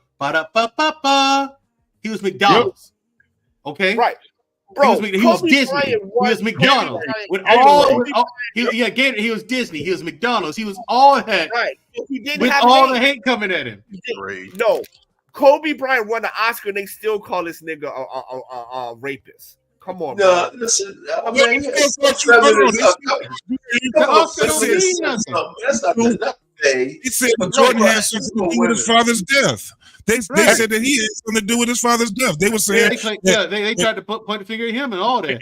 Right. If y'all look at the Last Dance, all kind of shit. Yeah, if y'all look at the Last Dance, you could see that on Last Dance, they was talking about he was in Utah in the playoffs, in the finals, when they said that the motherfucking pizza place poisoned the goddamn pizza, gave him spoiled meat. Put spoiled meat on the goddamn pizza and shit. And that's why they told him the food. They said Mike told him. Mike told him. He said, "I think it's the food. I think they poisoned me." He said, "But we could tell the media that it's the flu." He said, "But I think them motherfuckers poisoned me when I ate that pizza last night." He still put up 60. He still bust their fucking ass. Bust they fucking ass. Let me ask you. Which is more clutch? being poisoned by pizza and the quote call it the flu game, or winning the NBA championship on your index finger on the shooting hand? Which was more poison, brother? Poison. Yeah, poison. And listen, Michael Jordan affects your lungs, your heart, and the whole nine. Almost went out with a winning shot. Everybody forgets on that winning shot against Russell, against Utah. Everybody forgets he just stole the ball from down the other end. He stole that ball first before he hit that shot. He stole it from Paul Malone. And then drilled it down and hit the winning shot, man. Nobody had a better ending to a career. He came back, but that would have been a textbook ending to a career. But that's not the question. That's not the question on the table. The poison thing, of course, the poison is worse than a broken finger, man. Come on, you motherfucker crazy. You motherfucker You're crazy. Have you ever ran 4 miles with pneumonia? Have you ever did some shit like that? Have you ever? Yes. Well, go sniff some bleach today and go out there and run a couple of games of full court and tell me how you feel. I had lungs is all clogged. Hey, JT, I played. I'm gonna tell you something. I played when I was playing ball. I had the flu. Shit, I'm tough. Fuck this shit. Let's go. Hydrate me. Give me something to drink. Let's fucking rock and roll, baby. Shit, I went out there, I had pneumonia. Guess what happened, JT? I woke up in the emergency room with an IV bag. I fucking passed out. JT, in the middle of making a speech. I swam varsity and I swam Junior Olympics. And when I was doing the Junior Olympic trials, I had pneumonia. Right, and after the meet, I went to the hospital and they said you had pneumonia. So yes, I swam pneumonia in Junior Olympic trials. So yeah, that shit, man, come on. So you saying that's better than that? Look, you get it. Hold on, you playing ball with a broken finger. He wasn't the only one to ever play with a broken finger. Most cats back then, they used to play football, basketball. They'd take that motherfucker to the other finger and let's play. That's it. That's all you gonna do. Broken finger on your shooting hand is much harder to deal with than fucking a stomach. But you know what? Hold on. But you remember when Kobe broke his finger, he went over there and let the trainer put his finger back in place? If that was LeBron, he'd been out for 2 weeks. Oh man, stop it, man! Stop it. Yeah, that's true. Our pain. That's true. That's true. Our pain is not like the rest. Our pain. If LeBron went down for a layup and broke his fucking index finger, he would be out for not like the rest of them. Come on, man. Come on, y'all. I'm not saying our pain. Listen, I'm no LeBron hater. I'm not saying LeBron is not good, but when you're talking about Kobe Bryant, Michael Jordan, you talking about all-time greats. LeBron is not in that group. He ain't got that dog in him. He ain't got that dog in him. Not that. He's just not there, man. I'm not hating. RP, I'm not hating. I promise you, brother. I'm not hating, man. Again, we're dropping names like our JT and everything, like Manute Bowl. Okay. Yeah. Manute Bowl better than LeBron. I'll take him over LeBron. I'll take. Man, if you don't get it out, Manute Bowl got dunked on by goddamn. What's the little dude that still can dunk? Spud Webb. Yeah. He dunked on Manute Bowl. Yeah, but he ain't better than. Yeah, he ain't better than. Hold on, let me ask you a question. What's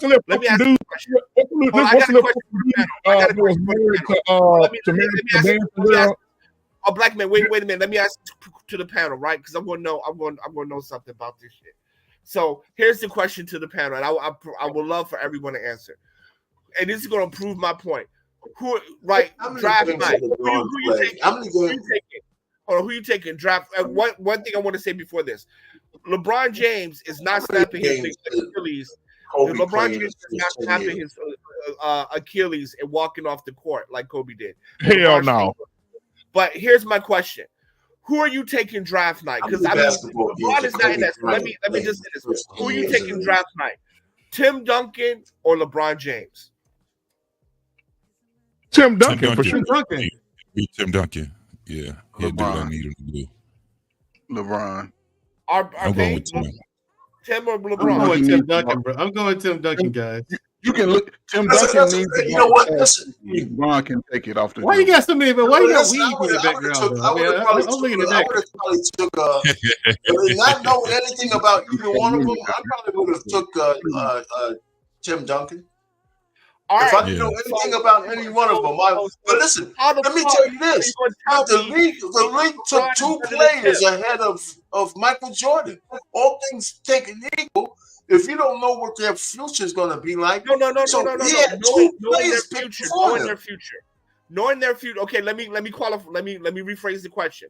Knowing LeBron's future and knowing Tim Duncan's future. I would have picked LeBron. I would have picked LeBron. So you're gonna choose 3.5 championships over 5. I would have picked LeBron because LeBron. Because LeBron every year gave teams a chance to win a championship. Because he was in the fucking. He was in the league. He was in the league. Not every year. LeBron gave a team, no matter where he was, a chance to win a championship. So did Tim Duncan. Tim Duncan's team was smart enough to keep him. Hey, R-Pain, he was in the Eastern Conference, bro. No, he was in the them motherfuckers in the Eastern Conference, all them teams was trash during that time.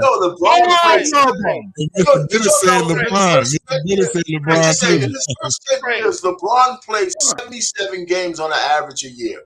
No, he don't. He takes out 10. No. In his first 10 years, he played 77 games a season. 77. He taking out 10. That's the older LeBron. I'm talking about in his first 10 years, he played 77 games on the average. Okay. Michael Jordan played for the Wizards when he was 40 years old. Still bust 60 one night, right? I'm just trying to say he took nights off. That wasn't true. Michael Jordan didn't take no days off, bro. He didn't. All the great players never took days off. I'm not comparing him to Michael Jordan. Okay, that's like Michael Jordan in the league by himself. I'm not going to argue anybody over Michael Jordan. I'm not. I'm just saying you guys are saying all this shit. You're shitting on LeBron. And I don't agree with that. I can't agree with that. Who you taking? Tim Duncan, knowing the future, or LeBron James draft night? You can see the future. You know the results for the next 20 years. I said I would take LeBron. That's a crazy question. No, I'm asking Trey. Trey, you take LeBron? You know what's crazy? Mike I'm sorry. What's crazy? Mike been retired for 20 years and still like the number one. Mike been retired for over 20 years and still like the number one selling basketball shoe in the fucking world. You keep bringing up everybody. Bro. Hey. I got. Do y'all even know what a pair of LeBrons look like? Nope. I never had a pair of LeBrons. I got a whole bunch of Jordans. Hey, I ain't gonna lie. Hey, JT, I ain't gonna lie. I didn't even know LeBron had a shoe out. Come on, man. Word up. I didn't even know. I know Jordans. He's on LeBron 12, I think 15. I don't even wear. I don't wear Jordan shoe, but ain't nobody better than Michael Jordan. I told my brother, if LeBron ain't nobody better than Jordan, man. If LeBron James played in the era where Mike them played at, when Dennis Rodman blowing, knocking him to the floor, putting his finger in his ass, spitting at him, slapping him across the rim, that motherfucker would not have no championship, bro. He would. Stop. Oh my God. So you mean tell me LeBron coming down the court all night playing against the bad boy Pistons, or coming down the court all night and getting his ass knocked into the second row of the goddamn stand every night? You think LeBron? Hold on, BMU. Not just the Pistons. He playing for the Bulls. He playing for San Antonio. Anywhere you goddamn Dennis Rodman, you just didn't want to see that team, dog. You did not want to see that team that night. And that's the thing, man. LeBron right now, get this motherfucker. He got turf toe. He out for 3 weeks. Oh, my finger hurt. My finger hurt. Oh, I can't play tonight. Oh, I'm tired. I need something to eat. He on the sideline eating a Subway sandwich, and your team out there down by 15. Y'all, come on, somebody, come on, tell me. Listen, you tell me that's great. That's great for you. Come on, man. Look about 50-year-old LeBron. You're talking about the young. I'm gonna tell LeBron he got somebody that's against him 100%. I'm gonna bring him on the show. You know what I'm saying? Now, on the court, I ain't got no. I don't have no respect for the nigga because he's taking games off, and then on top of that, you playing with a team. You got to go travel around the fucking world. Jordan never traveled. Kobe never traveled. Them motherfuckers took what they had and made their marriages work. They never divorced their wives to go get with a new bitch that would get them a championship. Let's talk about it. So we can't sit up here and talk about LeBron. He's all-time great. Yeah, he's great because he had to travel. He need new pussy. He need new pussy to be great. BMU, pull up Paul Bennett's one about Tim Duncan. Pull up his comment about Tim Duncan. He said Tim Duncan went to a championship team and coach. Okay, here you go. I got it. Paul Bennett is a hater, man. He's just hating right now. Man, Mr. Bennett, you are a liar. That's not completely true. I can't argue with Mr. Bennett. That's not completely true, though. When Tim Duncan got to that team, the reason why Tim Duncan went to San Antonio is because they were trashed the year before. David Robinson had got hurt. So they weren't a championship team, and the culture wasn't already there. They built that championship team and the culture after Tim Duncan got there. Facts. Come on now. Come on, Trey. And see, that's the thing, guys. We can't, every time I think about it, I'll be like, you know what? You know, when they ask Mike, what would you do in a situation with LeBron? But let me give you this. Let me tell you this first. Steven Jackson was doing an interview, and he said Mike had brought him over to the Hornets to play ball, and said after the game was over, you know, Mike a very competitive guy. He said Mike walked in the dressing room and say, "Man, you bitch ass niggas ain't did shit. I'm Michael motherfucking Jordan. I won 6 championships. None of you motherfuckers in here can say nothing to me." He said, tomorrow at practice, I'm going to come into practice, see what you motherfuckers doing because y'all keep losing. Steven Jackson, I brought you in here to be a winner. You're a fucking loser, right? Steven Jackson said the next day at practice, Mike came to practice talking that shit again and said, Steven Jackson was like, man, you ain't finna be talking to me crazy. And Mike said, don't worry about it. I brought my shoes and my shorts today. Then he said Michael Jordan got the second team, the practice squad, and walked in with the practice squad and beat the fuck out of the starters. Beat the starters. He was retired. He beat the starters. These are young legs, young men. Mike went got his shoes and his shorts, and they beat him, dominated him with the practice team. Get the fuck out of here. You argue with yourself, One of the reasons why he couldn't do that shit with the Wizards because them niggas was bitches. They was griping. It takes your boy. What's old boy name? He got his podcast too. Gilbert Arenas. Gilbert Arenas talks about this. He was talking about how the motherfuckers was whining because Mike still had the same attitude that he had with the older teams. You know what I'm saying, with the older players. So I have a question. Hold on, real quick. We inside JT. You know what I love about Mike though? Mike will go across to the visitors room, the visitors dress out room, visitors locker room, and walk in there and sit with the motherfuckers and tell them he's gonna put 60 on. Walk out, go out on the court and put 60 on there. Yeah, it should be like that. Like now, what I don't like about the game, even with football, I don't like the game where these motherfuckers are all friends. Hugged up, kissing each other and shit. Get the fuck out. Yeah. Has anyone seen the Netflix? The Netflix Redeem Team documentary? I got $200 on this game.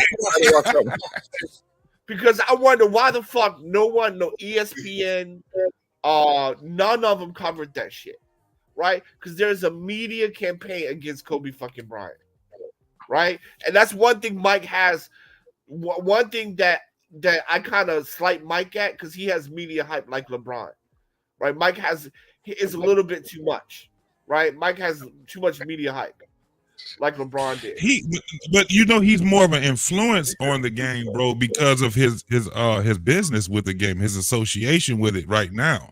So Mike, look at all the shit that motherfuckers not understanding. Mike got he still has shares into Jordan, but he got absolutely. another part of Jordan, which is Jumpman, right? Which all the colleges, if it ain't Adidas, it's going to be either Jordan or Jumpman, which they're both still the same fucking entity. You know what I'm saying? But it is a difference. You just have to see what the difference is. Business-wise, is just that's what makes him now. So JT, what's the dude's name that was married to the fine ass girl with the ugly face? Shumpert or some Ivan Shumpert. So he told the same thing with Kobe. Kobe was just like Mike, bro. It was just like Mike walking around young again, bro. He said he was holding Kobe, knocking the ball at Kobe's hand. He said he was shooting one three, shooting another three. He said, man, they came out and said after halftime, Kobe walked up to him and said, hey, man, you had a good game tonight, bro. He was like, what the fuck is he talking about? He said after that, he didn't score no more, locked his ass down, say Kobe put that fucking defense on him, just like Steph Curry. Say when Steph Curry first got in the league, he found out who he was and he got a shot. Kobe, he said he heard when Kobe came to the sideline, he heard Kobe say, I got it. I said, what the fuck you got, Kobe? He said when you play him in the front, he can move quick. If you play him to the side, he move quick. He said, but if you stand beside him and bump him with your shoulder, you shut his whole game down. That Steph Curry didn't score a fucking point in the fourth quarter. Yeah. You know what I'm saying? These dudes are just on a whole nother level, bro. They're on a whole nother level, bro. Kobe was like, when I defended Allen Iverson, I used to watch shark videos to defend this motherfucker. Kobe used to come into the Warriors locker room, say, tell Iggy 50 tonight, and drop fucking 50. Man, and see, LeBron not like that. LeBron asked if he want to go over there and switch jerseys and have cake with these motherfuckers, go out to eat. Michael Jordan said, fuck you niggas. I'm gonna destroy you, bitch. Michael Jordan said he wanted to win so bad. Michael Jordan said he hated the other team so bad, he used to make up shit in his head that they said something. They ain't really say nothing. He bust 60 on their ass. Come on, man. Shit, the motherfucker gambled anything. It didn't matter. That motherfucker would gamble. Remember they were showing on his documentary, him and old boy, they was shooting goddamn pennies. They was out there at the wall. They were shooting nickels and pennies at the wall, and they were betting $1, nigga. They were just betting just any type of money that was going on. He was real competitive. That shit. What that rookie name was with the cock eyes that was on the Bulls? When he first got there, Michael Jordan sitting on the sideline holding the ball while he's shooting free throws, saying, "Man, you a bitch. Look at this soft ass bitch." Yeah, Mike did great defense too. When he three-piece Curry ass, he walked in. Curry, what you laughing at? He said, "Curry." Hold on, we ain't saying. I'm gonna let you cook. He said, "Hey, what you laughing at, Curry? Man, we champions, Mike." He said, yes, all that laugh. We got to get back to work. We got to win another one. The last one I already won. Oh, Mike, you tripping, man. We champions. Mike said, I'm not going to say it no fucking more. Mike said, do. Hit him with that fucking three-piece. It was over. Look, Mike was a whole different dude. LeBron would never do that, bro. LeBron would never hold his team accountable like that, bro. Never. It wasn't just Mike. This is the thing. It wasn't just Mike. It was a culture. I wanna say one thing because when you talk about Mike and Kobe, right? We look at their offense, it's pretty much perfect. LeBron has a lot of holes in his game. I remember when Mike was talking to Ahmad Rashad, who do you pick, Kobe or LeBron? And then he was like, oh, I'll pick Kevin Durant, whatever, right? And then he goes on to say, he was like, yo, if you come from the left side on LeBron, you can block his jumper, right? Literally, during the All-Star game, what happens? Kobe blocks him from the left side. From his blocks him when Bron goes up for the shot. Kobe comes, block him from the left side, threw it to Kevin Durant. Scored the tying point.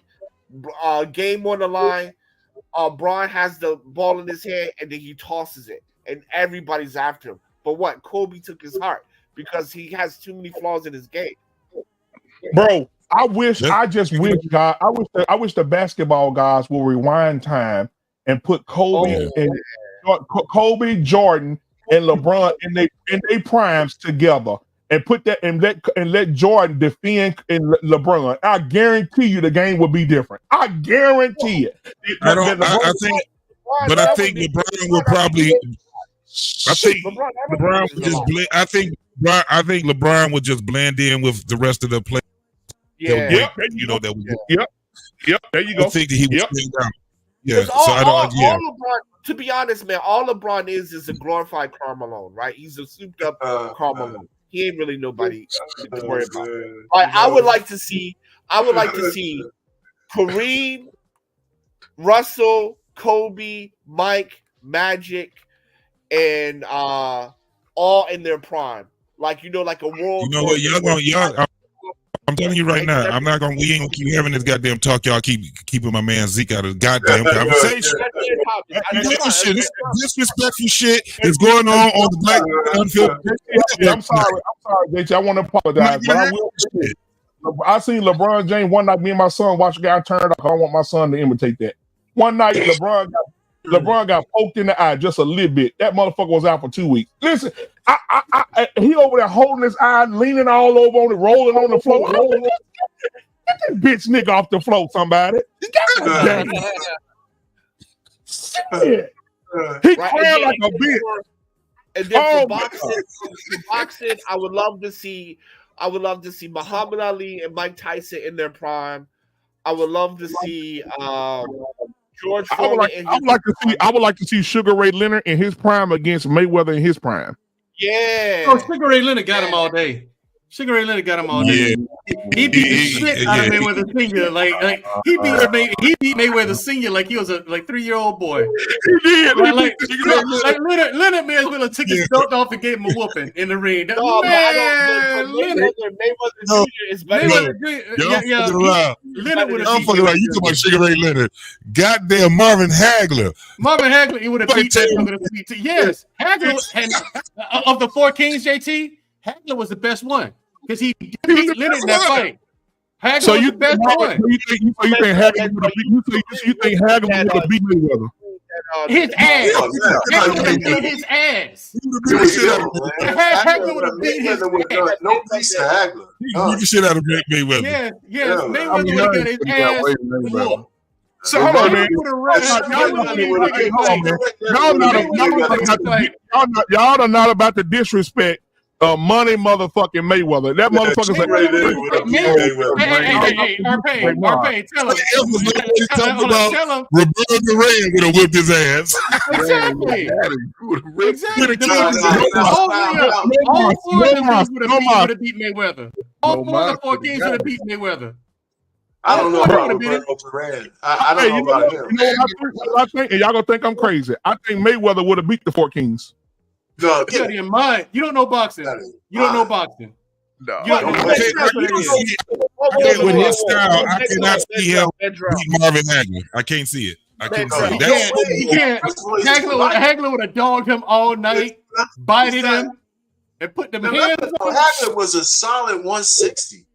I mean, he fought at one, and he was always in shape. Mayweather was too small, man. Mayweather wasn't beating no Hagler, man. Well, hold on. Mayweather ain't gonna sit there and go hand to hand with him. Mayweather not finna do that. Here's the thing. You're right. You're right. But here's the thing. You're right. But here's the problem. You can't run from Hagler.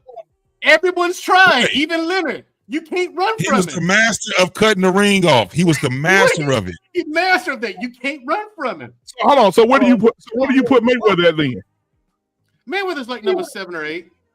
What? Yeah, this nigga for his time. For his time, he's the greatest. But if you talking about all time, no, Mayweather Jr. is definitely top 10. I'll give him top 10. He didn't duck nobody. Top 5. He ain't duck nobody. Can't give him top 5. The reason why Mayweather was great was mostly for his earlier fights, because that's when he was making when he beat Diego Morales. Yeah, that was when he was fighting, and when he gave my man Canelo a boxing lesson. Yes, he gave him a boxing lesson. I mean, it was beautiful. So Mayweather was a bad dude. When it became about money, people didn't like. People wanted to see him lose. Ali or Tyson? He was great. Ali or Tyson? That's 50-50. You talking about in their prime? Wait, if you're talking about in their prime, now if you're talking about, hold on. If you're talking about Ali, here's the thing. If you're talking about Ali when he fought my man who's his name? Cleveland Williams. When he fought Cleveland Williams, that Ali versus Mike Tyson when he fought I just said it earlier. When he fought Leon Spinks. You talking about those two? When they were the absolute best that they ever been, it's 50-50, dude. Okay, Mandrill. What about Joe Frazier Joe Frazier in his prime and Mike Tyson? Oh, that's a good one right there. Oh, that's Mike Tyson. Mike Mike would have been. Mike would have been. Joe Frazier lived with his head. He lived with his head. Yeah. And he used to cross guard way too much. Your head wide open. Mike would have ate him up. No. You talking about Joe Foreman? You talking about Joe Foreman? Foreman was the one that crossed. The reason why Ali would have it over great boxer almost always beats a hard puncher. Oh yeah. And when they're at when they're both at their prime, and Muhammad Ali, we didn't know he could take a devastating punch, and his boxing skills would have beat. Okay. Mike Tyson, 20-year-old Mike Tyson and Tyson Fury. Both of them in their prime. Put both of them in their prime. Yeah, Tyson Fury. Like I say, Ali and Tyson at their absolute best, 50-50 fight. Well, I would have put my money on Muhammad Ali. I wouldn't either. He would have been Cassius Clay at the time, I guess. But it's just, man. Look, it's just. I don't know though, because Ali would have danced around that ring on his ass. I don't know. Mike was. See, but you got to also understand that Mike Tyson is also like 5'10", and Mike Tyson. He's like 5'9" in real life, though.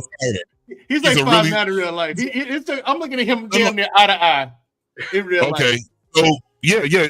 What I'm saying is that he's a lot smaller, shorter than Ali was, and Ali had very long arms too, and he was very skilled himself. Ali was 6'4", 6'3", something like that. Ali's 6'4", 6'3". About 6'2", yeah, 6'3". Yeah, and then, so what do you give George Foreman in his prime against Mike in his prime? George Foreman would have got his ass beat up. George Foreman would have got it up. I think that would have been a good fight in the beginning. It wasn't a real skill fight. After round 3, you cannot trade punches with Mike Tyson. Right after round 3, Mike got him. If Foreman lasted 3 rounds, Foreman doesn't last. Yeah. He doesn't walk out that 4th round. Mike Tyson is the only boxer. Foreman was better at 45 than he was at 25. Mike Tyson is the only boxer I've ever seen where you get hit in the stomach and your knees buckle. He knocked you out with a body blow. He knocked you out with a body blow, dude. Like hit you on the side of your stomach or your obliques, and your knees will just buckle. It took him 10 seconds to figure out that he got hurt when he put him in the kidneys, and he bumped and he stepped back to the side, and he was about to hit him again, and the dude was like, "Oh shit, this nigga just hit me in my kidneys," and he just fell out. You know what? I think Ali would have ate Mike Tyson's body punch. No. Yeah, absolutely. Oh, man, look. So hold on. George Foreman had about the same amount of power as Tyson. No, he didn't. No, he didn't. Yes, sir. No, he didn't. Yes, sir. Between George Foreman and Mike Tyson. Mike Tyson after that fight, punch also. Holly was in the hospital for 3 days, piss and blood after that fight. Here's the thing. I'll say this. I've never seen any boxer get hit and their knees collapse first. Right. Right. Like when you get hit, you get a shot, you tip over left, you tip over right. Tyson hit motherfuckers and they fell straight down. Like the thing was with Tyson, and the thing is about Tyson, his fundamentals were impeccable. Like for instance, when Tyson moved, his whole body moves as a unit. So you don't know when he's about to hit you with that punch because he's already moving like this. As soon as he do that crazy ass hop he do, and he got that damn power, and he sit down on that goddamn punch, man, if he get listen, he can punch your goddamn kidneys through your own arms. So your hands, your arms be a force against you. That's why he was so hard. Because when that motherfucker punch, man, you gotta remember, he not only had body punches, but that motherfucker's head punch was crazy as hell. He had a rabbit punch, he had an overhand. George Foreman didn't have none of that shit. That uppercut was crazy. Tyson's uppercut was crazy. And that uppercut was in his combination. Remember, when he did the uppercut, he was combination 7-2, and the motherfucker uppercut came. You didn't know because he had 3 different combinations. When he stepped to the side, though, man, you losing because you had your damn gloves up in front of your face, and you done lost where the fuck he was. What? It's too late. You didn't even know you just got here. Pedro, let me ask you this question real quick. How many punchers in the history of boxing can hit you in your upper body and your legs give out? It happens all the time.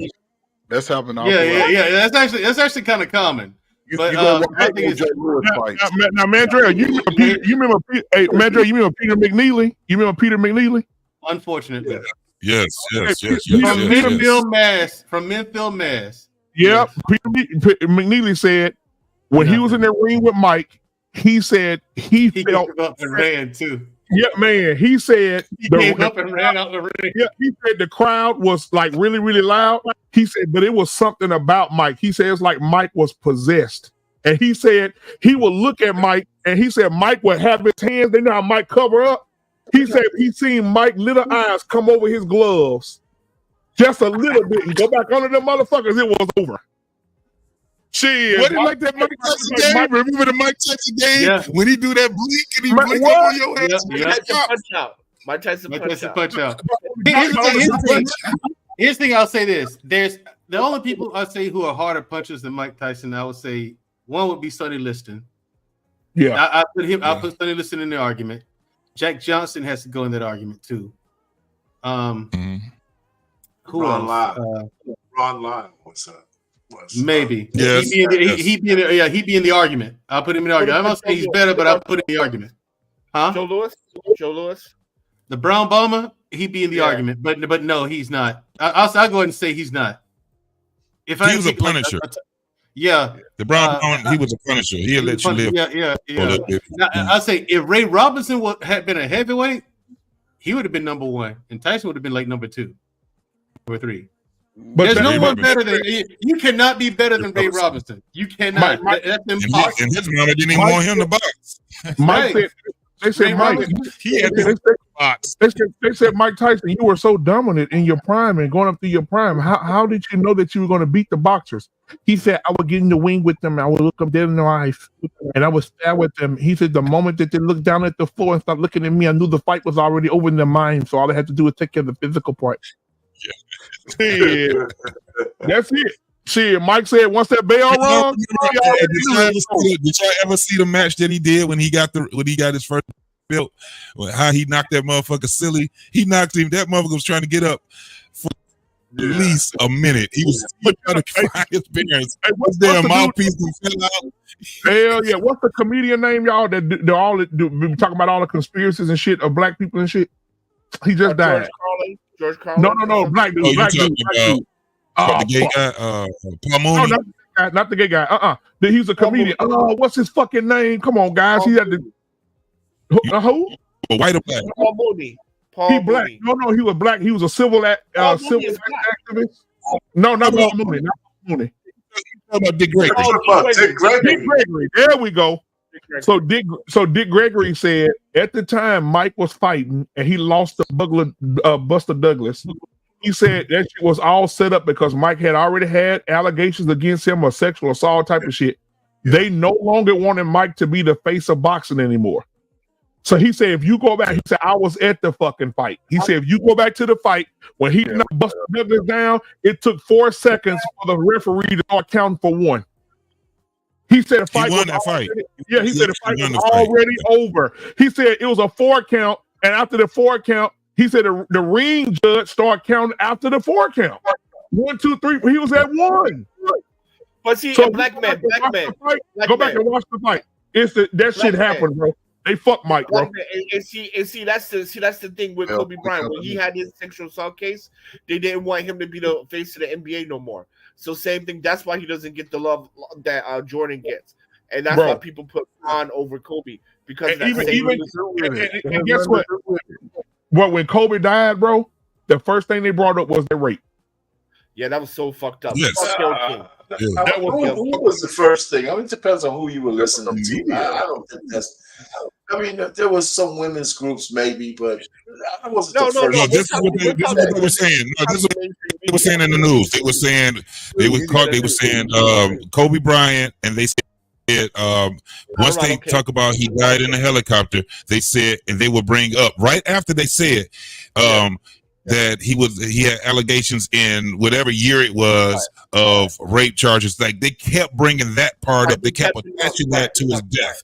The time that it happened, you had the news, the media, that's what they kept attaching to his death. And that it went a little something like this. Hey, welcome to CBS News. Breaking news: Kobe Bryant, Hall of Fame great Kobe Bryant, once accused of rape, dies in helicopter crash. I said, what the fuck? No, black man. It was like this. It was like this. Breaking news: Kobe Bryant, alleged sexual assaulter, 5-time champion. They said the assault exactly. was the NBA. Same NBA. thing. Exactly. Yep. Depends on what part of the country you were in. The same thing. They was trying to get an interview with the girl that accused him of rape. They were trying to get an interview with her. Fucking 2004, bro. Fucking 19 years ago. What the fuck I got to do with this what shit? Do you think about his death now? Do you feel? I mean, the man was found Right. innocent. He was found innocent, and they still, man, bro. And so that was. I mean, like at the end of the day, he cheated on his wife, so it's his just dessert. But if that never happened, we're talking about Kobe like they talk about LeBron. LeBron would have never been in the picture. Sorry to say. That's not true at all. Because of that is very true.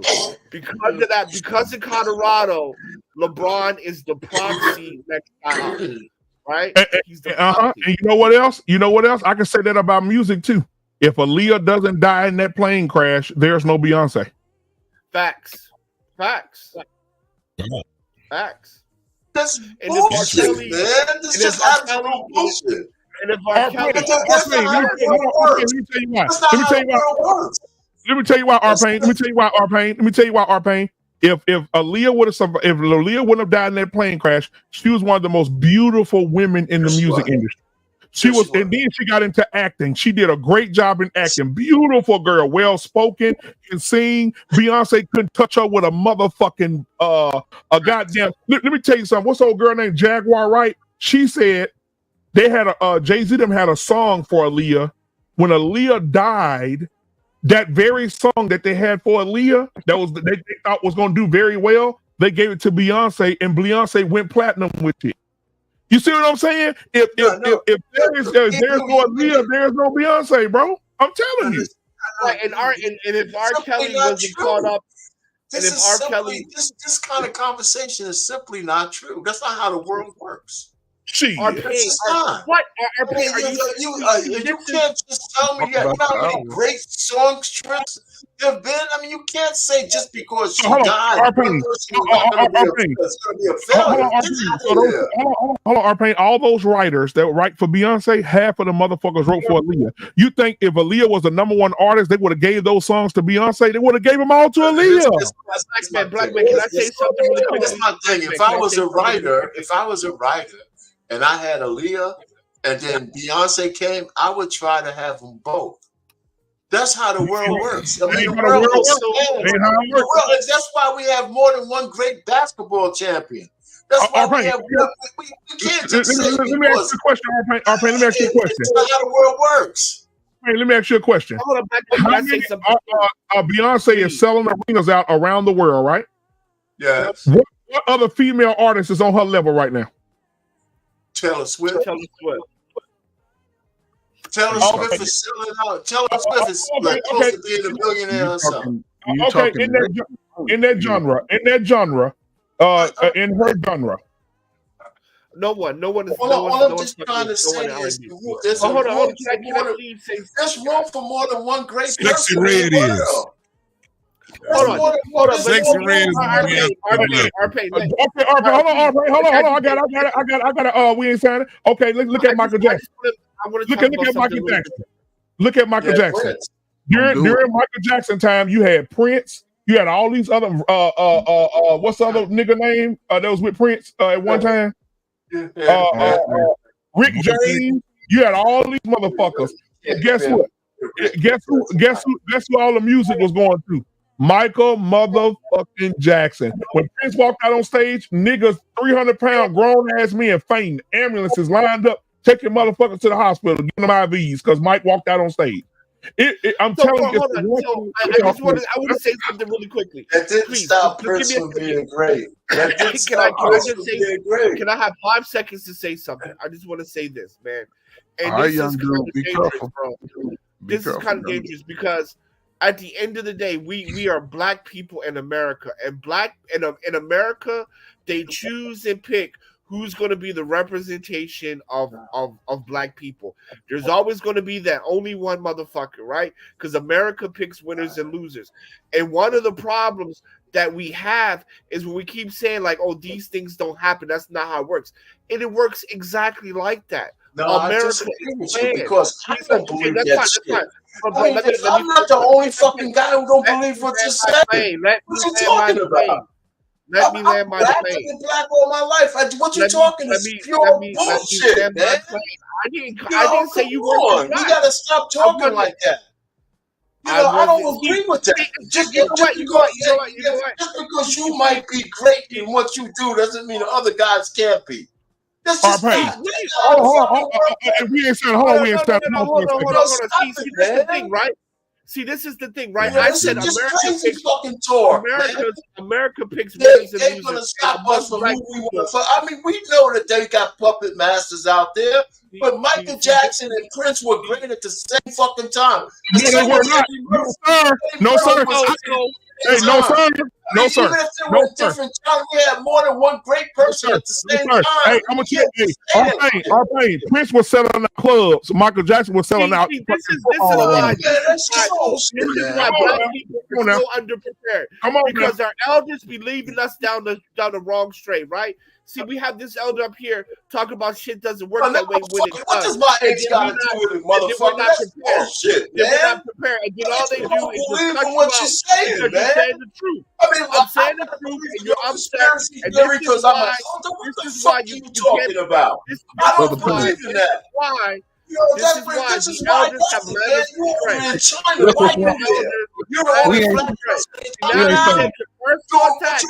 Get the fuck out of here with that talk. Right? I don't agree with that. Well, at least I'm telling the people the truth. We ain't signing it. We ain't signing it. No, fuck all that, right? No, hold up. Bro, I kept it cordial, and this man started cordial. Hold on. Arpane. So Arpane, I just looked it up. Arpane, Michael Jackson sold 100. Hold on, Michael Jackson sold 180 million records. Prince sold 75 million records. That doesn't mean we couldn't have more than one going at the same time. I don't agree with that. So, hold on. So if you have to pick the number one artist of all, if you have to pick the number one artist of all time, you picking. America picks winners and losers. History shows that. There's only one Beyonce. There is no one else close to her that's a black woman. There's only one Jay-Z. There's no one else close to him. Come on, man, stop that. They got fucking shot. So you show your age sometimes. Young man, you show your age sometimes. You know, I know you. No.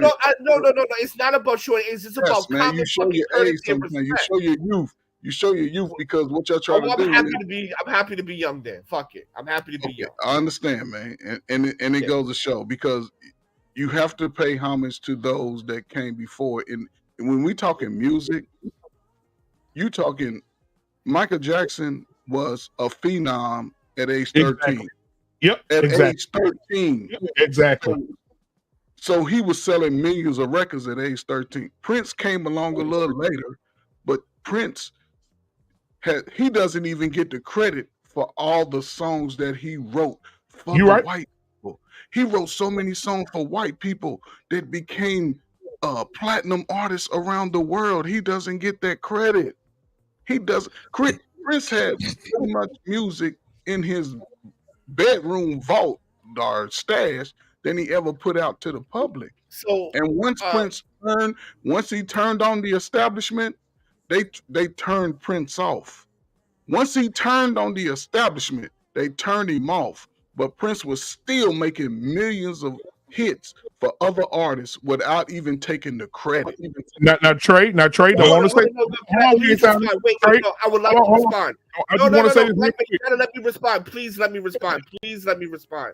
So, go ahead, bro. Terrell, Trey, respectfully, I did not mention one artist person's name. All I said was America chooses winners and losers, and they have the one person propped up so that we can envy, so everyone can see, okay, they have a seat at the table while we're all in this rat race. I did not mention one artist's name. That was black men that talked about Prince, Michael Jackson. All I said was that the engine or the system that is America picks its winners and losers, and then you two start talking about my age and fuck me, I'm in China, blah blah blah. Don't say you two. I never cussed. So at the end of the day, you old motherfucker, you don't know what you're talking about. So I never called you old motherfucker. I never called you that. I never. Hold on. I want to respond to Trey real quick. So Trey, I never said that. Never called you that. You say how you turn. You say they turned Prince off because he turned against the establishment. I believe that it's very mysterious how the last few hours of his life he riding around town on a fucking bicycle in pajamas, and then he ends up dead in front of his elevator. And his song says the elevator will bring you down. But we ain't gonna connect all that. I will say this though.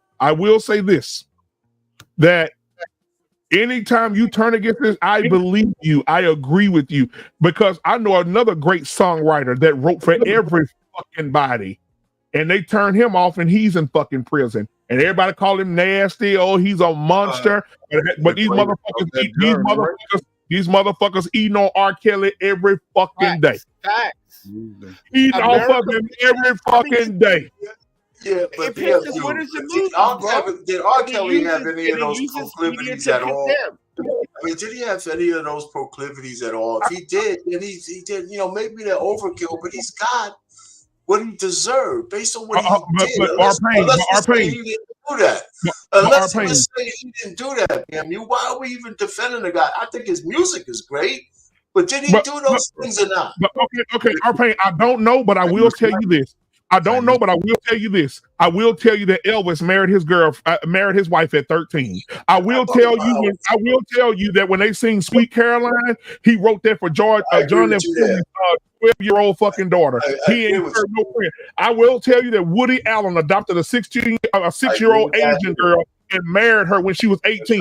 None of these white motherfuckers are in prison. None of them. I agree with you there. Black man. I agree with you there, and I'll agree that black people in this country can't do what white people do. Okay. Black man, filter, Mandrell, JT. I gotta head off. Y'all be good, but Black Man or Mandrell, y'all should do a show on why old people are so goddamn disrespectful. And I'm out of here. Y'all take care. Boy, you better take your look. See, that's why we can't give the cracker of a generation too much time, man. This is what they fade into this cycle. It's scary. That's what I'm saying. There's nothing wrong with having difference of opinions. We all have difference of opinions. That's great. We all come from similar to different genres or whatever you want to call it. But to just go as disrespect. And I'll say this too, R-Pain, because y'all grew up on this music. Do y'all remember a song called 16 where the man says, I want her so bad, but I couldn't go in because there's her dad. Look at her in the tub. She's only 16. He should let me love her. All that shit. I said, God damn, these motherfuckers ain't locked up for this bullshit.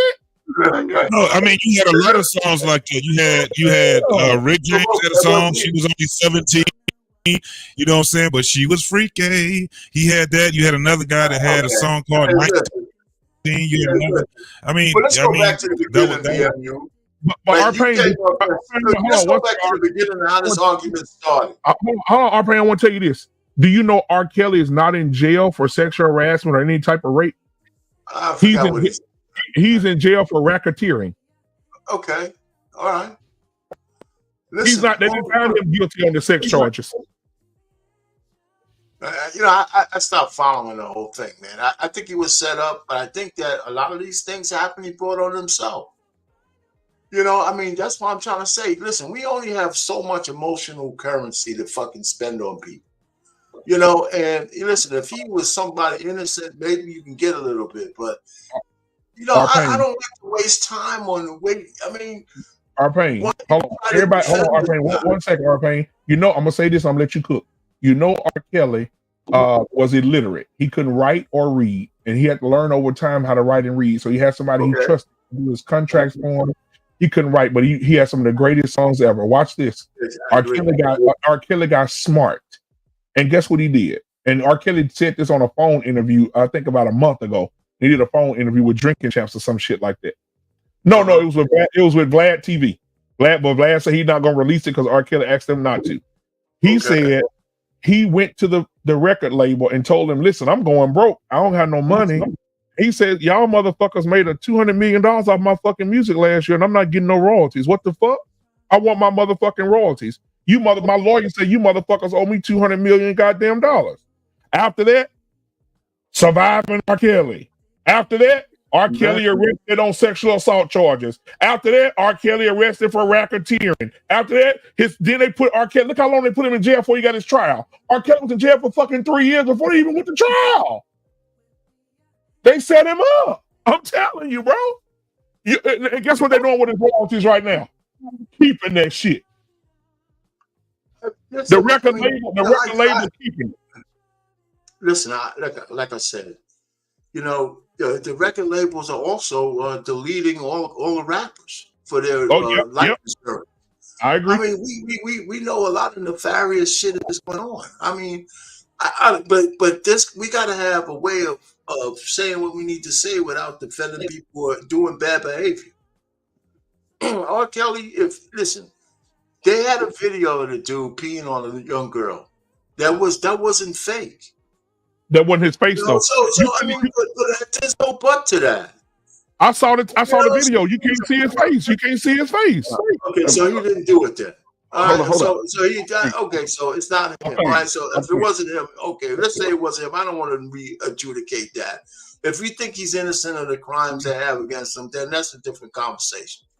If you think he's actually innocent of what he's in jail for and what he's accused of, then okay, that's a different conversation. I don't want to be a tit for tat on that one. I'll concede the argument that we don't have to go down that road. If you really believe he's innocent of that stuff, I'll concede. I will. I want to be able to really address the whole thing with the Michael Jackson Prince thing, right? Yeah. There was not a rival against them. That was what media has set up with Michael Jackson and Prince. First and foremost, you have to talk about the nature of their stardom. Michael Jackson was a child star. That was what he was, and he had a group called the Jackson 5.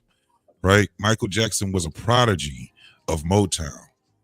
He was a prodigy. The first child star that they had was Stevie Wonder, right? So when you look at the nature on how Michael Jackson came into stardom and look at how Prince came into stardom with a high school band. That's how he came into stardom. He was 17 years old and he was a very shy person. He was like, wow, his first band was The Time. That was who he had. It wasn't Morris in the time. It wasn't none of that. It was him and what's the other dude named Jelly Bean, the drummer. You had Doc. Alexander O'Neal. Well, Alexander O'Neal was the first lead singer he had. Right. They all went to high school together. You had Terry Lewis and Jimmy Jam. They were in there, and so when he had that band, they were just a high school band trying to make it. You know what I'm saying? In Minnesota. Once he ended up getting his notarization, it was because of how great he was as a artist, as a guitarist. His band was like solid.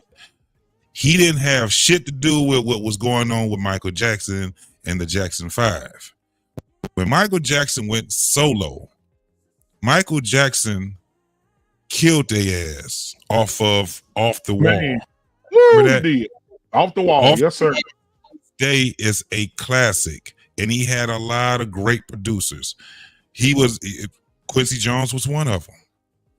And when you hear that music, you're talking about something that took him over the top, because what they were trying to do then was they were trying to separate him from the Jacksons. Why? Because when he's with his brothers, it's the Jacksons.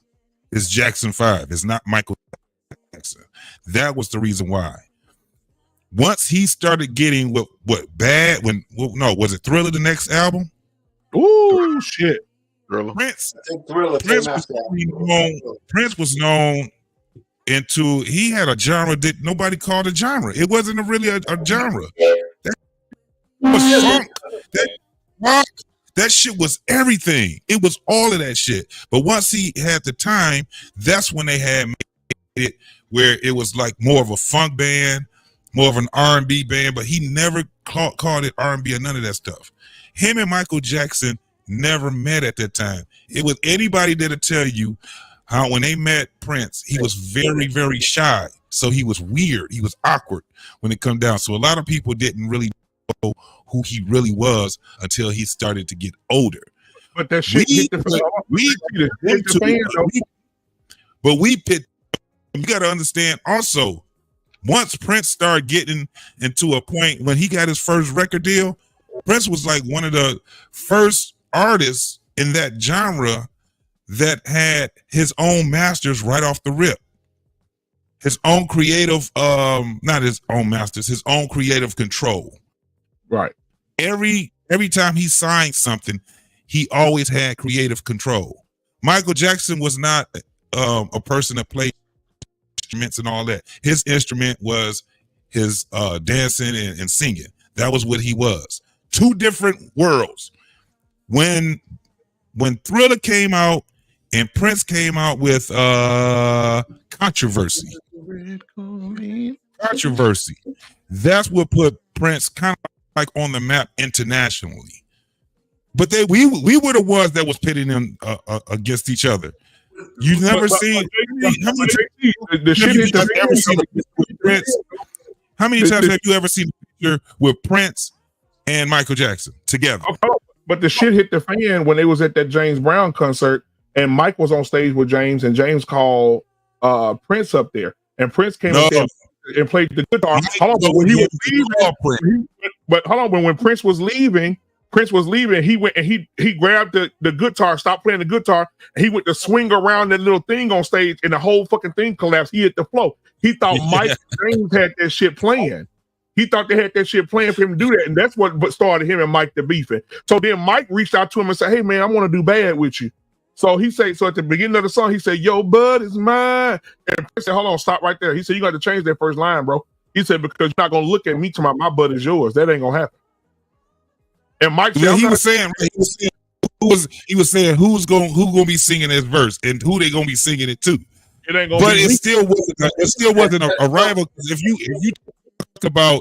you're talking about bad, then you have to be talking about Purple Rain. And I say one thing, JT. Listen, here's where I'm coming from. We look. Michael Jackson was one of the greatest guys that ever was entertaining. The point is, as an individual person, I was able to like Michael Jackson, love Michael Jackson and Prince at the same time. Period. Yeah. That's all I'm saying.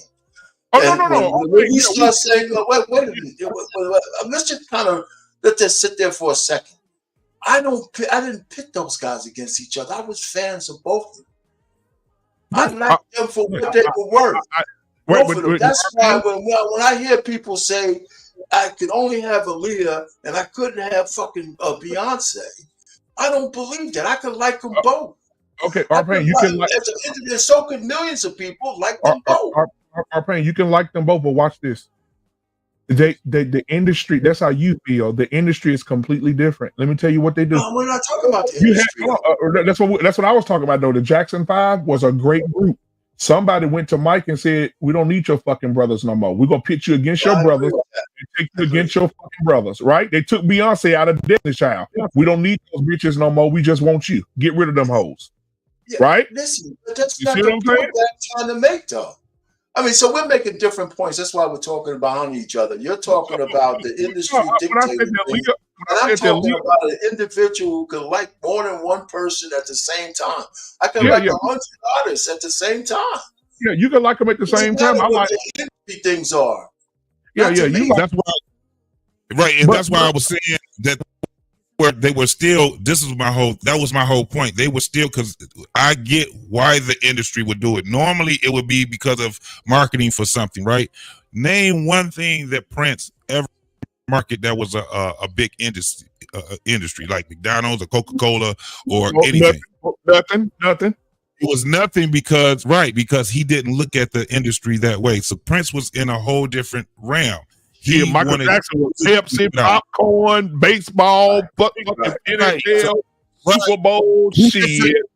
Right. So they had two different. So it was all. That's why it was always room for the two to be able to exist at the same time, because they wasn't trying to get. You got to still also remember that they both were fighting the same fucking company, almost at the same fucking time, right? Because they had masters that actually. That actually meant something. Look at all the masters they got. Fuck the music that never came out. Look at the music that they have. So it was the industry themselves that actually had them separated. And we as the people, I ain't talking about you or anybody else. I'm just saying the people always pit them against each other. However, what they did was the two, they ended up capitalizing off of that, because it would have been a great thing. Everybody say that it would have been a great thing for them to have made music together, right? Prince already explained they were going to make a song together. They was supposed to been bad. He was like, well, who the fuck? Because of the persona, he understood the persona they both had. They both were fairly what do you call it, feminine, right? So it wouldn't have been a good look for Prince and Michael Jackson to be singing "Your Butt Is Mine." He told Mike to change it. Mike didn't want to change it. However, Michael Jackson missed out on a lot of great fucking opportunities, though, because he could have did a song with Prince, changed the fucking lyrics, shut the fuck up, and just changed the shit. Right? You could have said, "I'm gonna beat your ass" or something. You could have changed it, and then you missed out on Freddie Mercury. Freddie Mercury and Michael Jackson were about to do a song together too. That shit would have been motherfucking epic. Can you imagine the lead singer of Queen and Michael Jackson doing a goddamn song together? And he guess what he said? But to be fair, wait, pause. To be fair, that would have actually been gay. It's Freddie Mercury. So no. But Mike wanted to do it. Do a song with him and not be gay. You ain't got to be gay. Right. Freddie Mercury. I mean, JT is Freddie Mercury.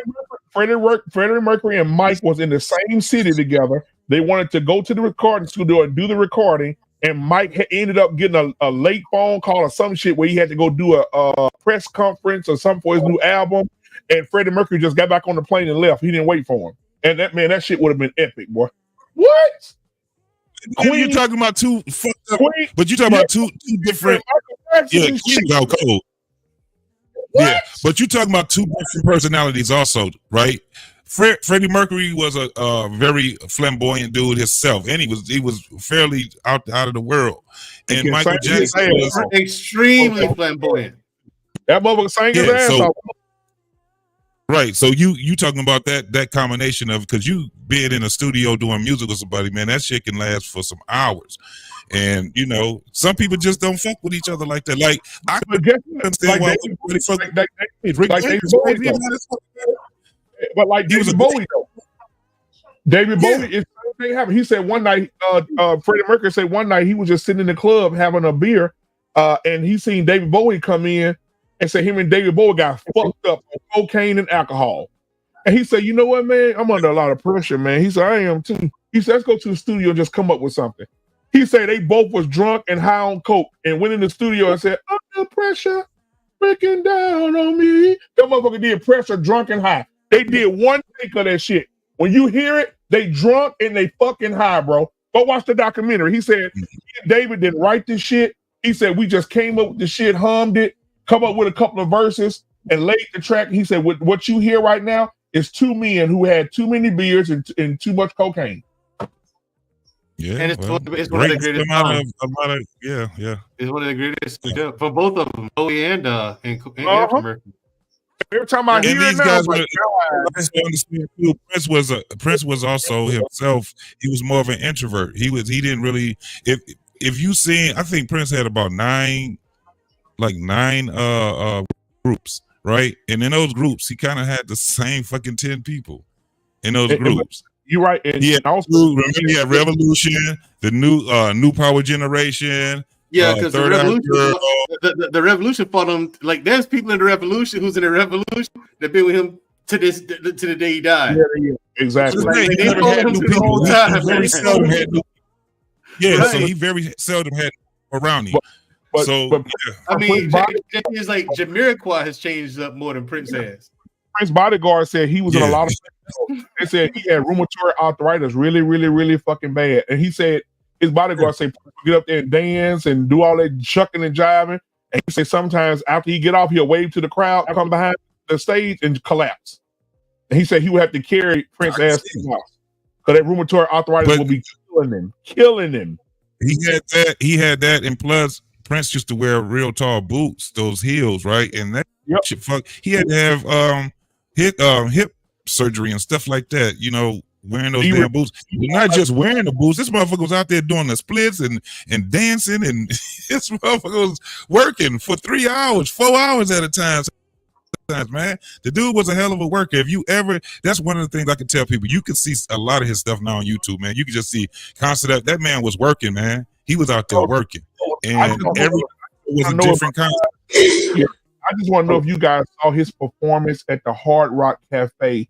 When he was sitting in the fucking audience and they start playing what's the name of the song? My Guitar Gently Weeps by the Beatles.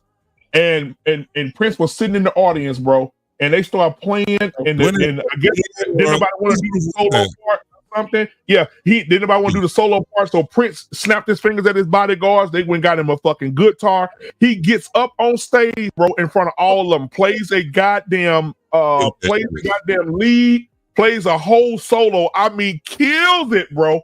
After he got done, he unplugged that bitch and threw it over his shoulder into the back of the stage and walked off. Yeah. Bro, I was like, oh my goodness, man, that nigga was a cold guitar player, bro. That was what Prince would do. Prince used to go to people that he actually liked. Like he was at the Hard Rock Cafe, and not the Hard Rock Cafe, but the House of Blues with what's the rap group? Q-Tip and what's my man when he was with what's the name of the group? He's with Q. Tribe Called Quest. Yeah. They were doing original group. Yeah. That one song he was doing, and he came up there, grabbed a guitar, and started playing to the damn music, man. And did the same thing. Took that guitar off and tossed it. And he was a great and look, and that's the thing. He was a great fucking musician, bro. And half the motherfucking music you hear on those albums, he playing every goddamn instrument on them. Yes. Every one of them. And he's just a bad man, bro. Prince, man, you know, and my wife be making me mad the motherfucker. She said, yeah, he was gay. I said, man, I don't want to hear that shit. But you know, Prince got more ass than even if you heard him, Prince wasn't gay. I think his last 10 years of his life, he started doing more and more interviews, man. I mean, he would tell you all you gotta do is just look up his interviews, man, and they're gonna tell you he's people exactly the type of person he was. He ain't never like he told somebody, he's like, yeah, I'm a feminine man. He said, but I like women. Like I've always loved women, you know, but he never, you know, he never was at a point where he was just like, yeah, I'm gay and I love men and stuff like that. Because every time you saw him, who you saw him with? Women. He never What's the saw girl him name? What's the girl name? Carmen Electra. Shit, Carmen Electra say she said Prince had an aura about him. She said Carmen Electra said she was sitting after an MTV thing or something, and say Prince looked over at the corner of his eye and seen her standing over there. He said to his bodyguard, "Go get her." and said they brought her over, and he was like, "Hey," she said, "Hey, Prince, how are you? Oh my God, you Prince." He's like, "I know." And she said he didn't get excited. Nothing. He was like, "I know who you are." He said, "But I do want you to know you belong to me now. Get in the car." And she said she jumped in the car. She asked no questions. He took her to go purify herself in Lake Manitoba. Yeah. You know what? Guess what she said? She said Prince fucked her. She said they were very intimate, and she said Prince is very intimate and very careful with a woman. And she said after he fucked her, he read her the Bible till she fell asleep. What kind of shit is that, Trey? What kind of shit is his family practiced Jehovah's Witness? He was a Jehovah's Witness. So I mean, I would not have that goddamn type of goddamn effect. I'm just saying, though, I can see the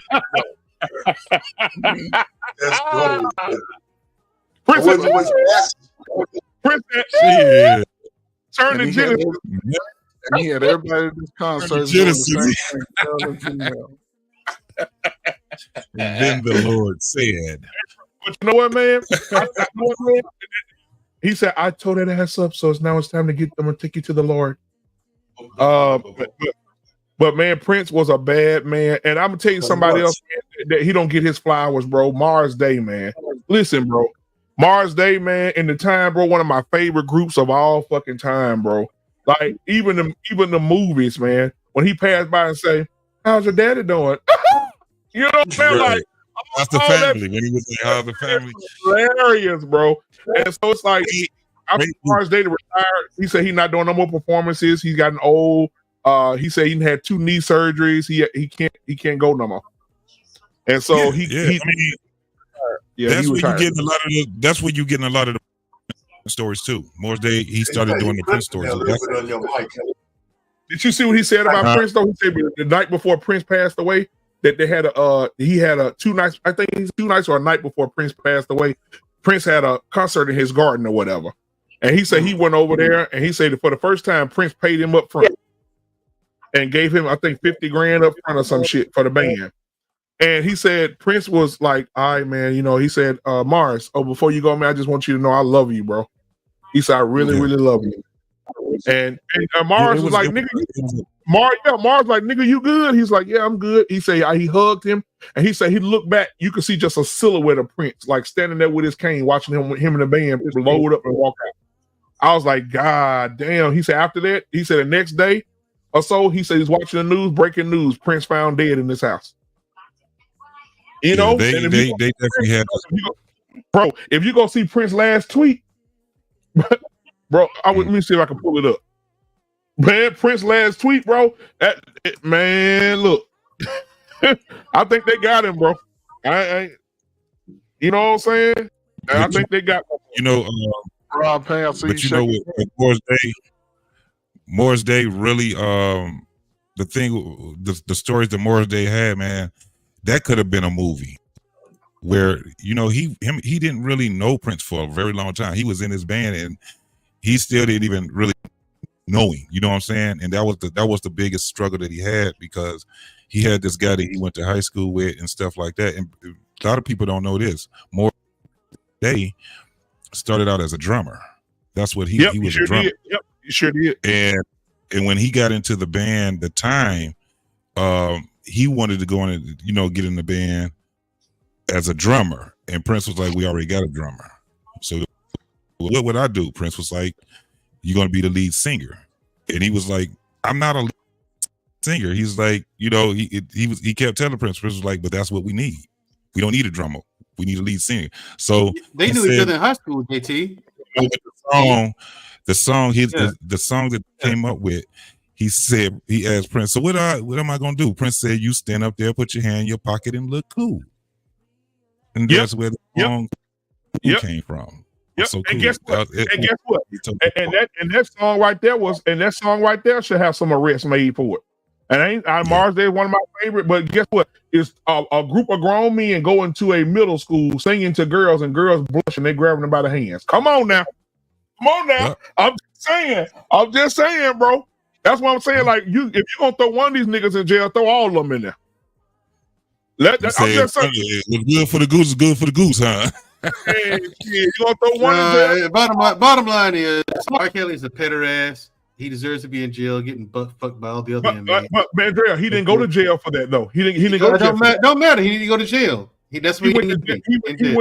I don't care. A petter ass is in jail doing time. But they didn't prove it, Mandrell. Who gives a shit? He's in jail doing time. I'm glad he's there. He didn't know how to read fucking. Why? He's not productive. What? You crazy? You crazy? He doesn't. R. Kelly here's the thing I told you before, Black man. You and I've had this conversation one-on-one over the phone and in person. We've had this conversation in person. Listen, I told you I have the luxury of having never been a fan of his. Ever. Oh my God. I've never been a fan of R. Kelly. You can't be in this conversation, Dan Mandrell. Of course I can. Fuck that shit. And Morris Day and Prince were her friends since high school. They've been friends since high school. Hey, So bro, yeah, I'm gonna take tell the you real one. right R. Kelly, no, I don't like Mandrell ain't gonna want to hear this, but R. Kelly is one of the greatest writers of all time. He up there with Stevie Wonder. He's one of the greatest of all time. Yeah. I mean, I'm not going to argue. I'm not going to. His thing. I'm not going to debate you on that. I happen to agree with that. He is one of the greatest songwriters of all time. I can't take that from him. Does he have talent? Yes, but he's also a sick fuck who needs to be in jail. How's he sick if they didn't prove it? Two things can be right at the same time. Just because you ain't prove it, don't mean you ain't do it. What? But what the country say? This your country. You fought for. This is coming from a guy who gets into a fight in a church. Okay. And no one sent him to jail. No one can prove it. It says no one can prove it. Does that still mean you didn't beat somebody up in the sanctuary?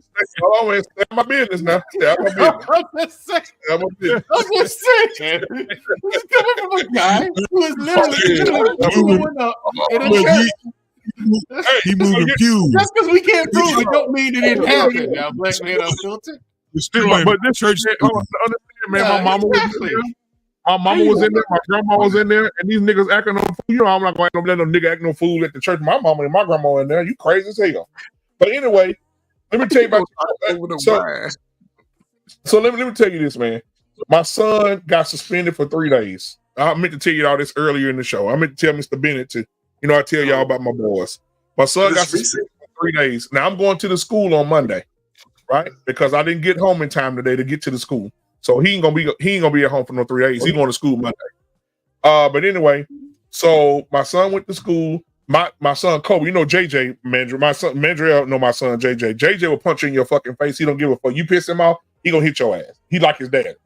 But Kobe is more laid back. You got to really, really push Kobe to get Kobe to win it. Kobe cool, man. JJ's cool too, but JJ is quick to get excited. You know what I'm saying? Once you get JJ hyped up, it's gonna take be a while for that youngin' cool off. You know what I'm saying? Exactly. And so Kobe was at school, so she called my wife and told my wife, you got to come get him and all this. I was like, what's going on, baby? She said, I'll tell you when I get back home. So the little white boy at the school came and told my son, like he told my son dropped his tablet or something. He told my son, drop your tablet, nigga.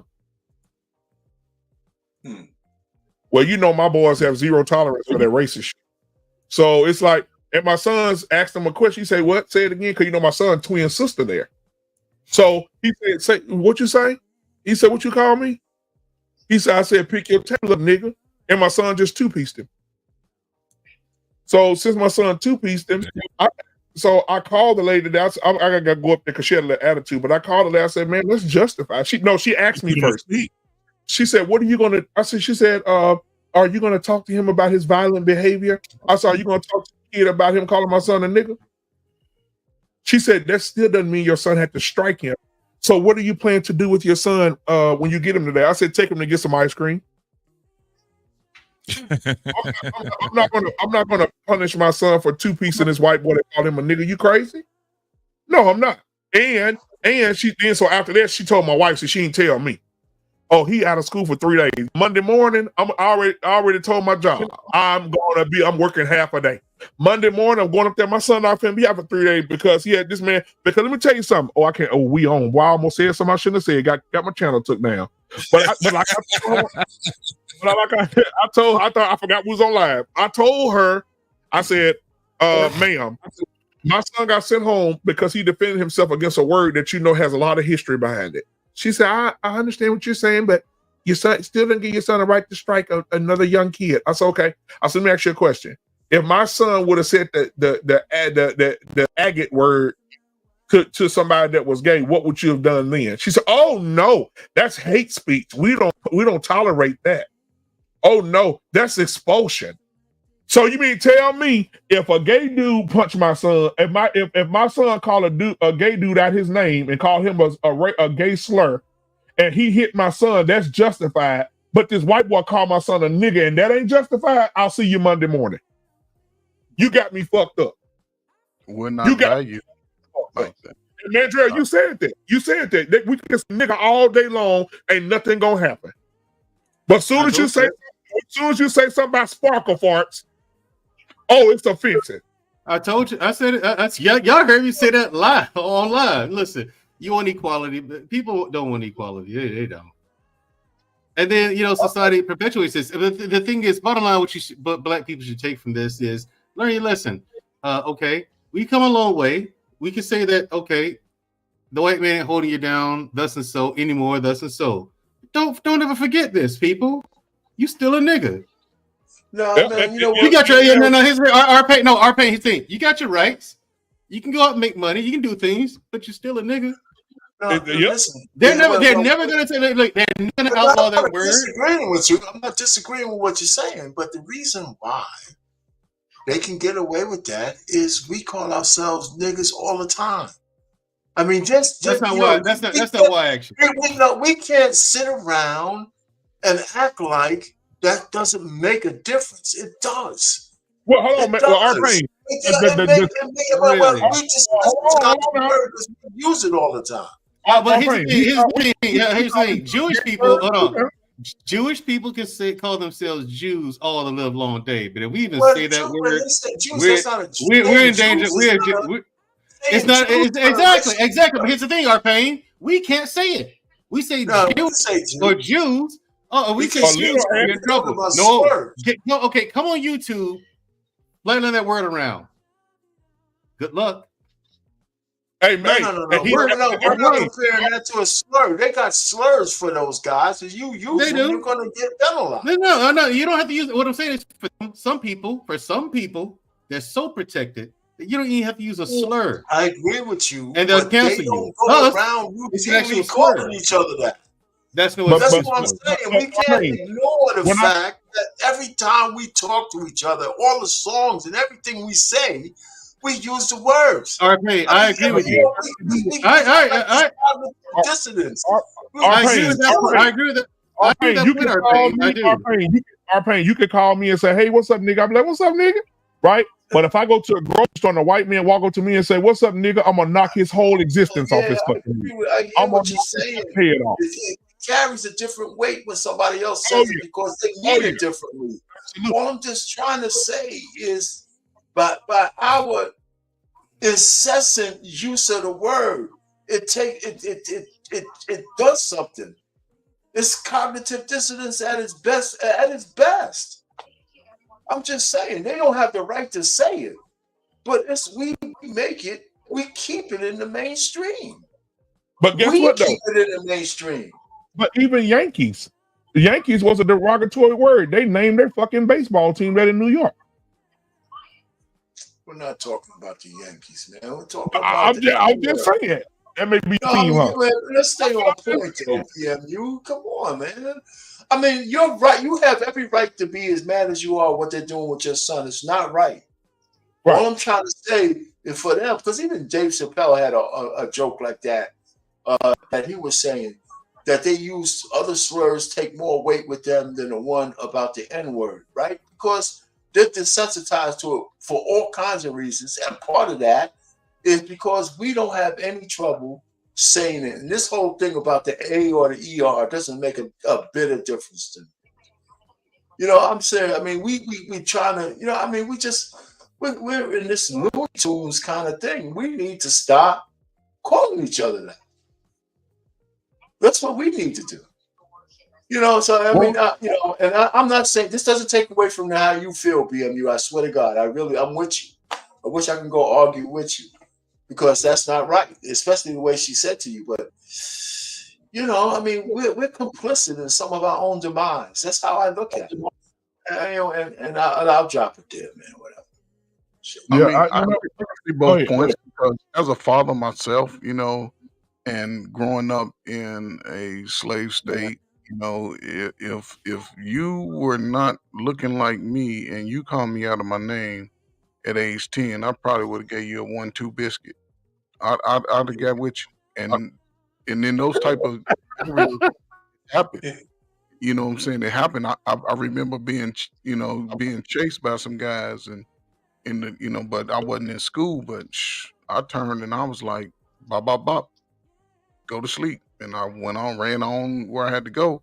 But now, you know what I'm saying? It just goes to show how, you know, the rest of the world looks at us, you know, in any capacity. And I think that's where we drop the ball as adults because we perpetuate a lot of the behaviors that our pain is speaking to the world, even to ourselves. And then we expect other men or other coaches to say, no, they're valuable. No, as long as we keep doing it, nobody's going to look at us in the way that we feel we should be looked at to the world because we're the main ones hurting our own selves. You know, we you know, other coaches are doing it, but we do it to ourselves greater than anybody.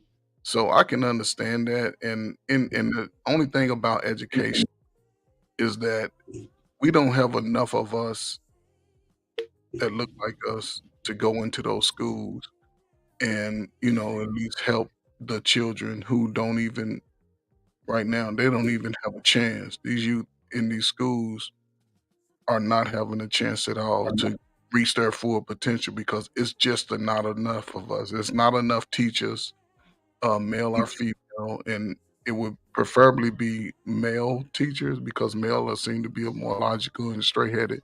A lot of these women that even though they go into the schools, they're teaching these young sisters this same rhetoric about go and be single for life and go out and do the things you want to do. And nobody's, you know, it's sort of confusing the youth on what to do.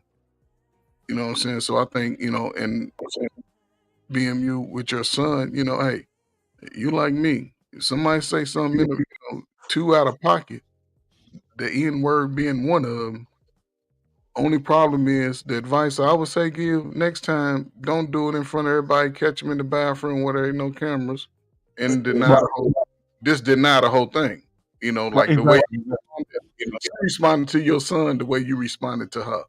You like, hey, you know what I'm saying? So next time, you know, just try to be a little discreet about it. Like, on my son.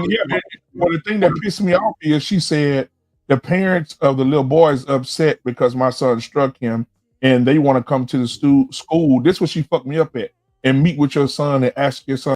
Ain't nobody finna meet with my son. You ain't not finna talk to my motherfucking son unless y'all want me to go to prison. Ain't nobody gonna be sitting down with my child and I'm not there. Let's just start right there. We're gonna start right there. You got me all the way fucked up. Yeah, but anyway, I want to tell y'all this before we get out of here, man. About so y'all already know sometimes I end with a joke. So I was thinking about a joke that my granddad had said a long time ago, and a lot of people didn't say the joke, but I guarantee some of y'all probably never heard it. My granddad would say one day he was walking with a Mexican man and a white man, and he said, "Man, I want to go to heaven." They said, "Well, God, right down the street." He said, "How far down the street?" He said, "About half a mile." He said, "But I'm gonna tell you right now, Robert, your name ain't on the list. You know your damn name ain't on the list." And my granddad said, "Well, I'm gonna try." He said, "Well, I'll give you one more chance." He said, "God will give you one more chance. All you gotta do is go down there and ask God a question. If he ain't got an answer to it, he'll let you into heaven." My granddad said he went down there and whispered something in God's ear. God looked back at him and say, "Open the gate, let him in." My granddad walked into the gate. The Mexican came down and said, "Hey, Holmes, this ain't fair. How you get in heaven? We can't get in heaven. What did he ask you?" God looked at the Mexican and the white man and said, he asked me, when are black people gonna stick together?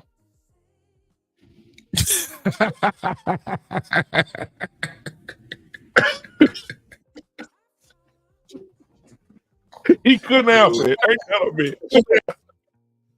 So when the hell was man.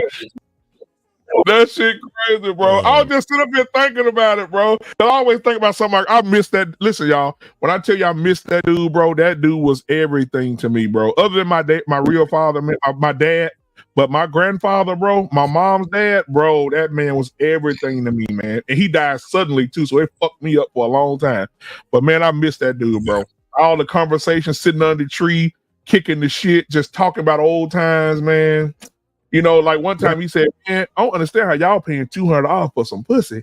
He said, boy, back in the day, I'd give a motherfucker a dime or a quarter and shit. We fucked for 2 days. You know what I'm saying? Like shit like you know what I'm saying? And I was like, damn, that shit. That was back in, he said, he always get a date. Back in 49, 50, man, I'd give a girl a quarter, a nickel, and tear that ass up. I said, shit. I said, you ain't gonna get about no quarter nickel today, goddamn. Yeah. Man, I miss that man, bro. I miss him to death, bro. I miss him. But anyway, man, thank y'all for coming tonight, man. We've been on this motherfucker for 5.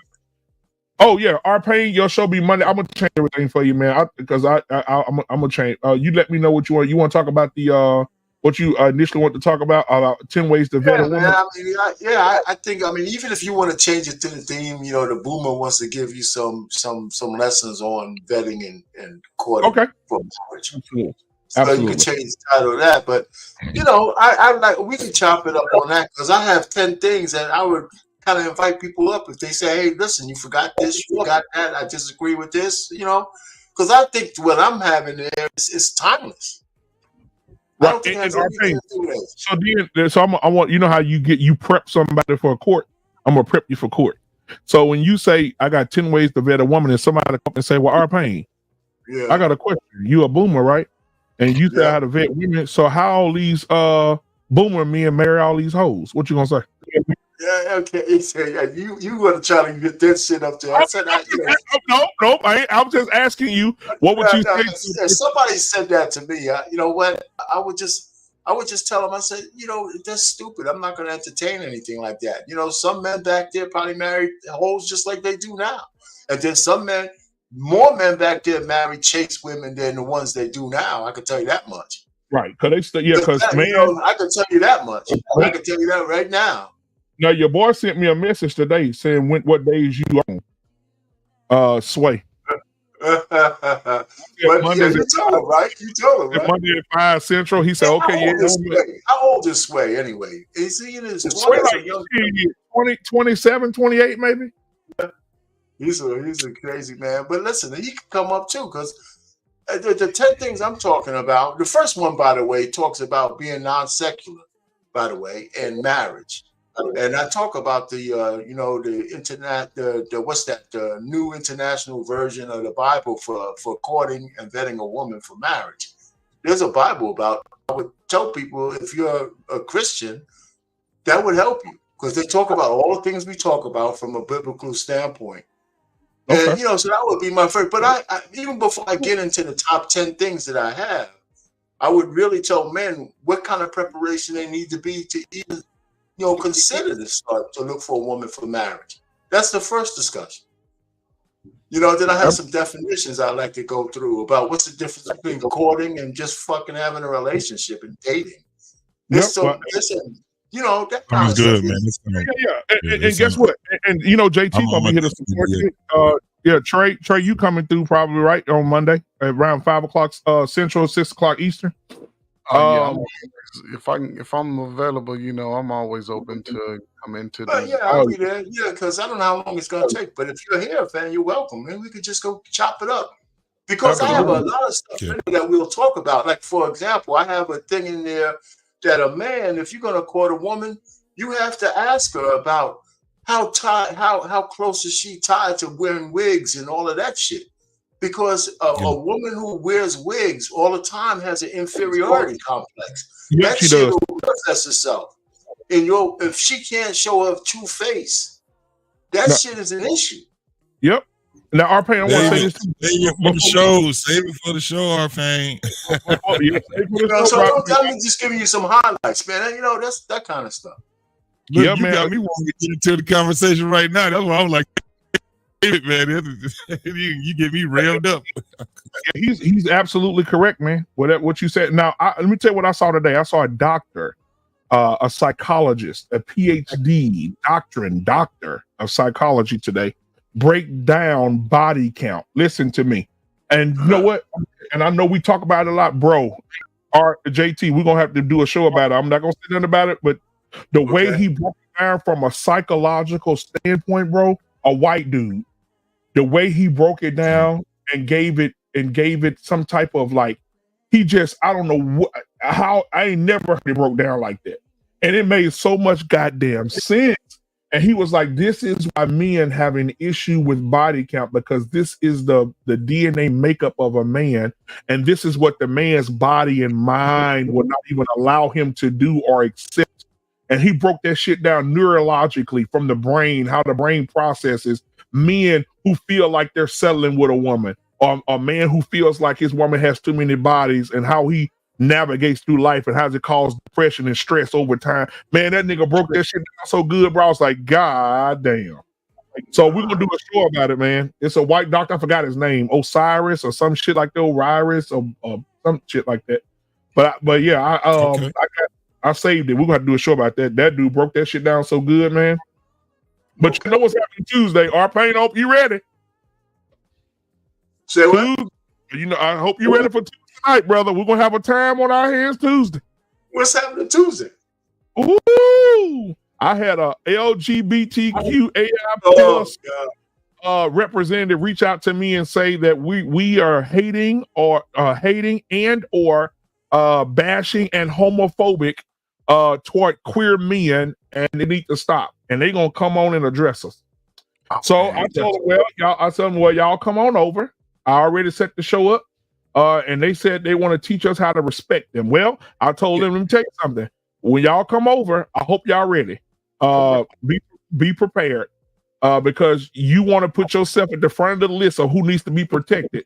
And 23,000 black women that came up missing in Washington in a year, and ain't nobody said nothing.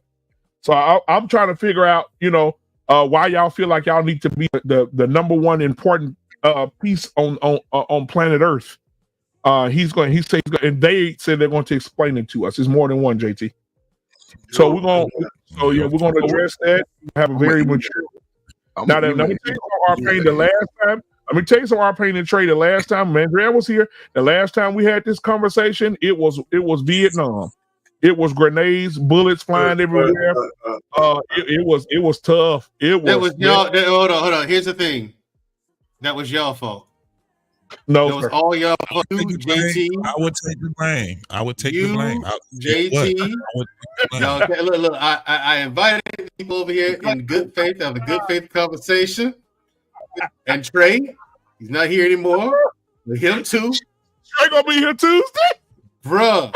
Here's the thing: when he tells you it's Vietnam, he is significant.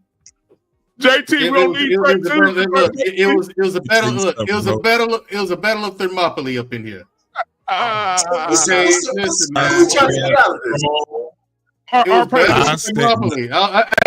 If you go back and watch that video, you can see the vast majority of that show. I was like this, or like this. How long ago was that? They have to go back. I forget. It was back in like February or January. It was like January or February, like that. I mean, but vast majority of the show, I was like this.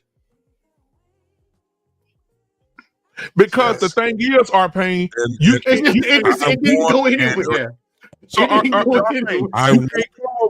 can't come over here asking to be respected, and then you come over here and be disrespectful to heterosexual men. You can't come talk to us like that. We ain't putting up with it. We got zero tolerance for it. And so when we went at their ass, Mandrell had his hand on his head because he knew at that moment they fucked us. He knew. He knew. And so you can't come here and you start talking sassy is on. See, that's what set JT off right there. That sassy shit.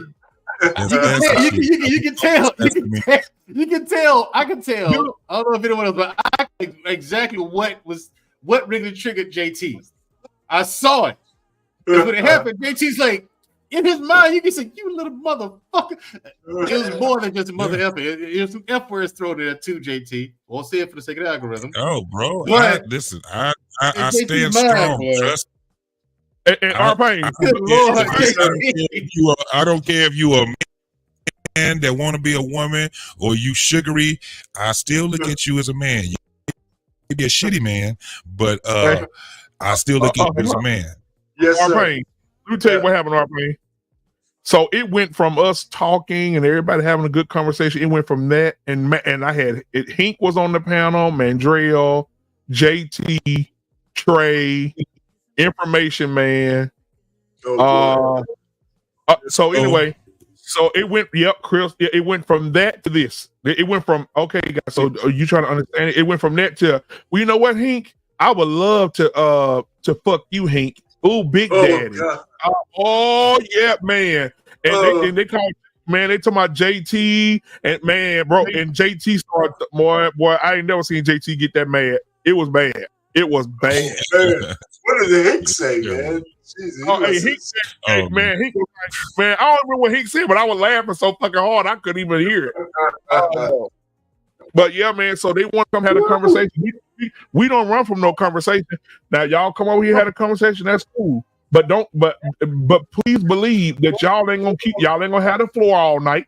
You're not gonna be over talking us. You're not gonna be saying what you want to say and putting your purpose into your agenda out there. We're not doing that. If you want to have a conversation, you want to have a goddamn conversation. Now, if you want to get stupid, I got a lot of stupid people on my channel now. So if you want to get ignorant, we can go right along and get ignorant with your ass. That's the end of that.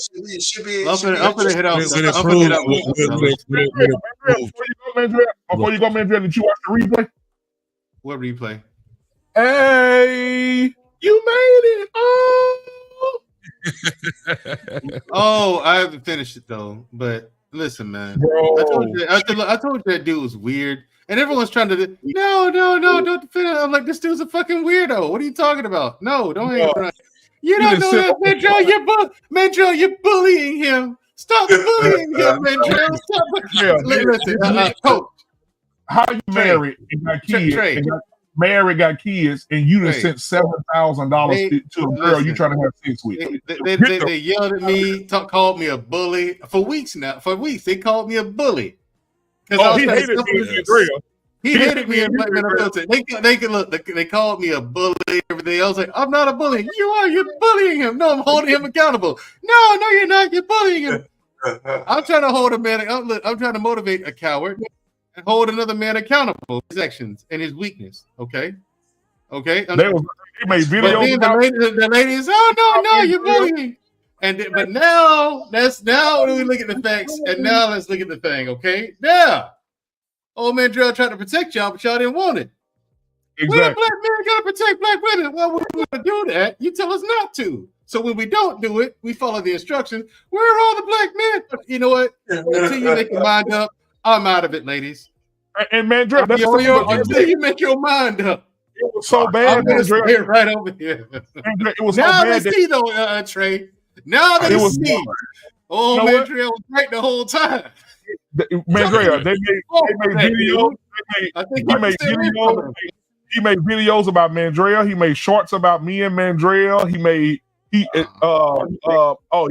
He was on us bad. But then I did a video and I shut the whole fucking party down. I shut the party down. It's not like we made it up. We didn't make anything up, Trey. We just listen. It's not like we're lying on him. We're just these are things that he is doing. No grown man should have a woman's robe on with a woman's bonnet on his head, talking about I'm having a virtual sleepover with women. Now we're gonna hold your motherfucking ass accountable. We're gonna hold your ass a man. We're gonna hold your ass accountable. Pajama party. It was a pajama party. It was a pajama party. That's Trey. Keep in mind, Trey. Trey, keep in mind, this guy, R-Pain and Trey, this guy claims to be straight. So he claims. Come on. I don't see it myself. Hold on. I don't see it. Oh, girl What? said on the show yesterday he had what he is, he had swinger parties with men and women. That's what she said. Exposed is done there. That's what she said. Is that why his wife is giving him sex? I guess. His wife, like he said, he comes on a lot. Look, this guy embarrasses himself. Look, he's so pathetic. I tried to go over there and help him out. Okay, I said, listen, man, stay off of all the platforms unless it's not yours. And then when you get on yours, don't say anything. Just get there, get on camera, and say nothing. Just look at the camera. That's it. Don't say a word. Why? You don't know what to say. Okay, you clearly don't know what to say and what to say. You're making it worse. So then these young cats, all right, these cats can't be no more than 19, 20 years old, 22 at the most. Okay, they come up there and there's like they break down this video. Look at this. You see what this dude doing? He starts crying in front of these women that he don't know. He's blah blah blah, and they're just calling out what the guy was doing. Then, because word gets out, I get a phone call. Hey man, do you see what's going on? No, I've never heard of this panel. What are you talking? This channel? What you talking about? It's a channel I never know. So I go to it, and my worst fears happen. Okay, and like I said, he's so pathetic. I feel sorry for him. He shows up in the chat. How he knows about this is going on, I don't know. So they drop the link. Some other young cats come up there, and these young lions are just not even yelling and screaming at him. They're just like, "What in the world is wrong with this dude? Like, what's happening? I don't understand what's going on. What is this?" Like, that's the approach they have to it. They don't understand it, you know. So he says, "I'll care." And so they're gracious. I said, "No, don't do that. Don't do that." I even typed in the chat at him, "Do not do that. Do not go on the chat." You know what I'm saying? Because I can't contact him any other way. He just in the chat. So he goes up there, inspiring him not to, and he releases more of his own personal business, which makes it worse because him crying in front of a bunch of women he don't know about something he did, as if that wasn't bad enough. He goes up and says, "Well, my wife cheated on me before we got married, you know, and I forgave her, and we got married, and now we're here." And then it's like, wait, and the young lions are like, wait, and you married her anyway? Like they're even more confused. You gotta go watch the whole video. You gotta go watch the whole video because the girl that exposed him said she got text messages saying, "Man, I wish I wouldn't have paid for that trip for my wife because I think she's having sex with the dude at the church." The wife right now is in Greece with a dude from the church. They're in Greece. Wait, by themselves? Yeah, they went with a church group. Like it's a group of like 10. Oh my God! Read Genesis. And they're in a romantic ass city by themselves for 2 weeks. While he's having a revelation. Yep, he gonna be tearing that ass up. But my thing is this, though. Yeah, Matthew, Mark, Luke, John, and Paul are hitting that thing. Oh, hold on, you forgot something, Matthew, Mark, Luke, John, and he gonna do the ass on her ass right there. Right. Everybody getting a piece. That's right. I'm gonna give you. Hey, the dude over there said, "Come on, baby, let me give you this sword of Michael." Hey, you know what though, Mandrell? All that shit he said, protect women, don't be out here cheating on your wives. All this, man. Sword of Michael. That's right. Yep. He said, "I'm gonna part the sea with the rod of life." That's right. Part this pink. I'm gonna part this pink sea. That ain't that pitiful. And he did all that talking. And you just spent 7 hours. Look at these gentlemen over here. Look at Trey and our pain. It is just that pathetic, gentlemen. He's one guy. When I tell you he is a lost cause in that regard, there's no hope. There's no help. You can't. There's no help. Dude, he showed the text message that said, he said on YouTube or YouTube a motherfucker when you get exposed. She showed text message where she said, "If you have sex with me, it's gonna ruin your marriage because you're gonna want to have sex with me more than once. I'm gonna tell you that now. It's good." He said, "I don't care. I just want to have sex." Did you get my other cash? He sent her another $500 in cash app. See, gentlemen, do you see? R-Pain, do you see why I curse these dudes out? Do you see why? That level of weakness makes us all look bad. Yep. I was raised old school. All right, R-Pain, you're a whole generation ahead of me. But I was raised old school. Okay. My parents made me earn everything. They made me, even though they could have gave it to me. No, you got to do something for it. You have to earn it. That whole thing. If I fell and bumped my knee or something like that, hit my head, get up. Get up. Stop crying. Exactly. You know what I'm saying? Stop all that crying and all that shit. But you say go outside. Quit watching so much TV. Go outside. Go outside. I think he sit. I think he just sit up watching Dr. Quinn Medicine Woman reruns and shit. I don't know, fellas. That's a funny thing. We stayed outside, man. When I was a kid, man, we just stayed outside. I mean, everybody stayed outside. Being in the house was the punishment. That was the punishment. Exactly. That was my punishment. Being in the house was my punishment. I used to sit at the door and just think about things I can do when I get back outside. Yep, exactly. Look out my window like, I cannot wait till I get outside and be out literally 10, 12 hours a day. I mean, but see, here's the thing that you all have in common that a lot of men don't today. Everybody on here, y'all talked about a father and the example that you had and the man that showed up. And when you looked at him, when you first realized you saw him, he looked like he was 15 feet tall. And when he spoke, he just like froze you. And you may have been talking to whoever, what, when he spoke. Yes, no, okay. And you did it. And he was there. Now, here we are. This is the repercussions of that 35 years removed, where a lot of boys, when they transition into their puberty, they only hear women's voices. They only get the dress code of a woman. They don't wear belts. They showing their cheeks just like the women, just in, so this is what I expect. I'm not surprised by it. I'm not surprised when guys sort of play into that RuPaul type of look, because Come on, man. But what I'm saying is, that's what it is. It's no difference. Isn't there a difference though? God damn. But see, look, he plays into what's it called? He's playing a role almost. But these guys are living that life. And being in that lifestyle, and you're a young, bright black man, you're going to be poor.